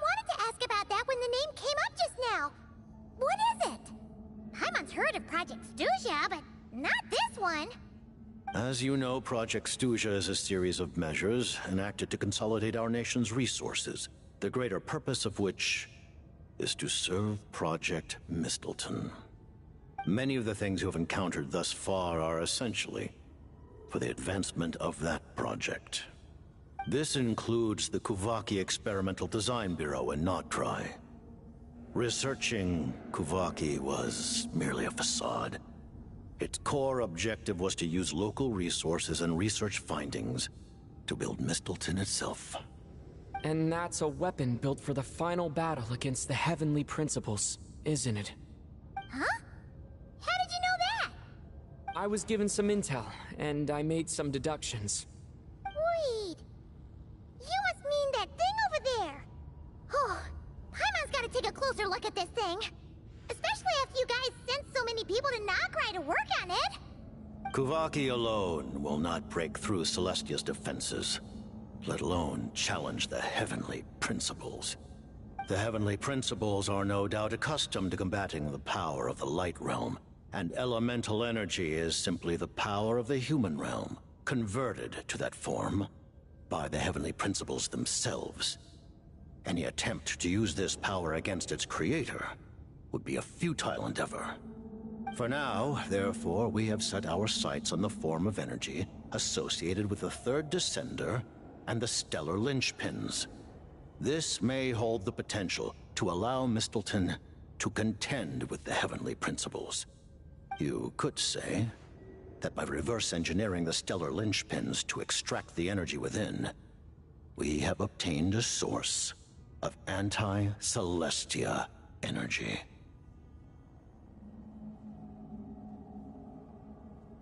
The Kuvaki Experimental Design Bureau, Project Stuja, and the new energy experiments. Huh. So, Project Mistleton is what ties it all together. And it looks like your plan is almost complete. No wonder the Ruler of Death came after you.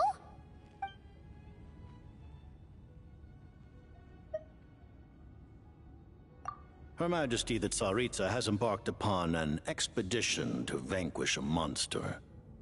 Were it not for this, I imagine she would have been delighted to grant you an audience. Seems like the powers that be in Snezhnaya don't intend to hold my past conflicts with the Fatui against me. The Harbingers have been granted significant autonomy in retrieving the Gnosis. But by the same token, they do not completely represent Snezhnaya's official stance. You read my mind. Speaking of the Gnosis, Paimon's been dying to ask this question since forever. Why exactly does the Tsaritsa want to collect them? Is it something to do with the fight against the Heavenly Principles? The Gnosis will undoubtedly serve as a key bargaining chip when she confronts the Heavenly Principles. Beyond that, you had best ask the Tsaritsa herself. I am not sure if this information is mine to disclose. What do you mean, not sure? Don't you make the rules? You're the highest-ranking Harbinger! Ugh, never mind. Taking on the Heavenly Principles is something most people wouldn't even entertain in their wildest fantasies. Why is the Tsaritsa so fixated on this? Into that today, civilization is nothing but an illusion. Something whose very existence can be negated at any moment. Our civilization may very well be destroyed in the struggle, but as things stand, the Heavenly Principles could choose to negate our existence on a passing whim. And we must not sit back and accept that fate. Only by changing the state of affairs, only by overthrowing the Heavenly Principles, can our civilization truly be said to have taken root. Otherwise, the fate of the people of Conria and Hyperborea is a cycle doomed to repeat itself. Accepting potential destruction in return for getting to control your own fate. Furthermore, perhaps this is still somewhat difficult for you to understand. Are you aware that all the rules of this world are made up of curses? Huh? All of them? Paimon knows about the curse of death you mentioned, and the curse of immortality that you and Dainsleif have. Then the birth of the Hilly-Churls, the rules of Natlan's Ode of Resurrection. Those are curses too?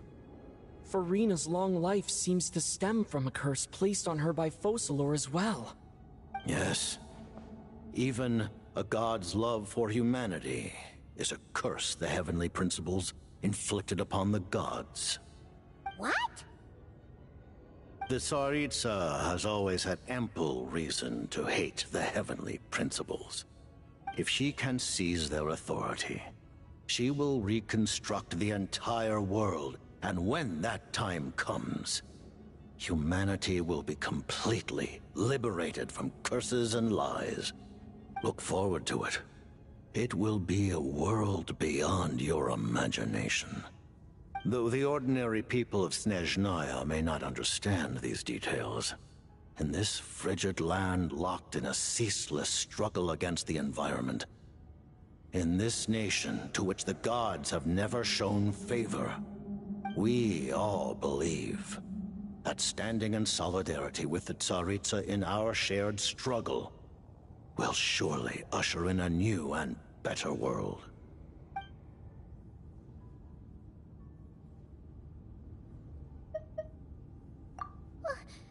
Paimon really doesn't remember. He's basically a stranger. You gotta believe Paimon. Allow me to explain.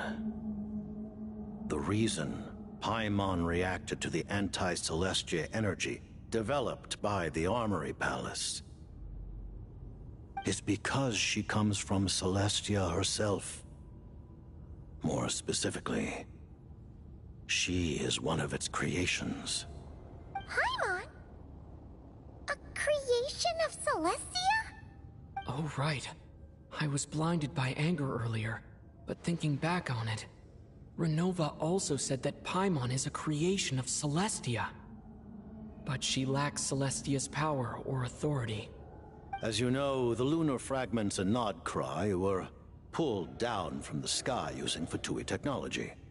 But the first application of this technology was in Conria over 500 years ago. I used this technology upon the heavens, and the response I received was none other than Paimon descending from Celestia.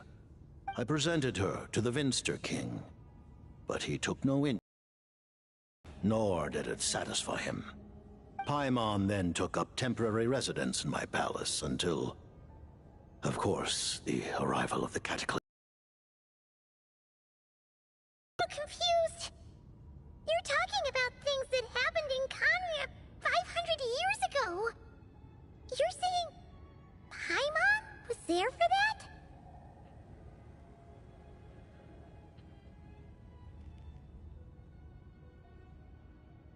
But Paimon doesn't remember any of that.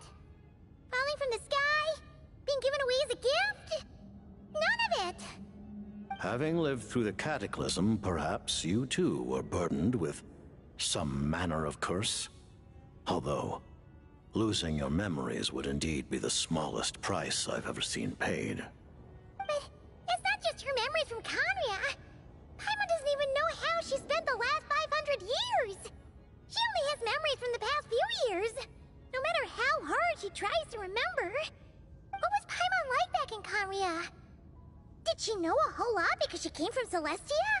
Was she super smart?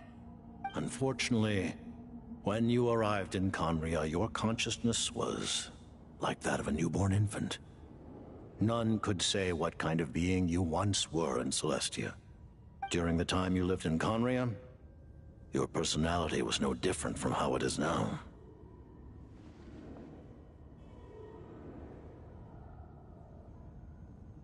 Ah, man!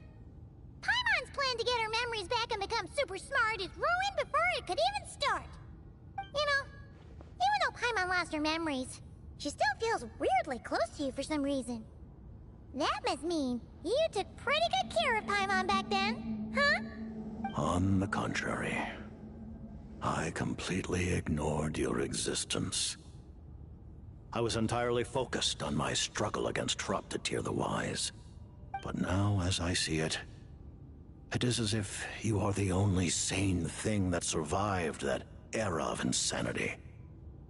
And thus, are worthy of protection. Noted. Man, Paimon's gotta stop projecting friendship on everyone she meets. But, Traveler? Even though you know Paimon's some creation of Celestia now, you still want her, right? You're not going to abandon her?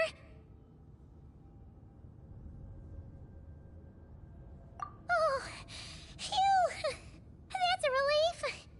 Paimon's just learning about this too. She's barely even processed it.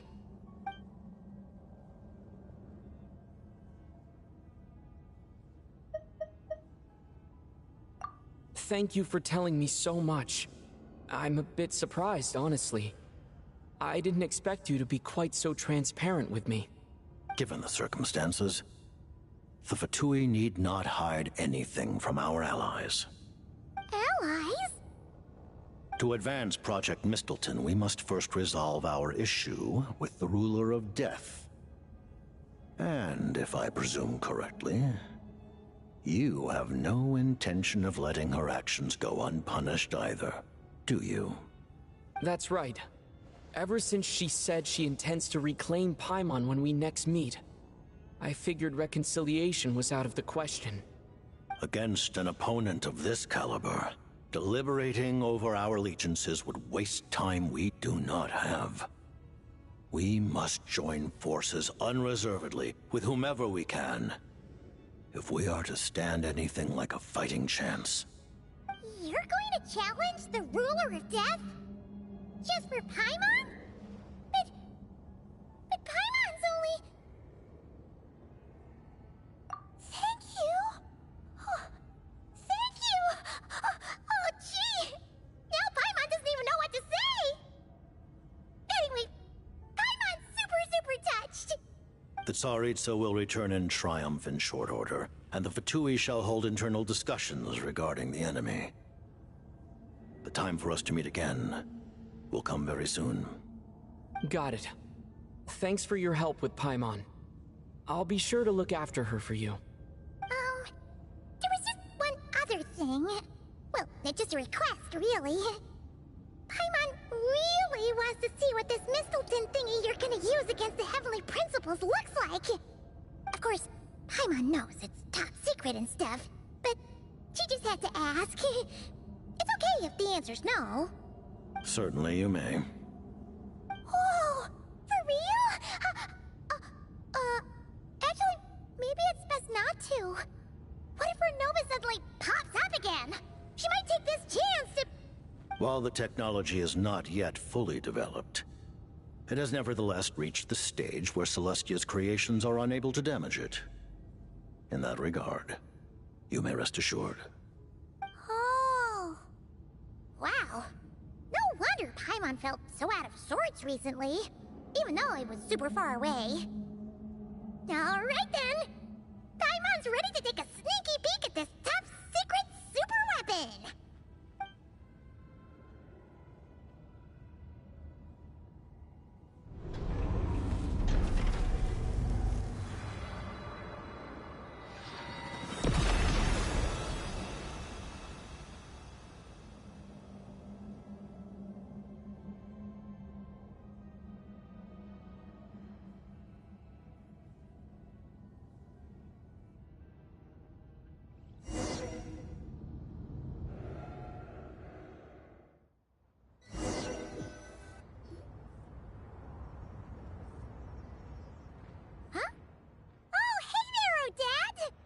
Paimon? You're okay. Thank goodness. You look well. Have you recovered? Long story short, yep, Paimon's all better. What are you doing here? Were you waiting for us? That's right. When I woke up, I wanted to go in after you, but the guards had woken up as well. It would have been tough to take them on alone, and there was no easy way to sneak past them. So I returned the way I came and waited for you here. It was thanks to you that my soul found its way back to my body so quickly. Thank you. Huh. That actually worked? Nice. I just figured I'd try my luck when that ominous feeling struck me. Really, you should be thanking this thing instead. Anyway, and now that things here are all taken care of, I have other things I should get back to.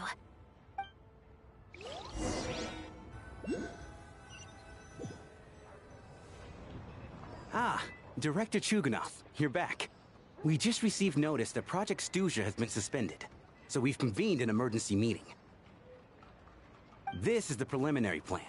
In addition to expanding production capacity, we've also discussed feasible layoff plans to optimize revenue and expenditure structure. Our calculations indicate that the factory's profits will increase by at least 30%. Just give the word, Director. That won't be necessary. Leave the energy for those who need it. Whether they use it just to get by or to run a business, that's up to them. Start preparing to halt production and lay off the staff. Make sure the workers are able to land on their feet and that they are duly compensated. Thank you all for your hard work during this time. Am I hearing you right? Why? After all the tough times we made it through, now is exactly when we should start to turn a profit. I just suddenly don't want to do this anymore. Huh.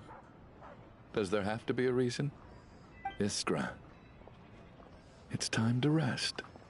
Dear esteemed members of the Rokat, given the effects of Lelik's radical actions upon our organization's reputation and social stability, a decision has been made to permanently withdraw this codename from use.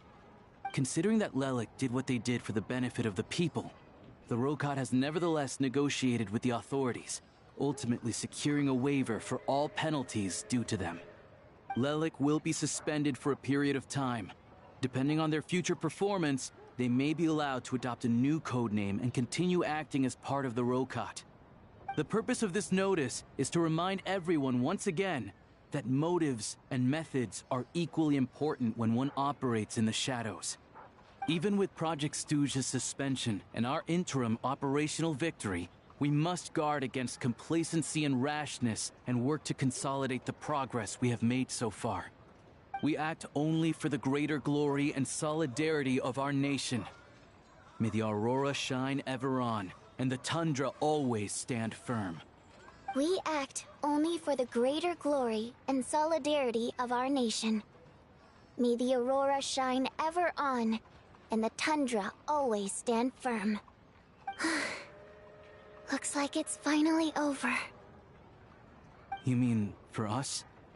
Just thinking out loud. I've never seen the Snezhna Grad Vecha so lively before. I never once thought I'd come here. But I understand everything now, Rosaline.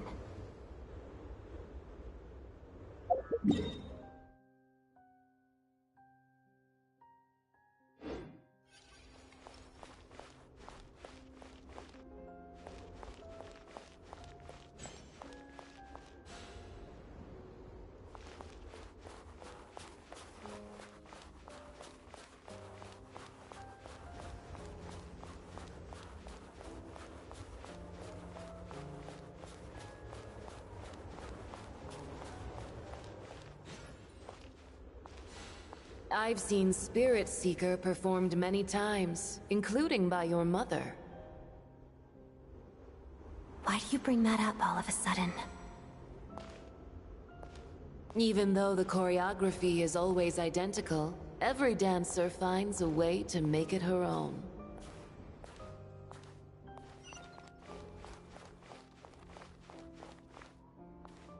So you actually want to talk to me about ballet? I just think it would be a pity if the dance was lost to history. She didn't teach it to you, did she? That was an unusually subtle taunt for you.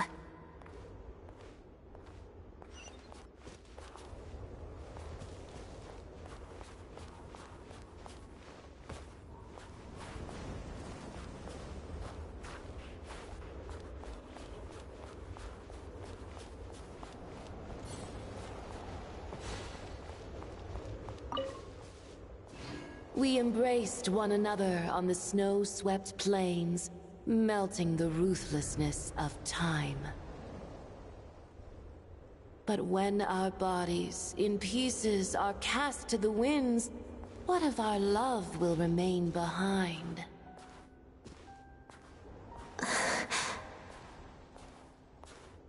Don't tell me you can't sing. Shush.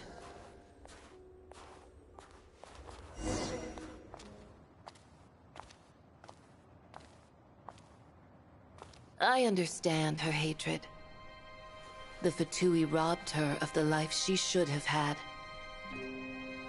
I never opposed her dancing. Yet still I became an enemy of her ballet. I'll just keep my distance. Many despise me. I'm used to it. You're certainly not one to shy away from confrontation.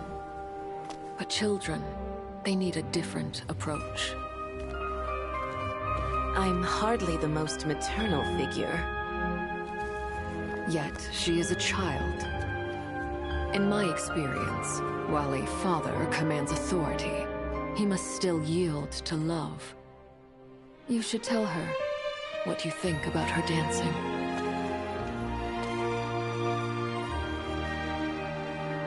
Odette will soon take the stage at the Koralyevsky Theater. This could be your chance. Geonosis secured. It went smoothly. I'll be there. Have them send me an invitation.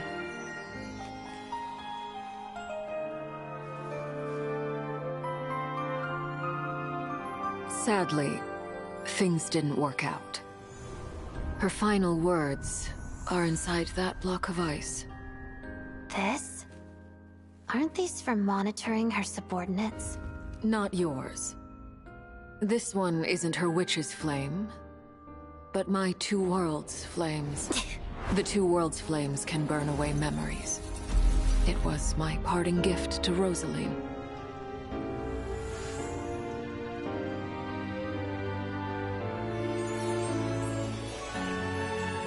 If all goes to plan, she and I will both live to see the Tsaritsa succeed. I believe she'll find peace. But if anything happens to me, she needn't follow in my footsteps. The cryo-energy will fade away in time. Then the two worlds' flames will burn away all memories of the Fatui. She'll be free to dance. She deserves this. I will handle the aftermath. The choice is yours, child.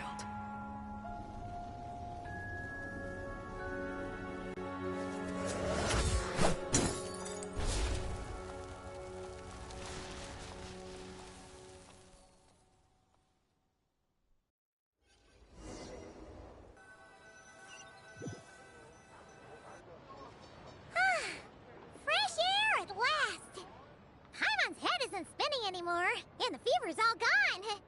Paimon's finally free to fly again.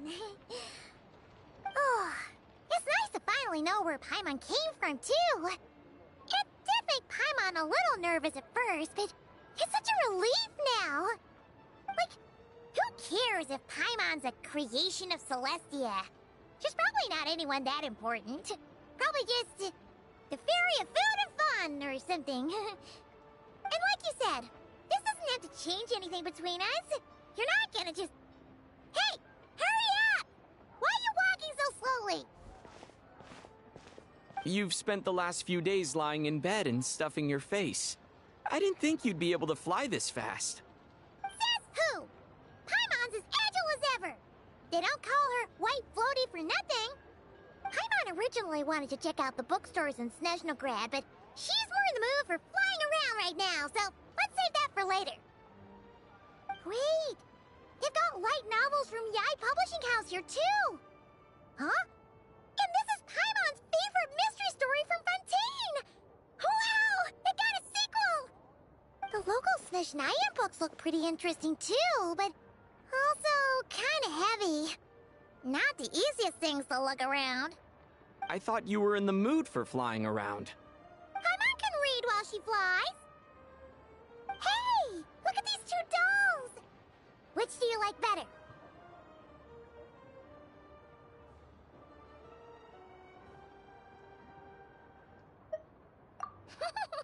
Alright! Boss, we'll take both. Paimon will have the other one. Oh, I thought we were only getting one. All right, fine. I'll pay. There you are. Thanks for visiting. Paimon will grab this and then... Huh? Huh? Huh? How many layers does this thing have? And what are you laughing at? Huh. You knew all along, didn't you? A whole bunch of people are gathered over by the plaza. Hey, look! That looks like Tartaglia! Hey, Tartaglia! I know that voice. Of course. If it isn't Paimon and my old comrade. You're looking well, Paimon. All better? Yeah! The Jester knew what was wrong and fixed Paimon right up! Thanks for sending someone to keep Paimon safe, too. Oh, yeah. About that. That was... kind of embarrassing. Who could have known that our director would go looking for you in person? So sorry for the misunderstanding. Oh, right. Let me introduce you. This is my little sister, Tonya.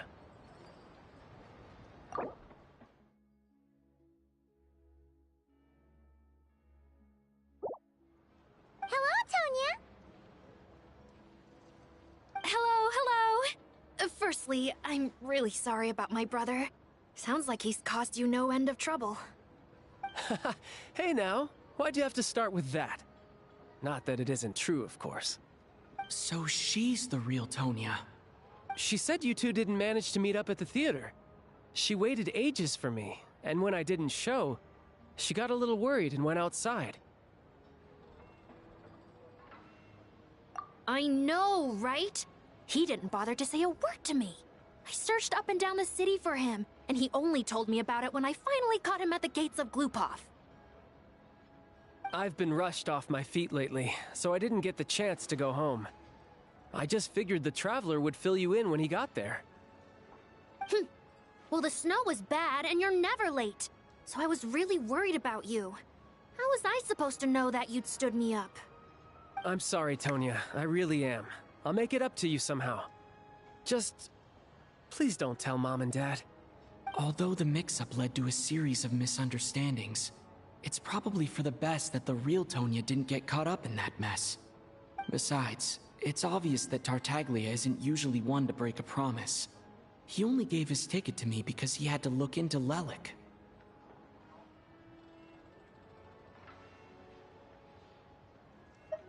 No, it's fine.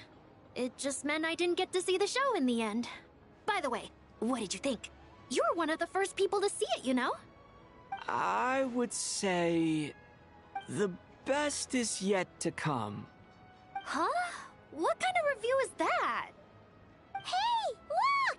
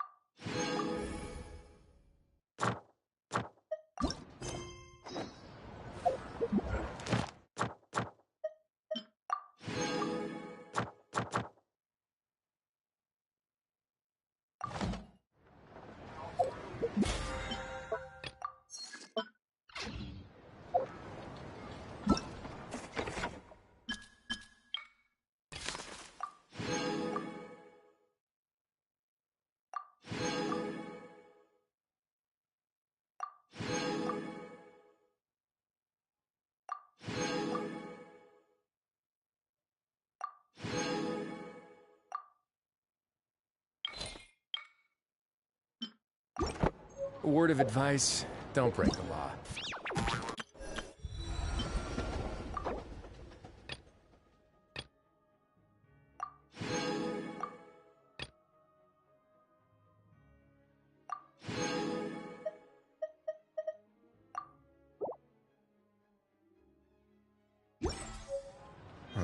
Is there anything else?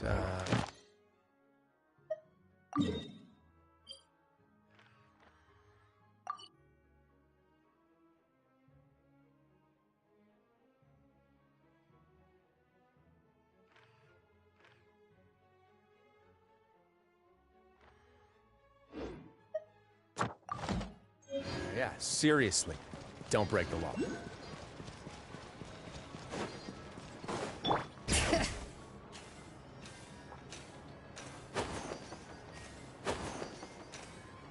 Ad Astra Abyssosk.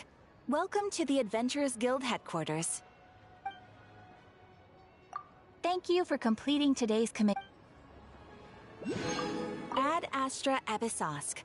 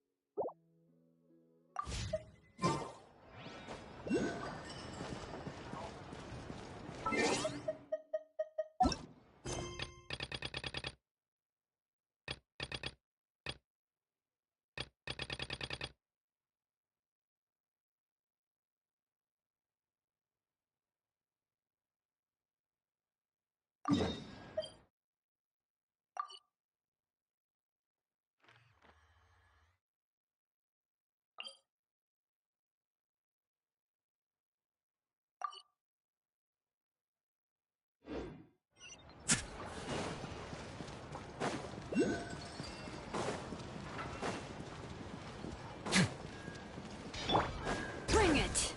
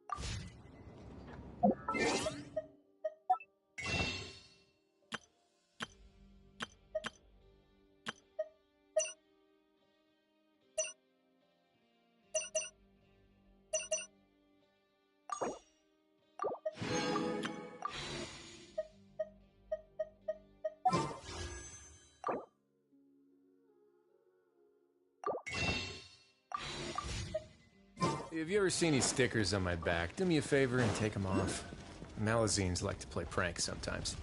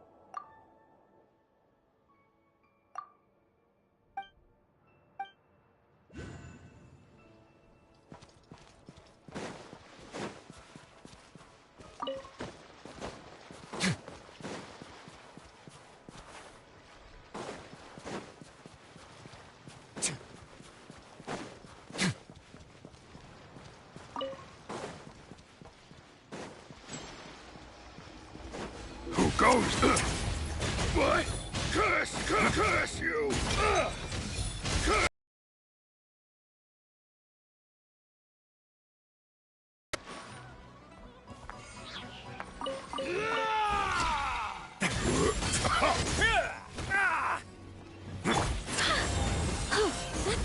Our little secret. Let's begin.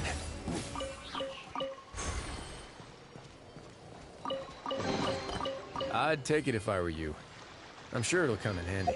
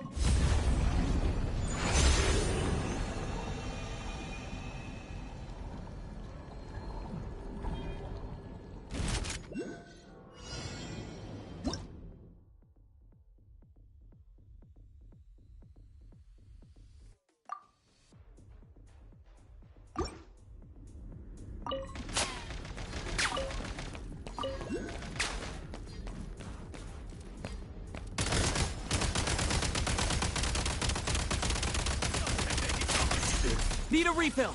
Switch mode. Charge.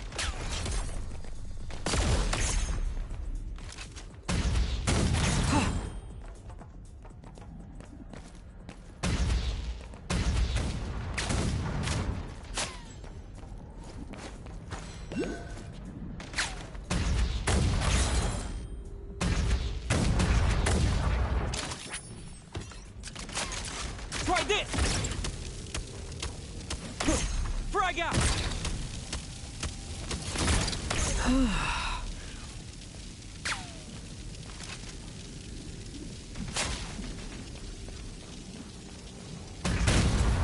Need a refill.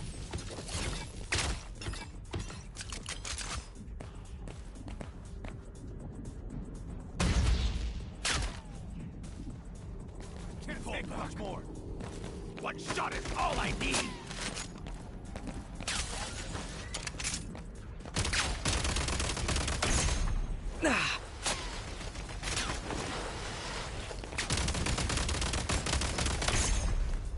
Need a refill.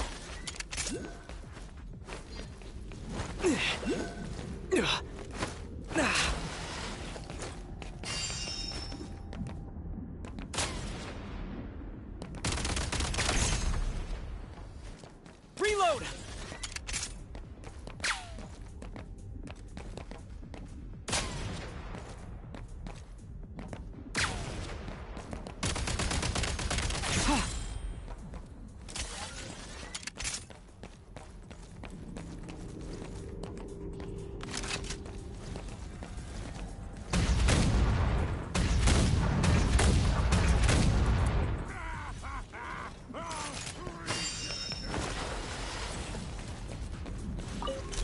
worth holding on to.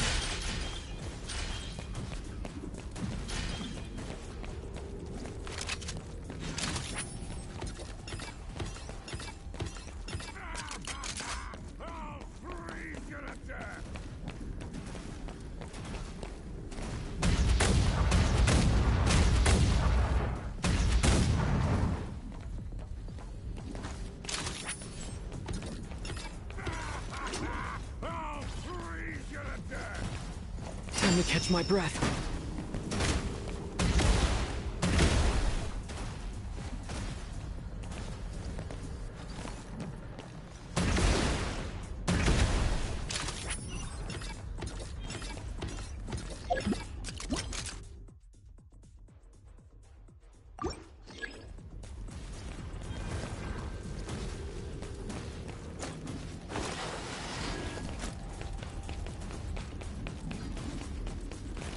Time to catch my breath.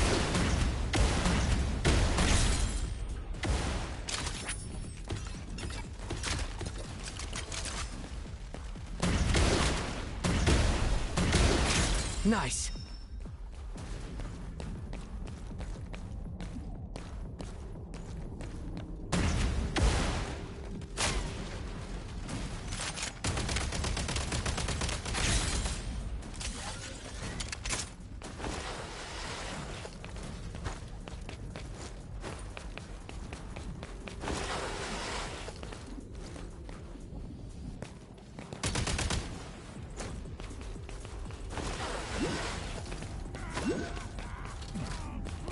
Yeah.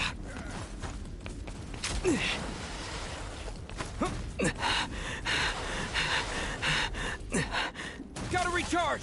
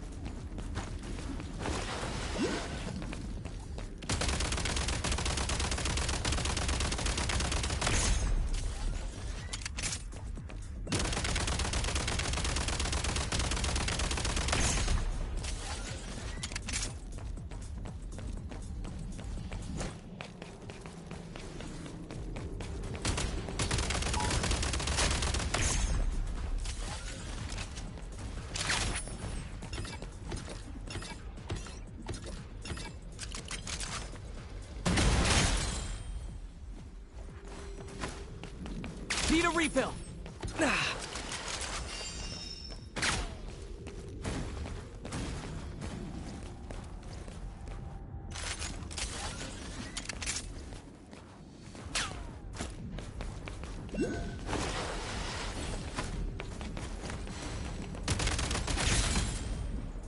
Need a refill.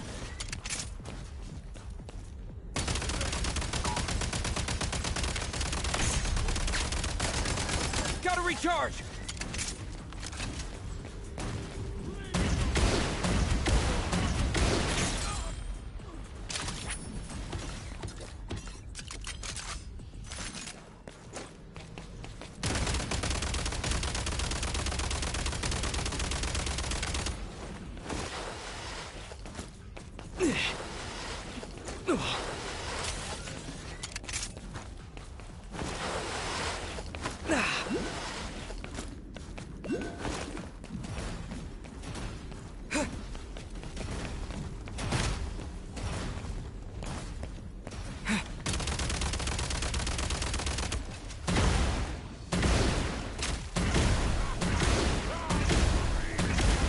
Reload! Backup is here.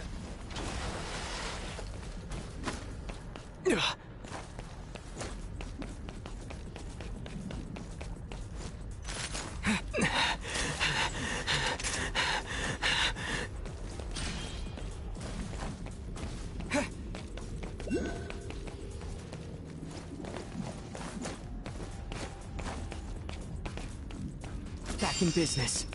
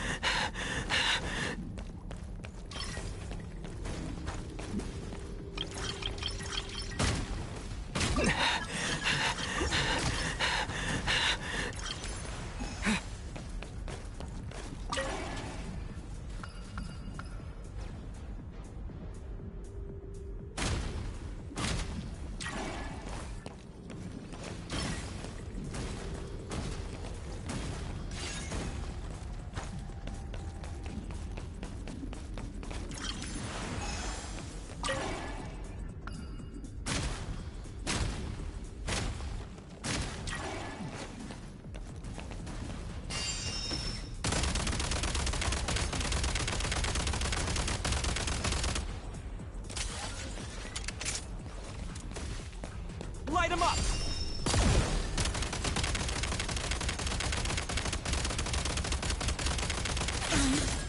I'm going home.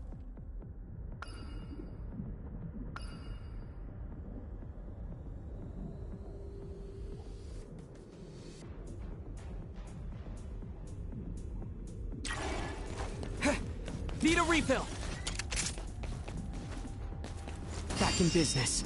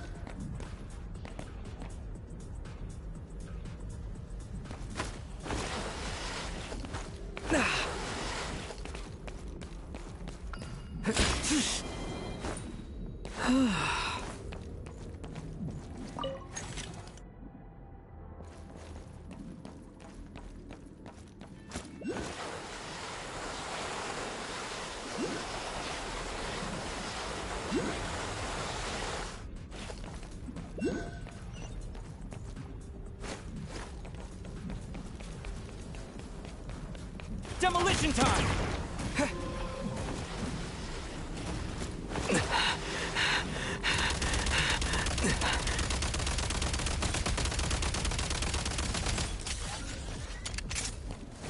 Light him up!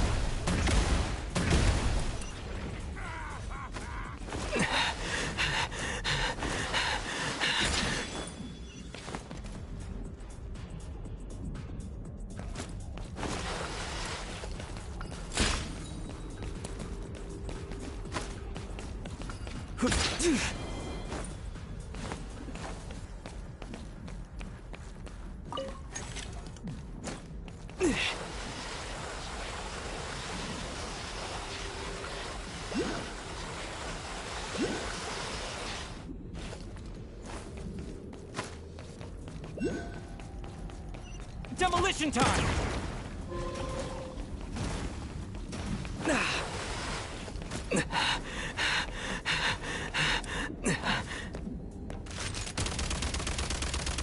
State number 2.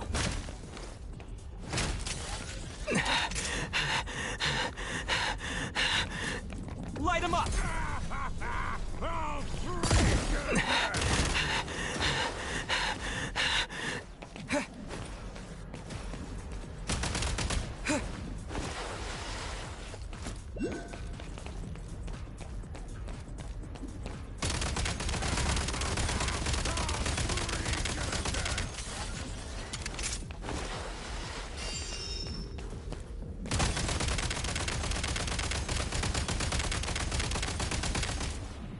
light him up!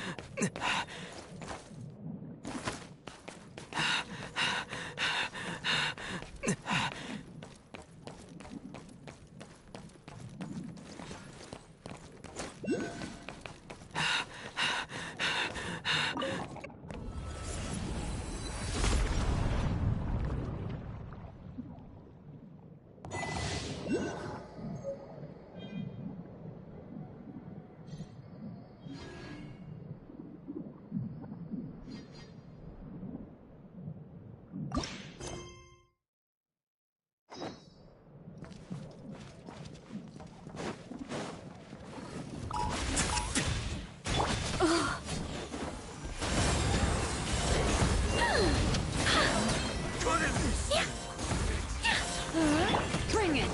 Let engraved names echo! Heaven's will made mine. Devouring claw! The abyss is burning! Have a sick trip!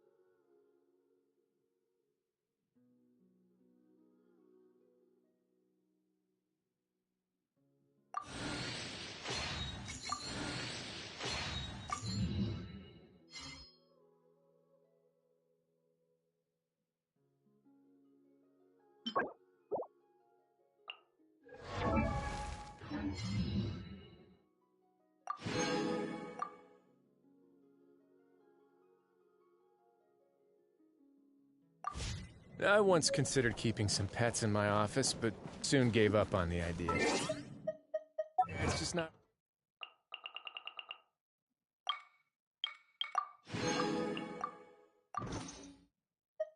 right to keep...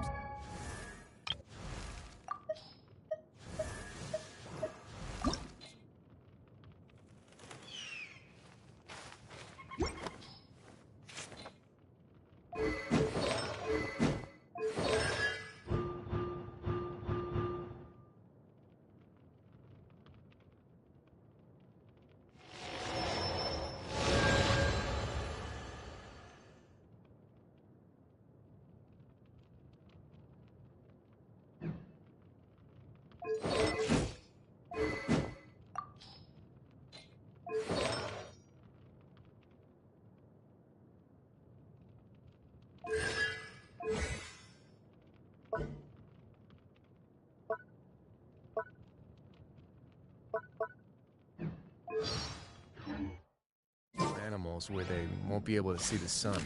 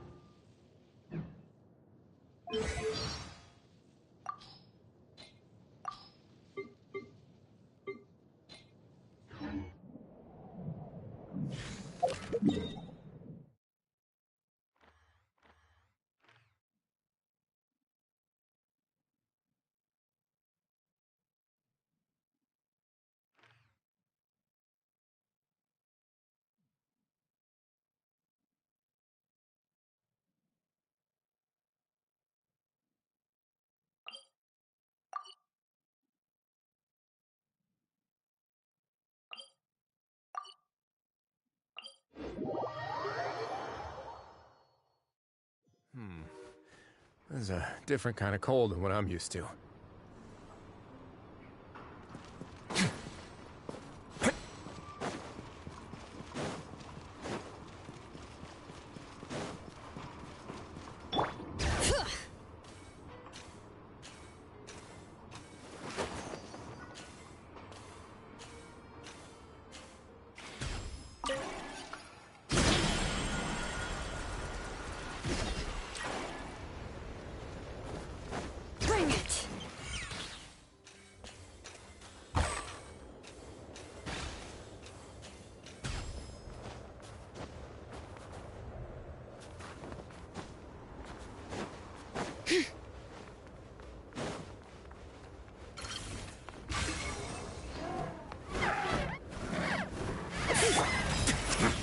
A moment, please.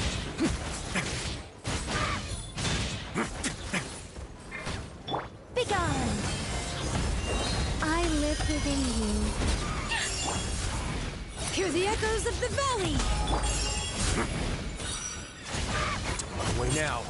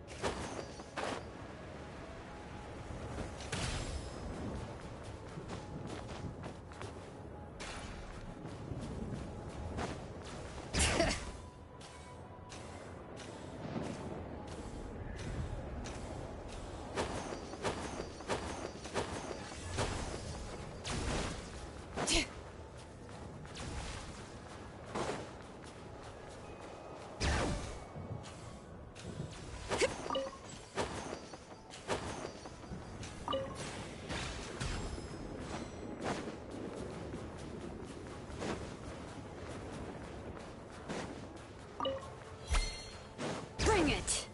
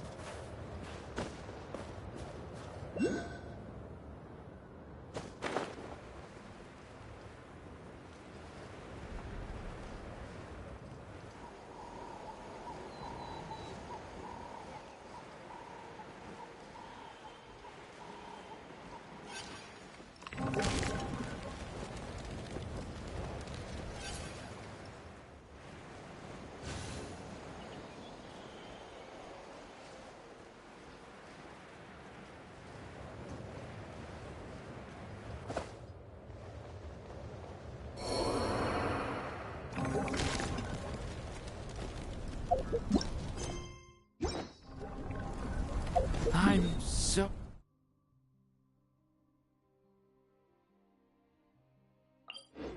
Alright.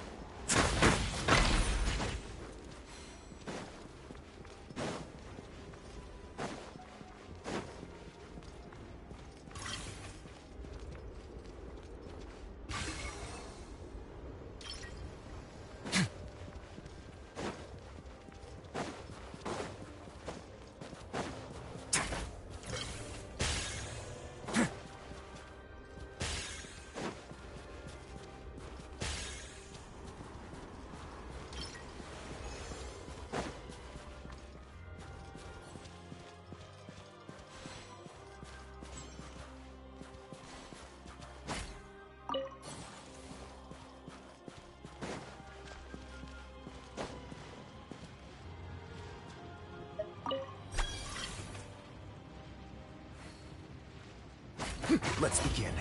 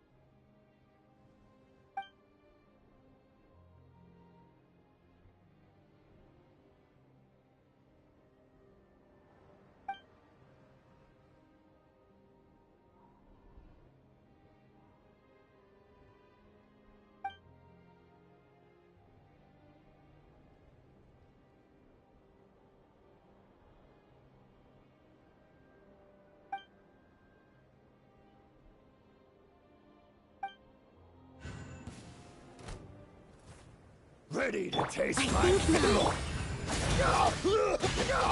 Way now. Just you wait.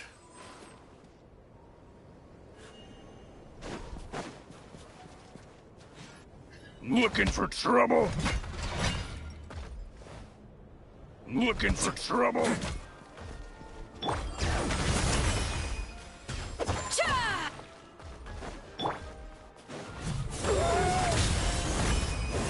Our little secret. A moment, please.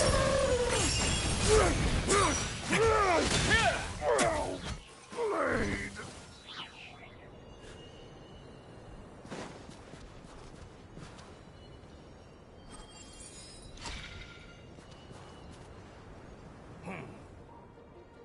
Oh.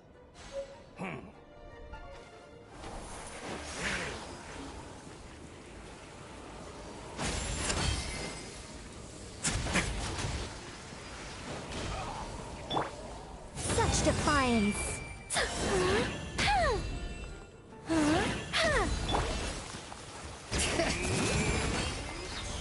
Let the mountain's veins boil!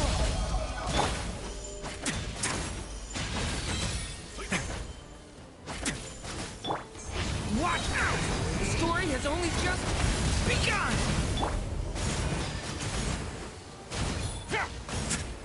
I live within you.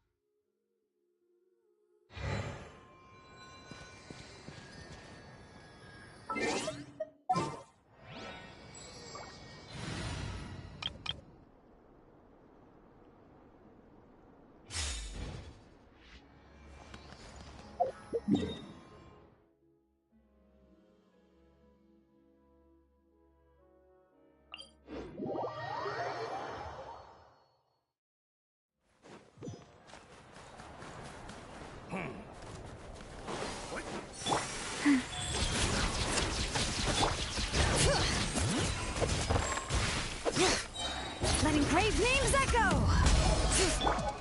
Emerge. Right here. Yeah.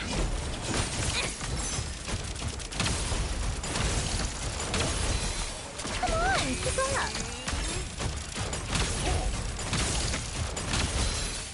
Take a break.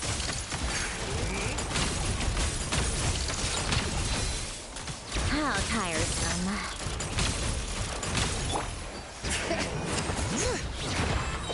Let the mountain's veins boil! Right now. I'm always watching. Come on, keep up. Let's test my hypothesis. This tea party is over.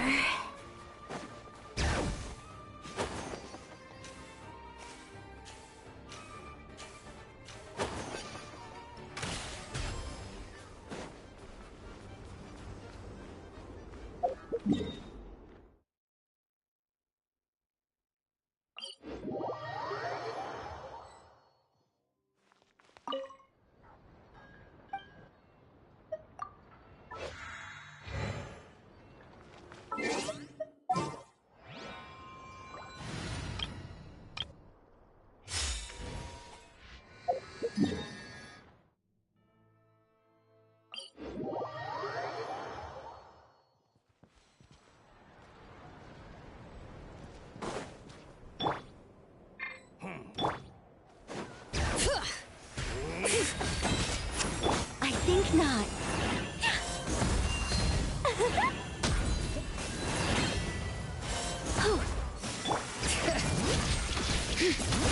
Letting praise names echo!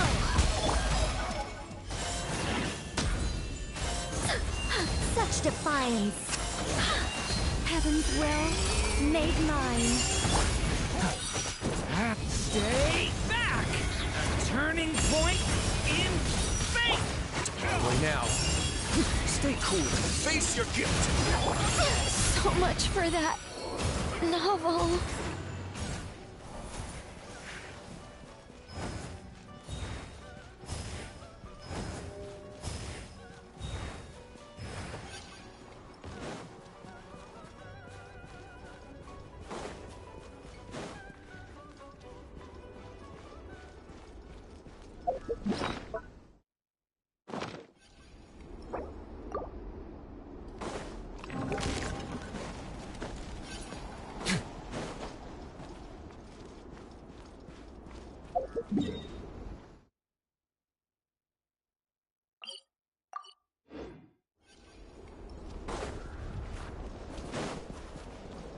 Bring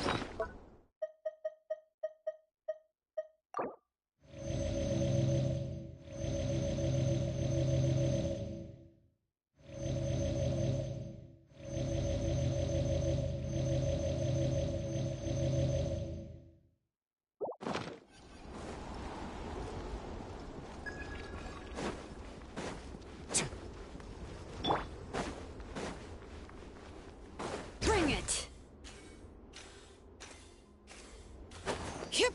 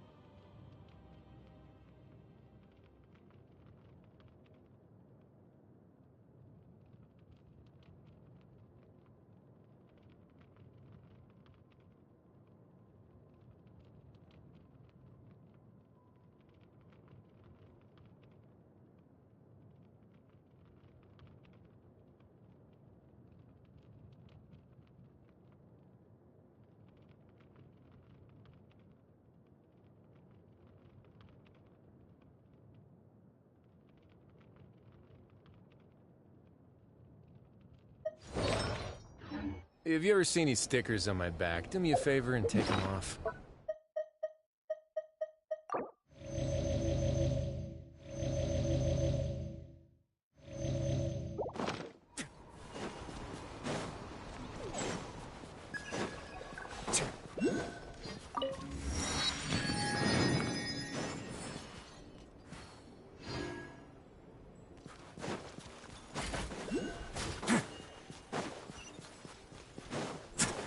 Let's begin.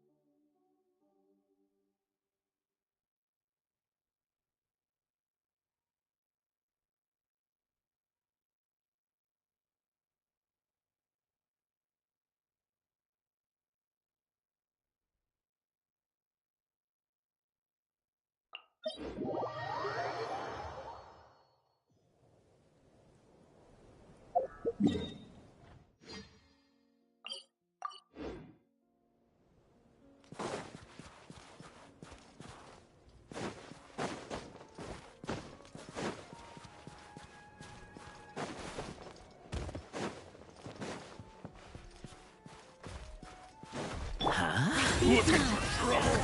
Ready to take my fists? Let the mountain's veins boil! Leave it to me! The story has only just begun!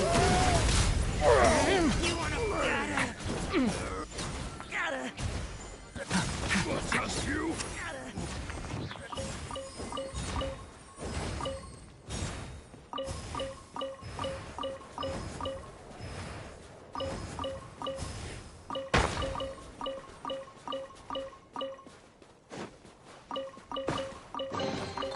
What suspense. It's like opening a gift.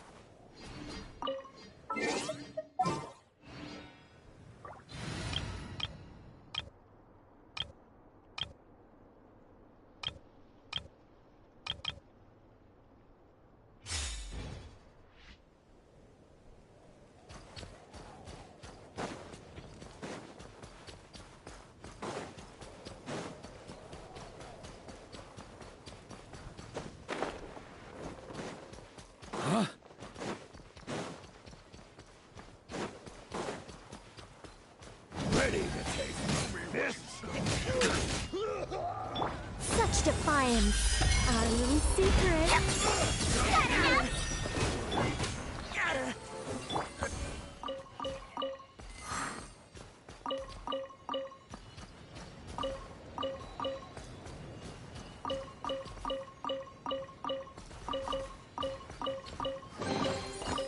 Any booze in there?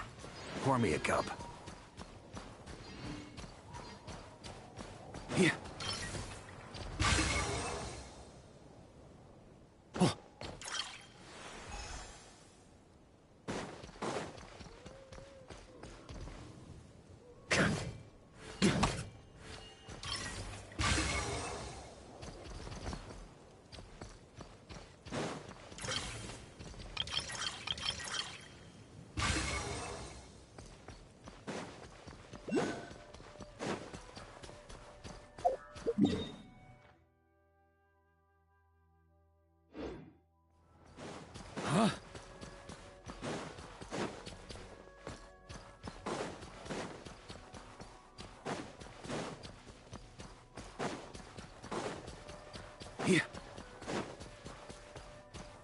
On me.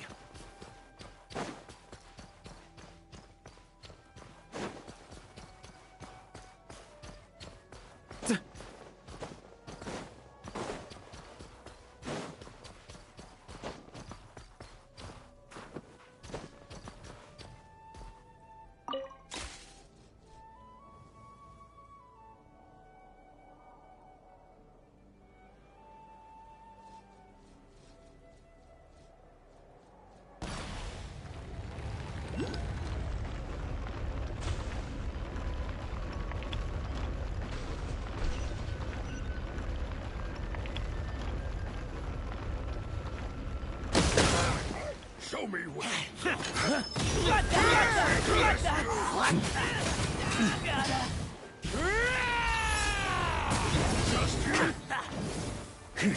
Off the ante! To the adventurer go the spoils. This loot's all yours.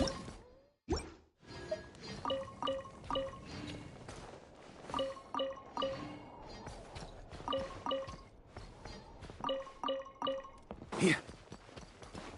Huh? Here. Get back!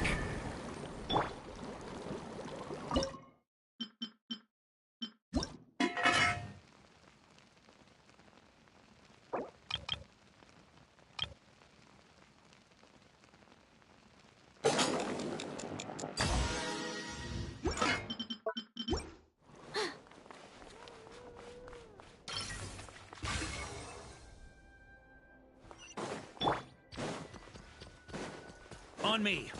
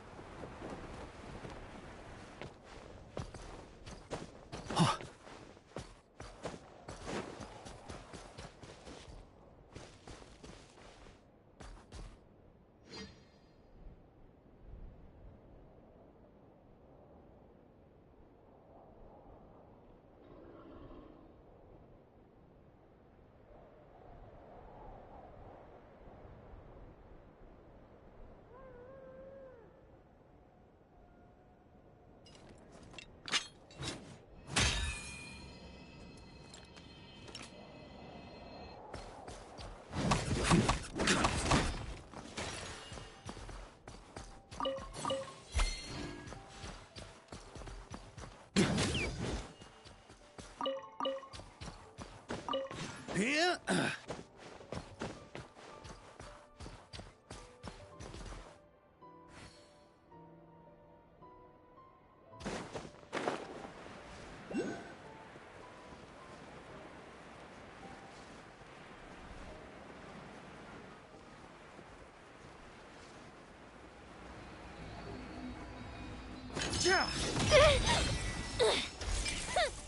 Big mistake.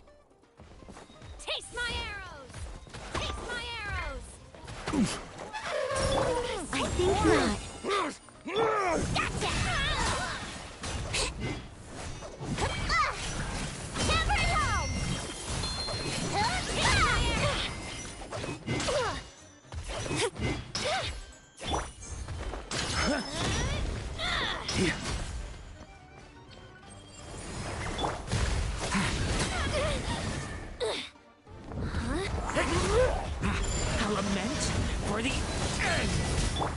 heaven's will, made mine.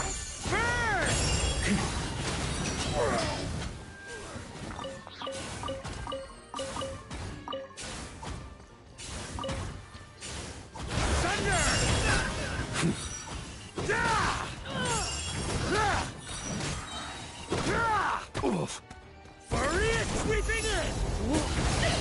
You win! On me! Begone!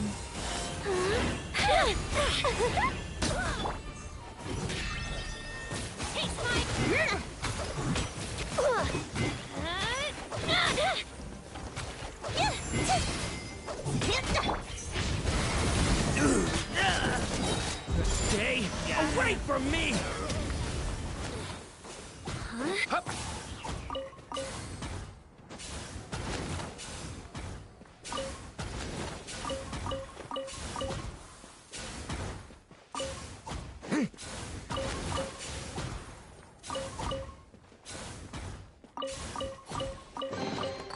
How do you use these?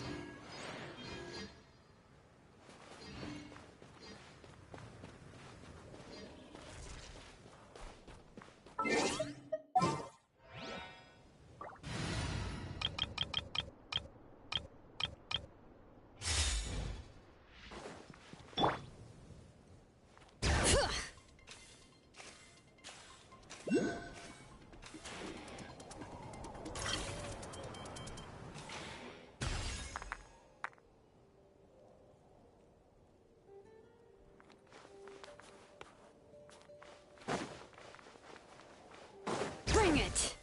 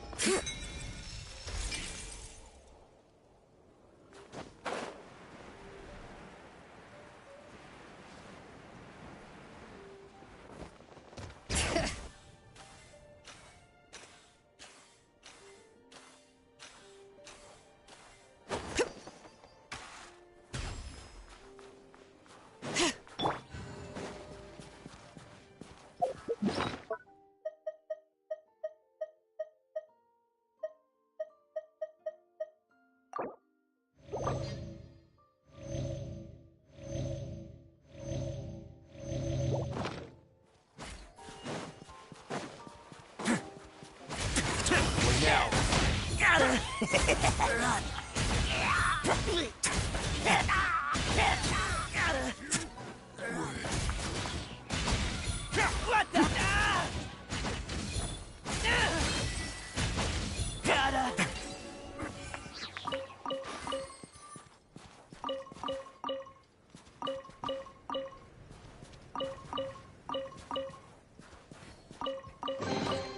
All unclaimed articles should be turned in. So, neither of us saw anything here, right?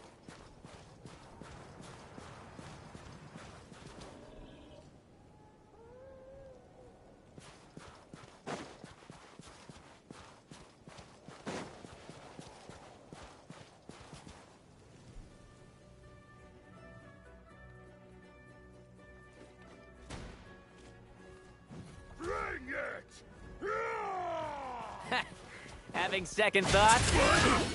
I think not. I live within you. Just you!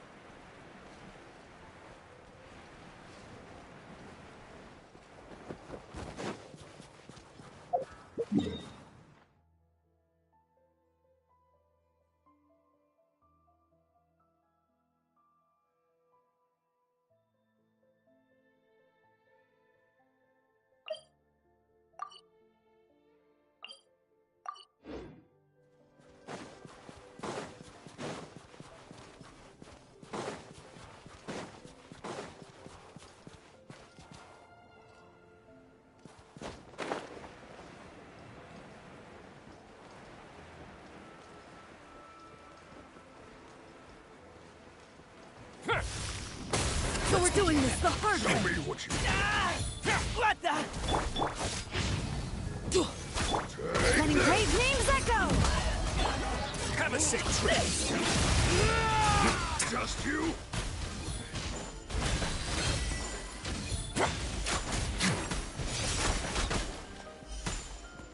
Don't run away now. How? You win this one.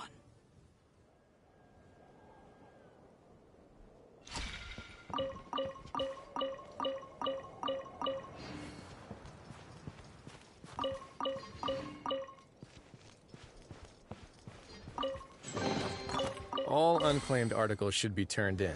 So, neither of us saw anything here, right?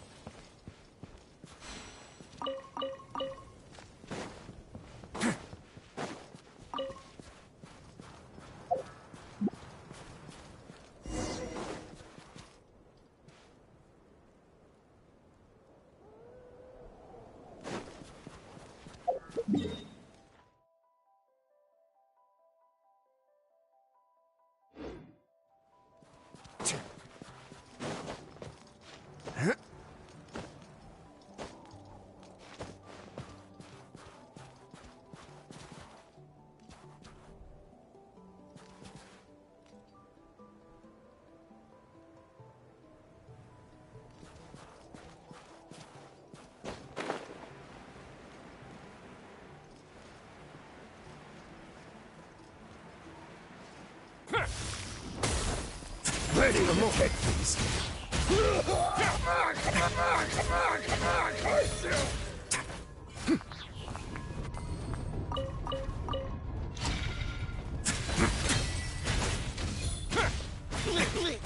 What the? What the? Away now.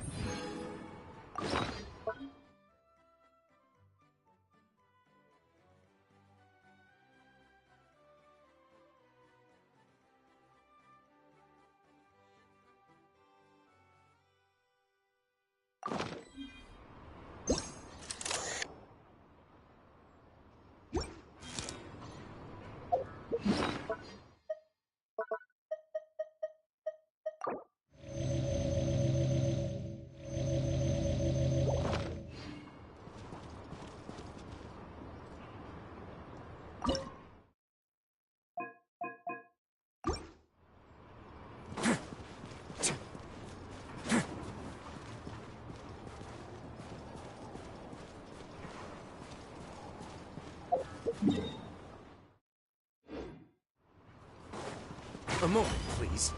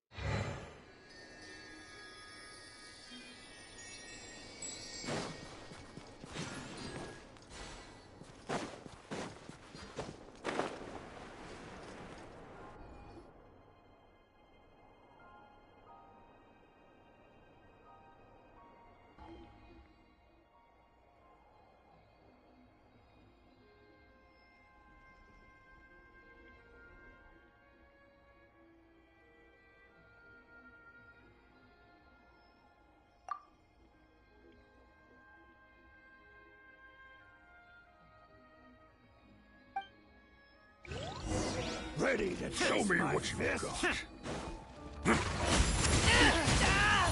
What the? Gotta. Stay cool. Face your guilt. Just you wait.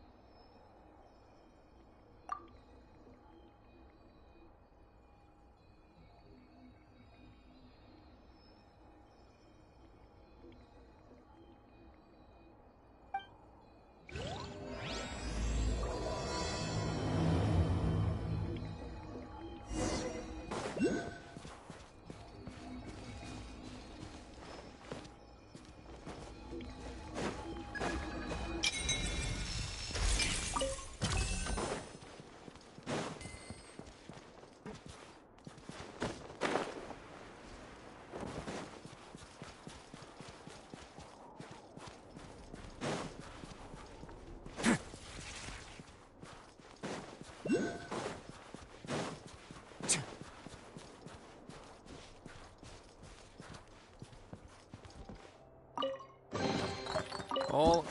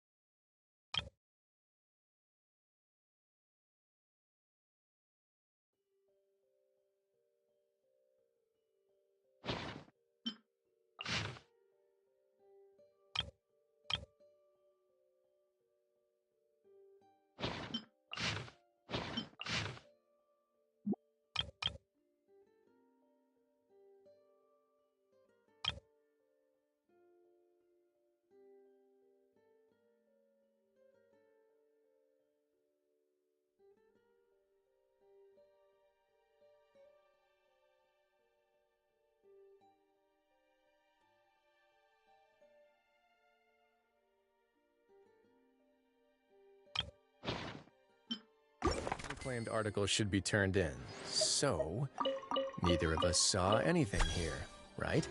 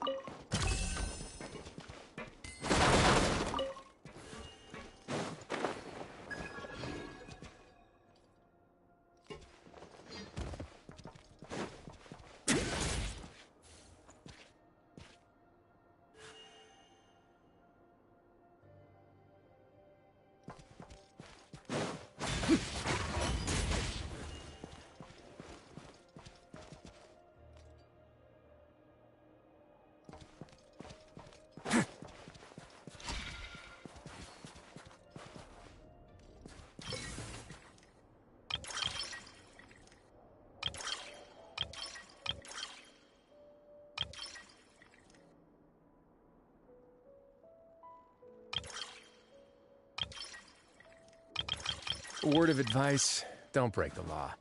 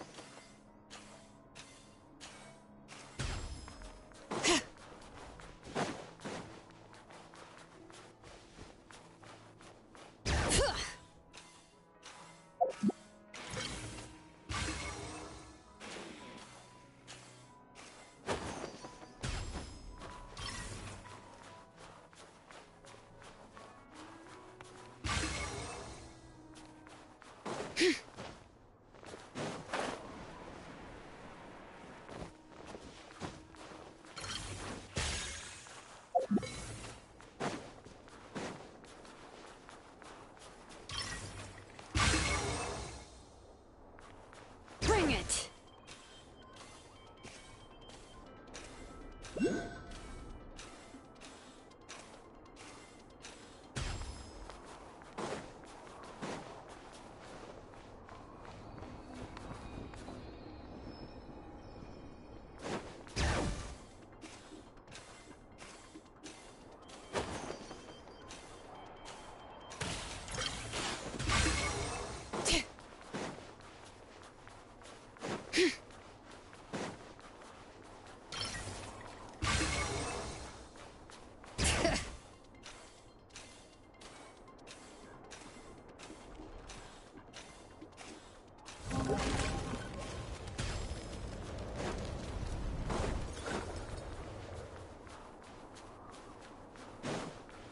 Bring it!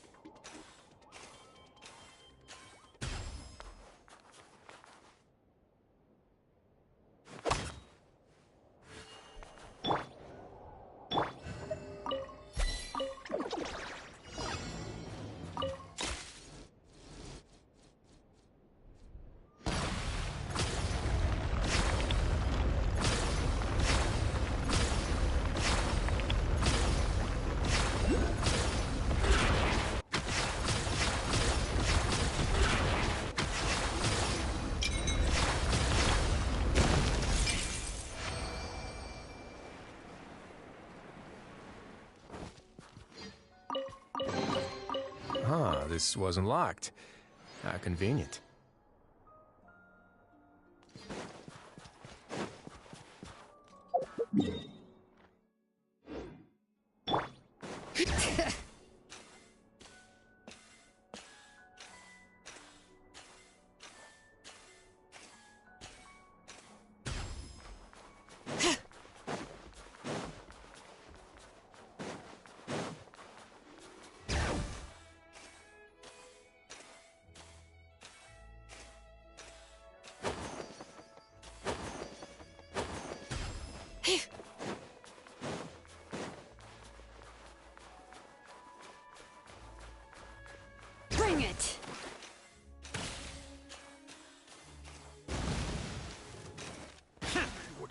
Let the mountain's veins boil! What? Curse! Having second thoughts?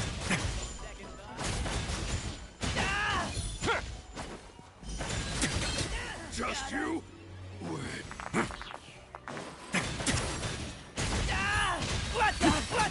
On away now.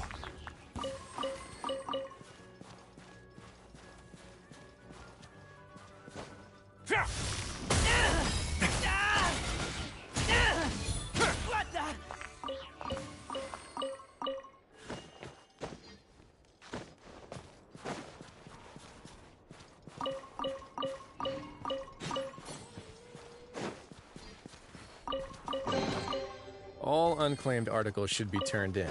So, neither of us saw anything here, right?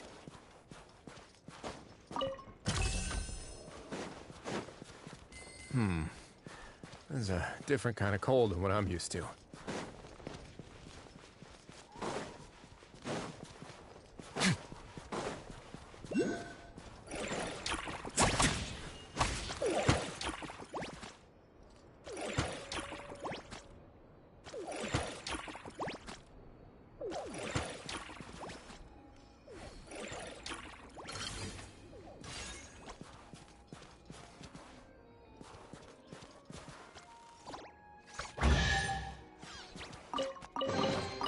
I'd take it if I were you.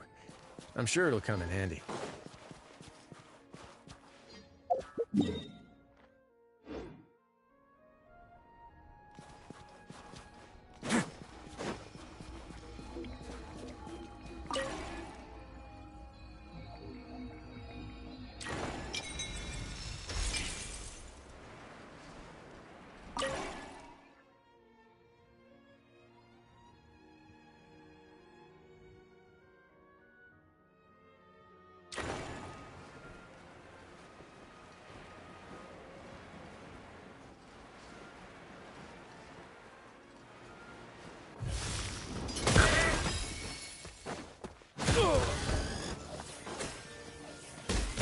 Not bad. Such defiance. Heaven's will made mine.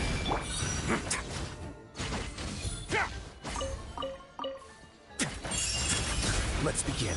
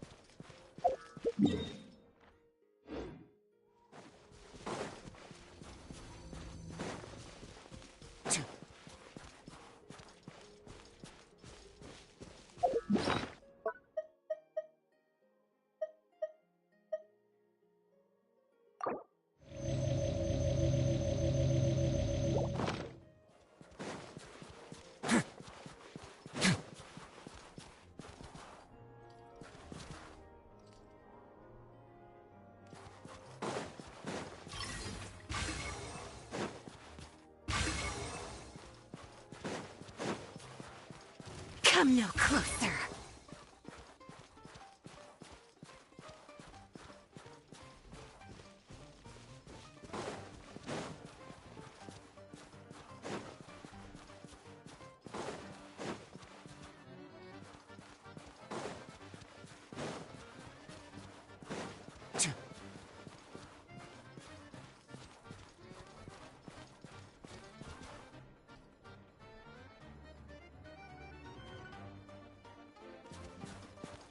Condense and crystallize.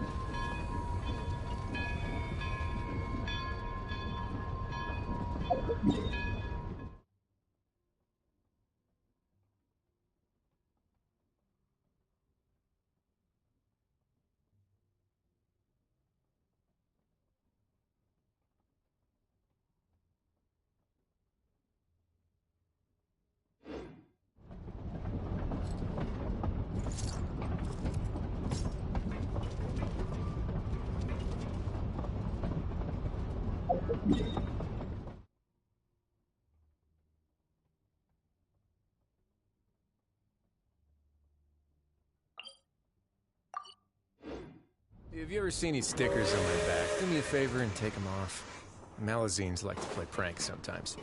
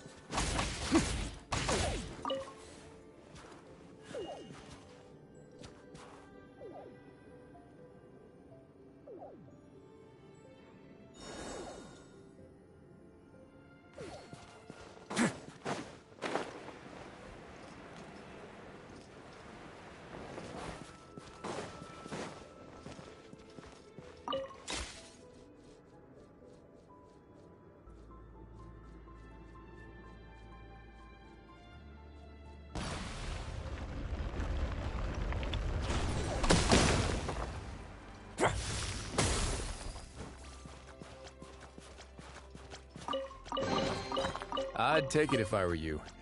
I'm sure it'll come in handy.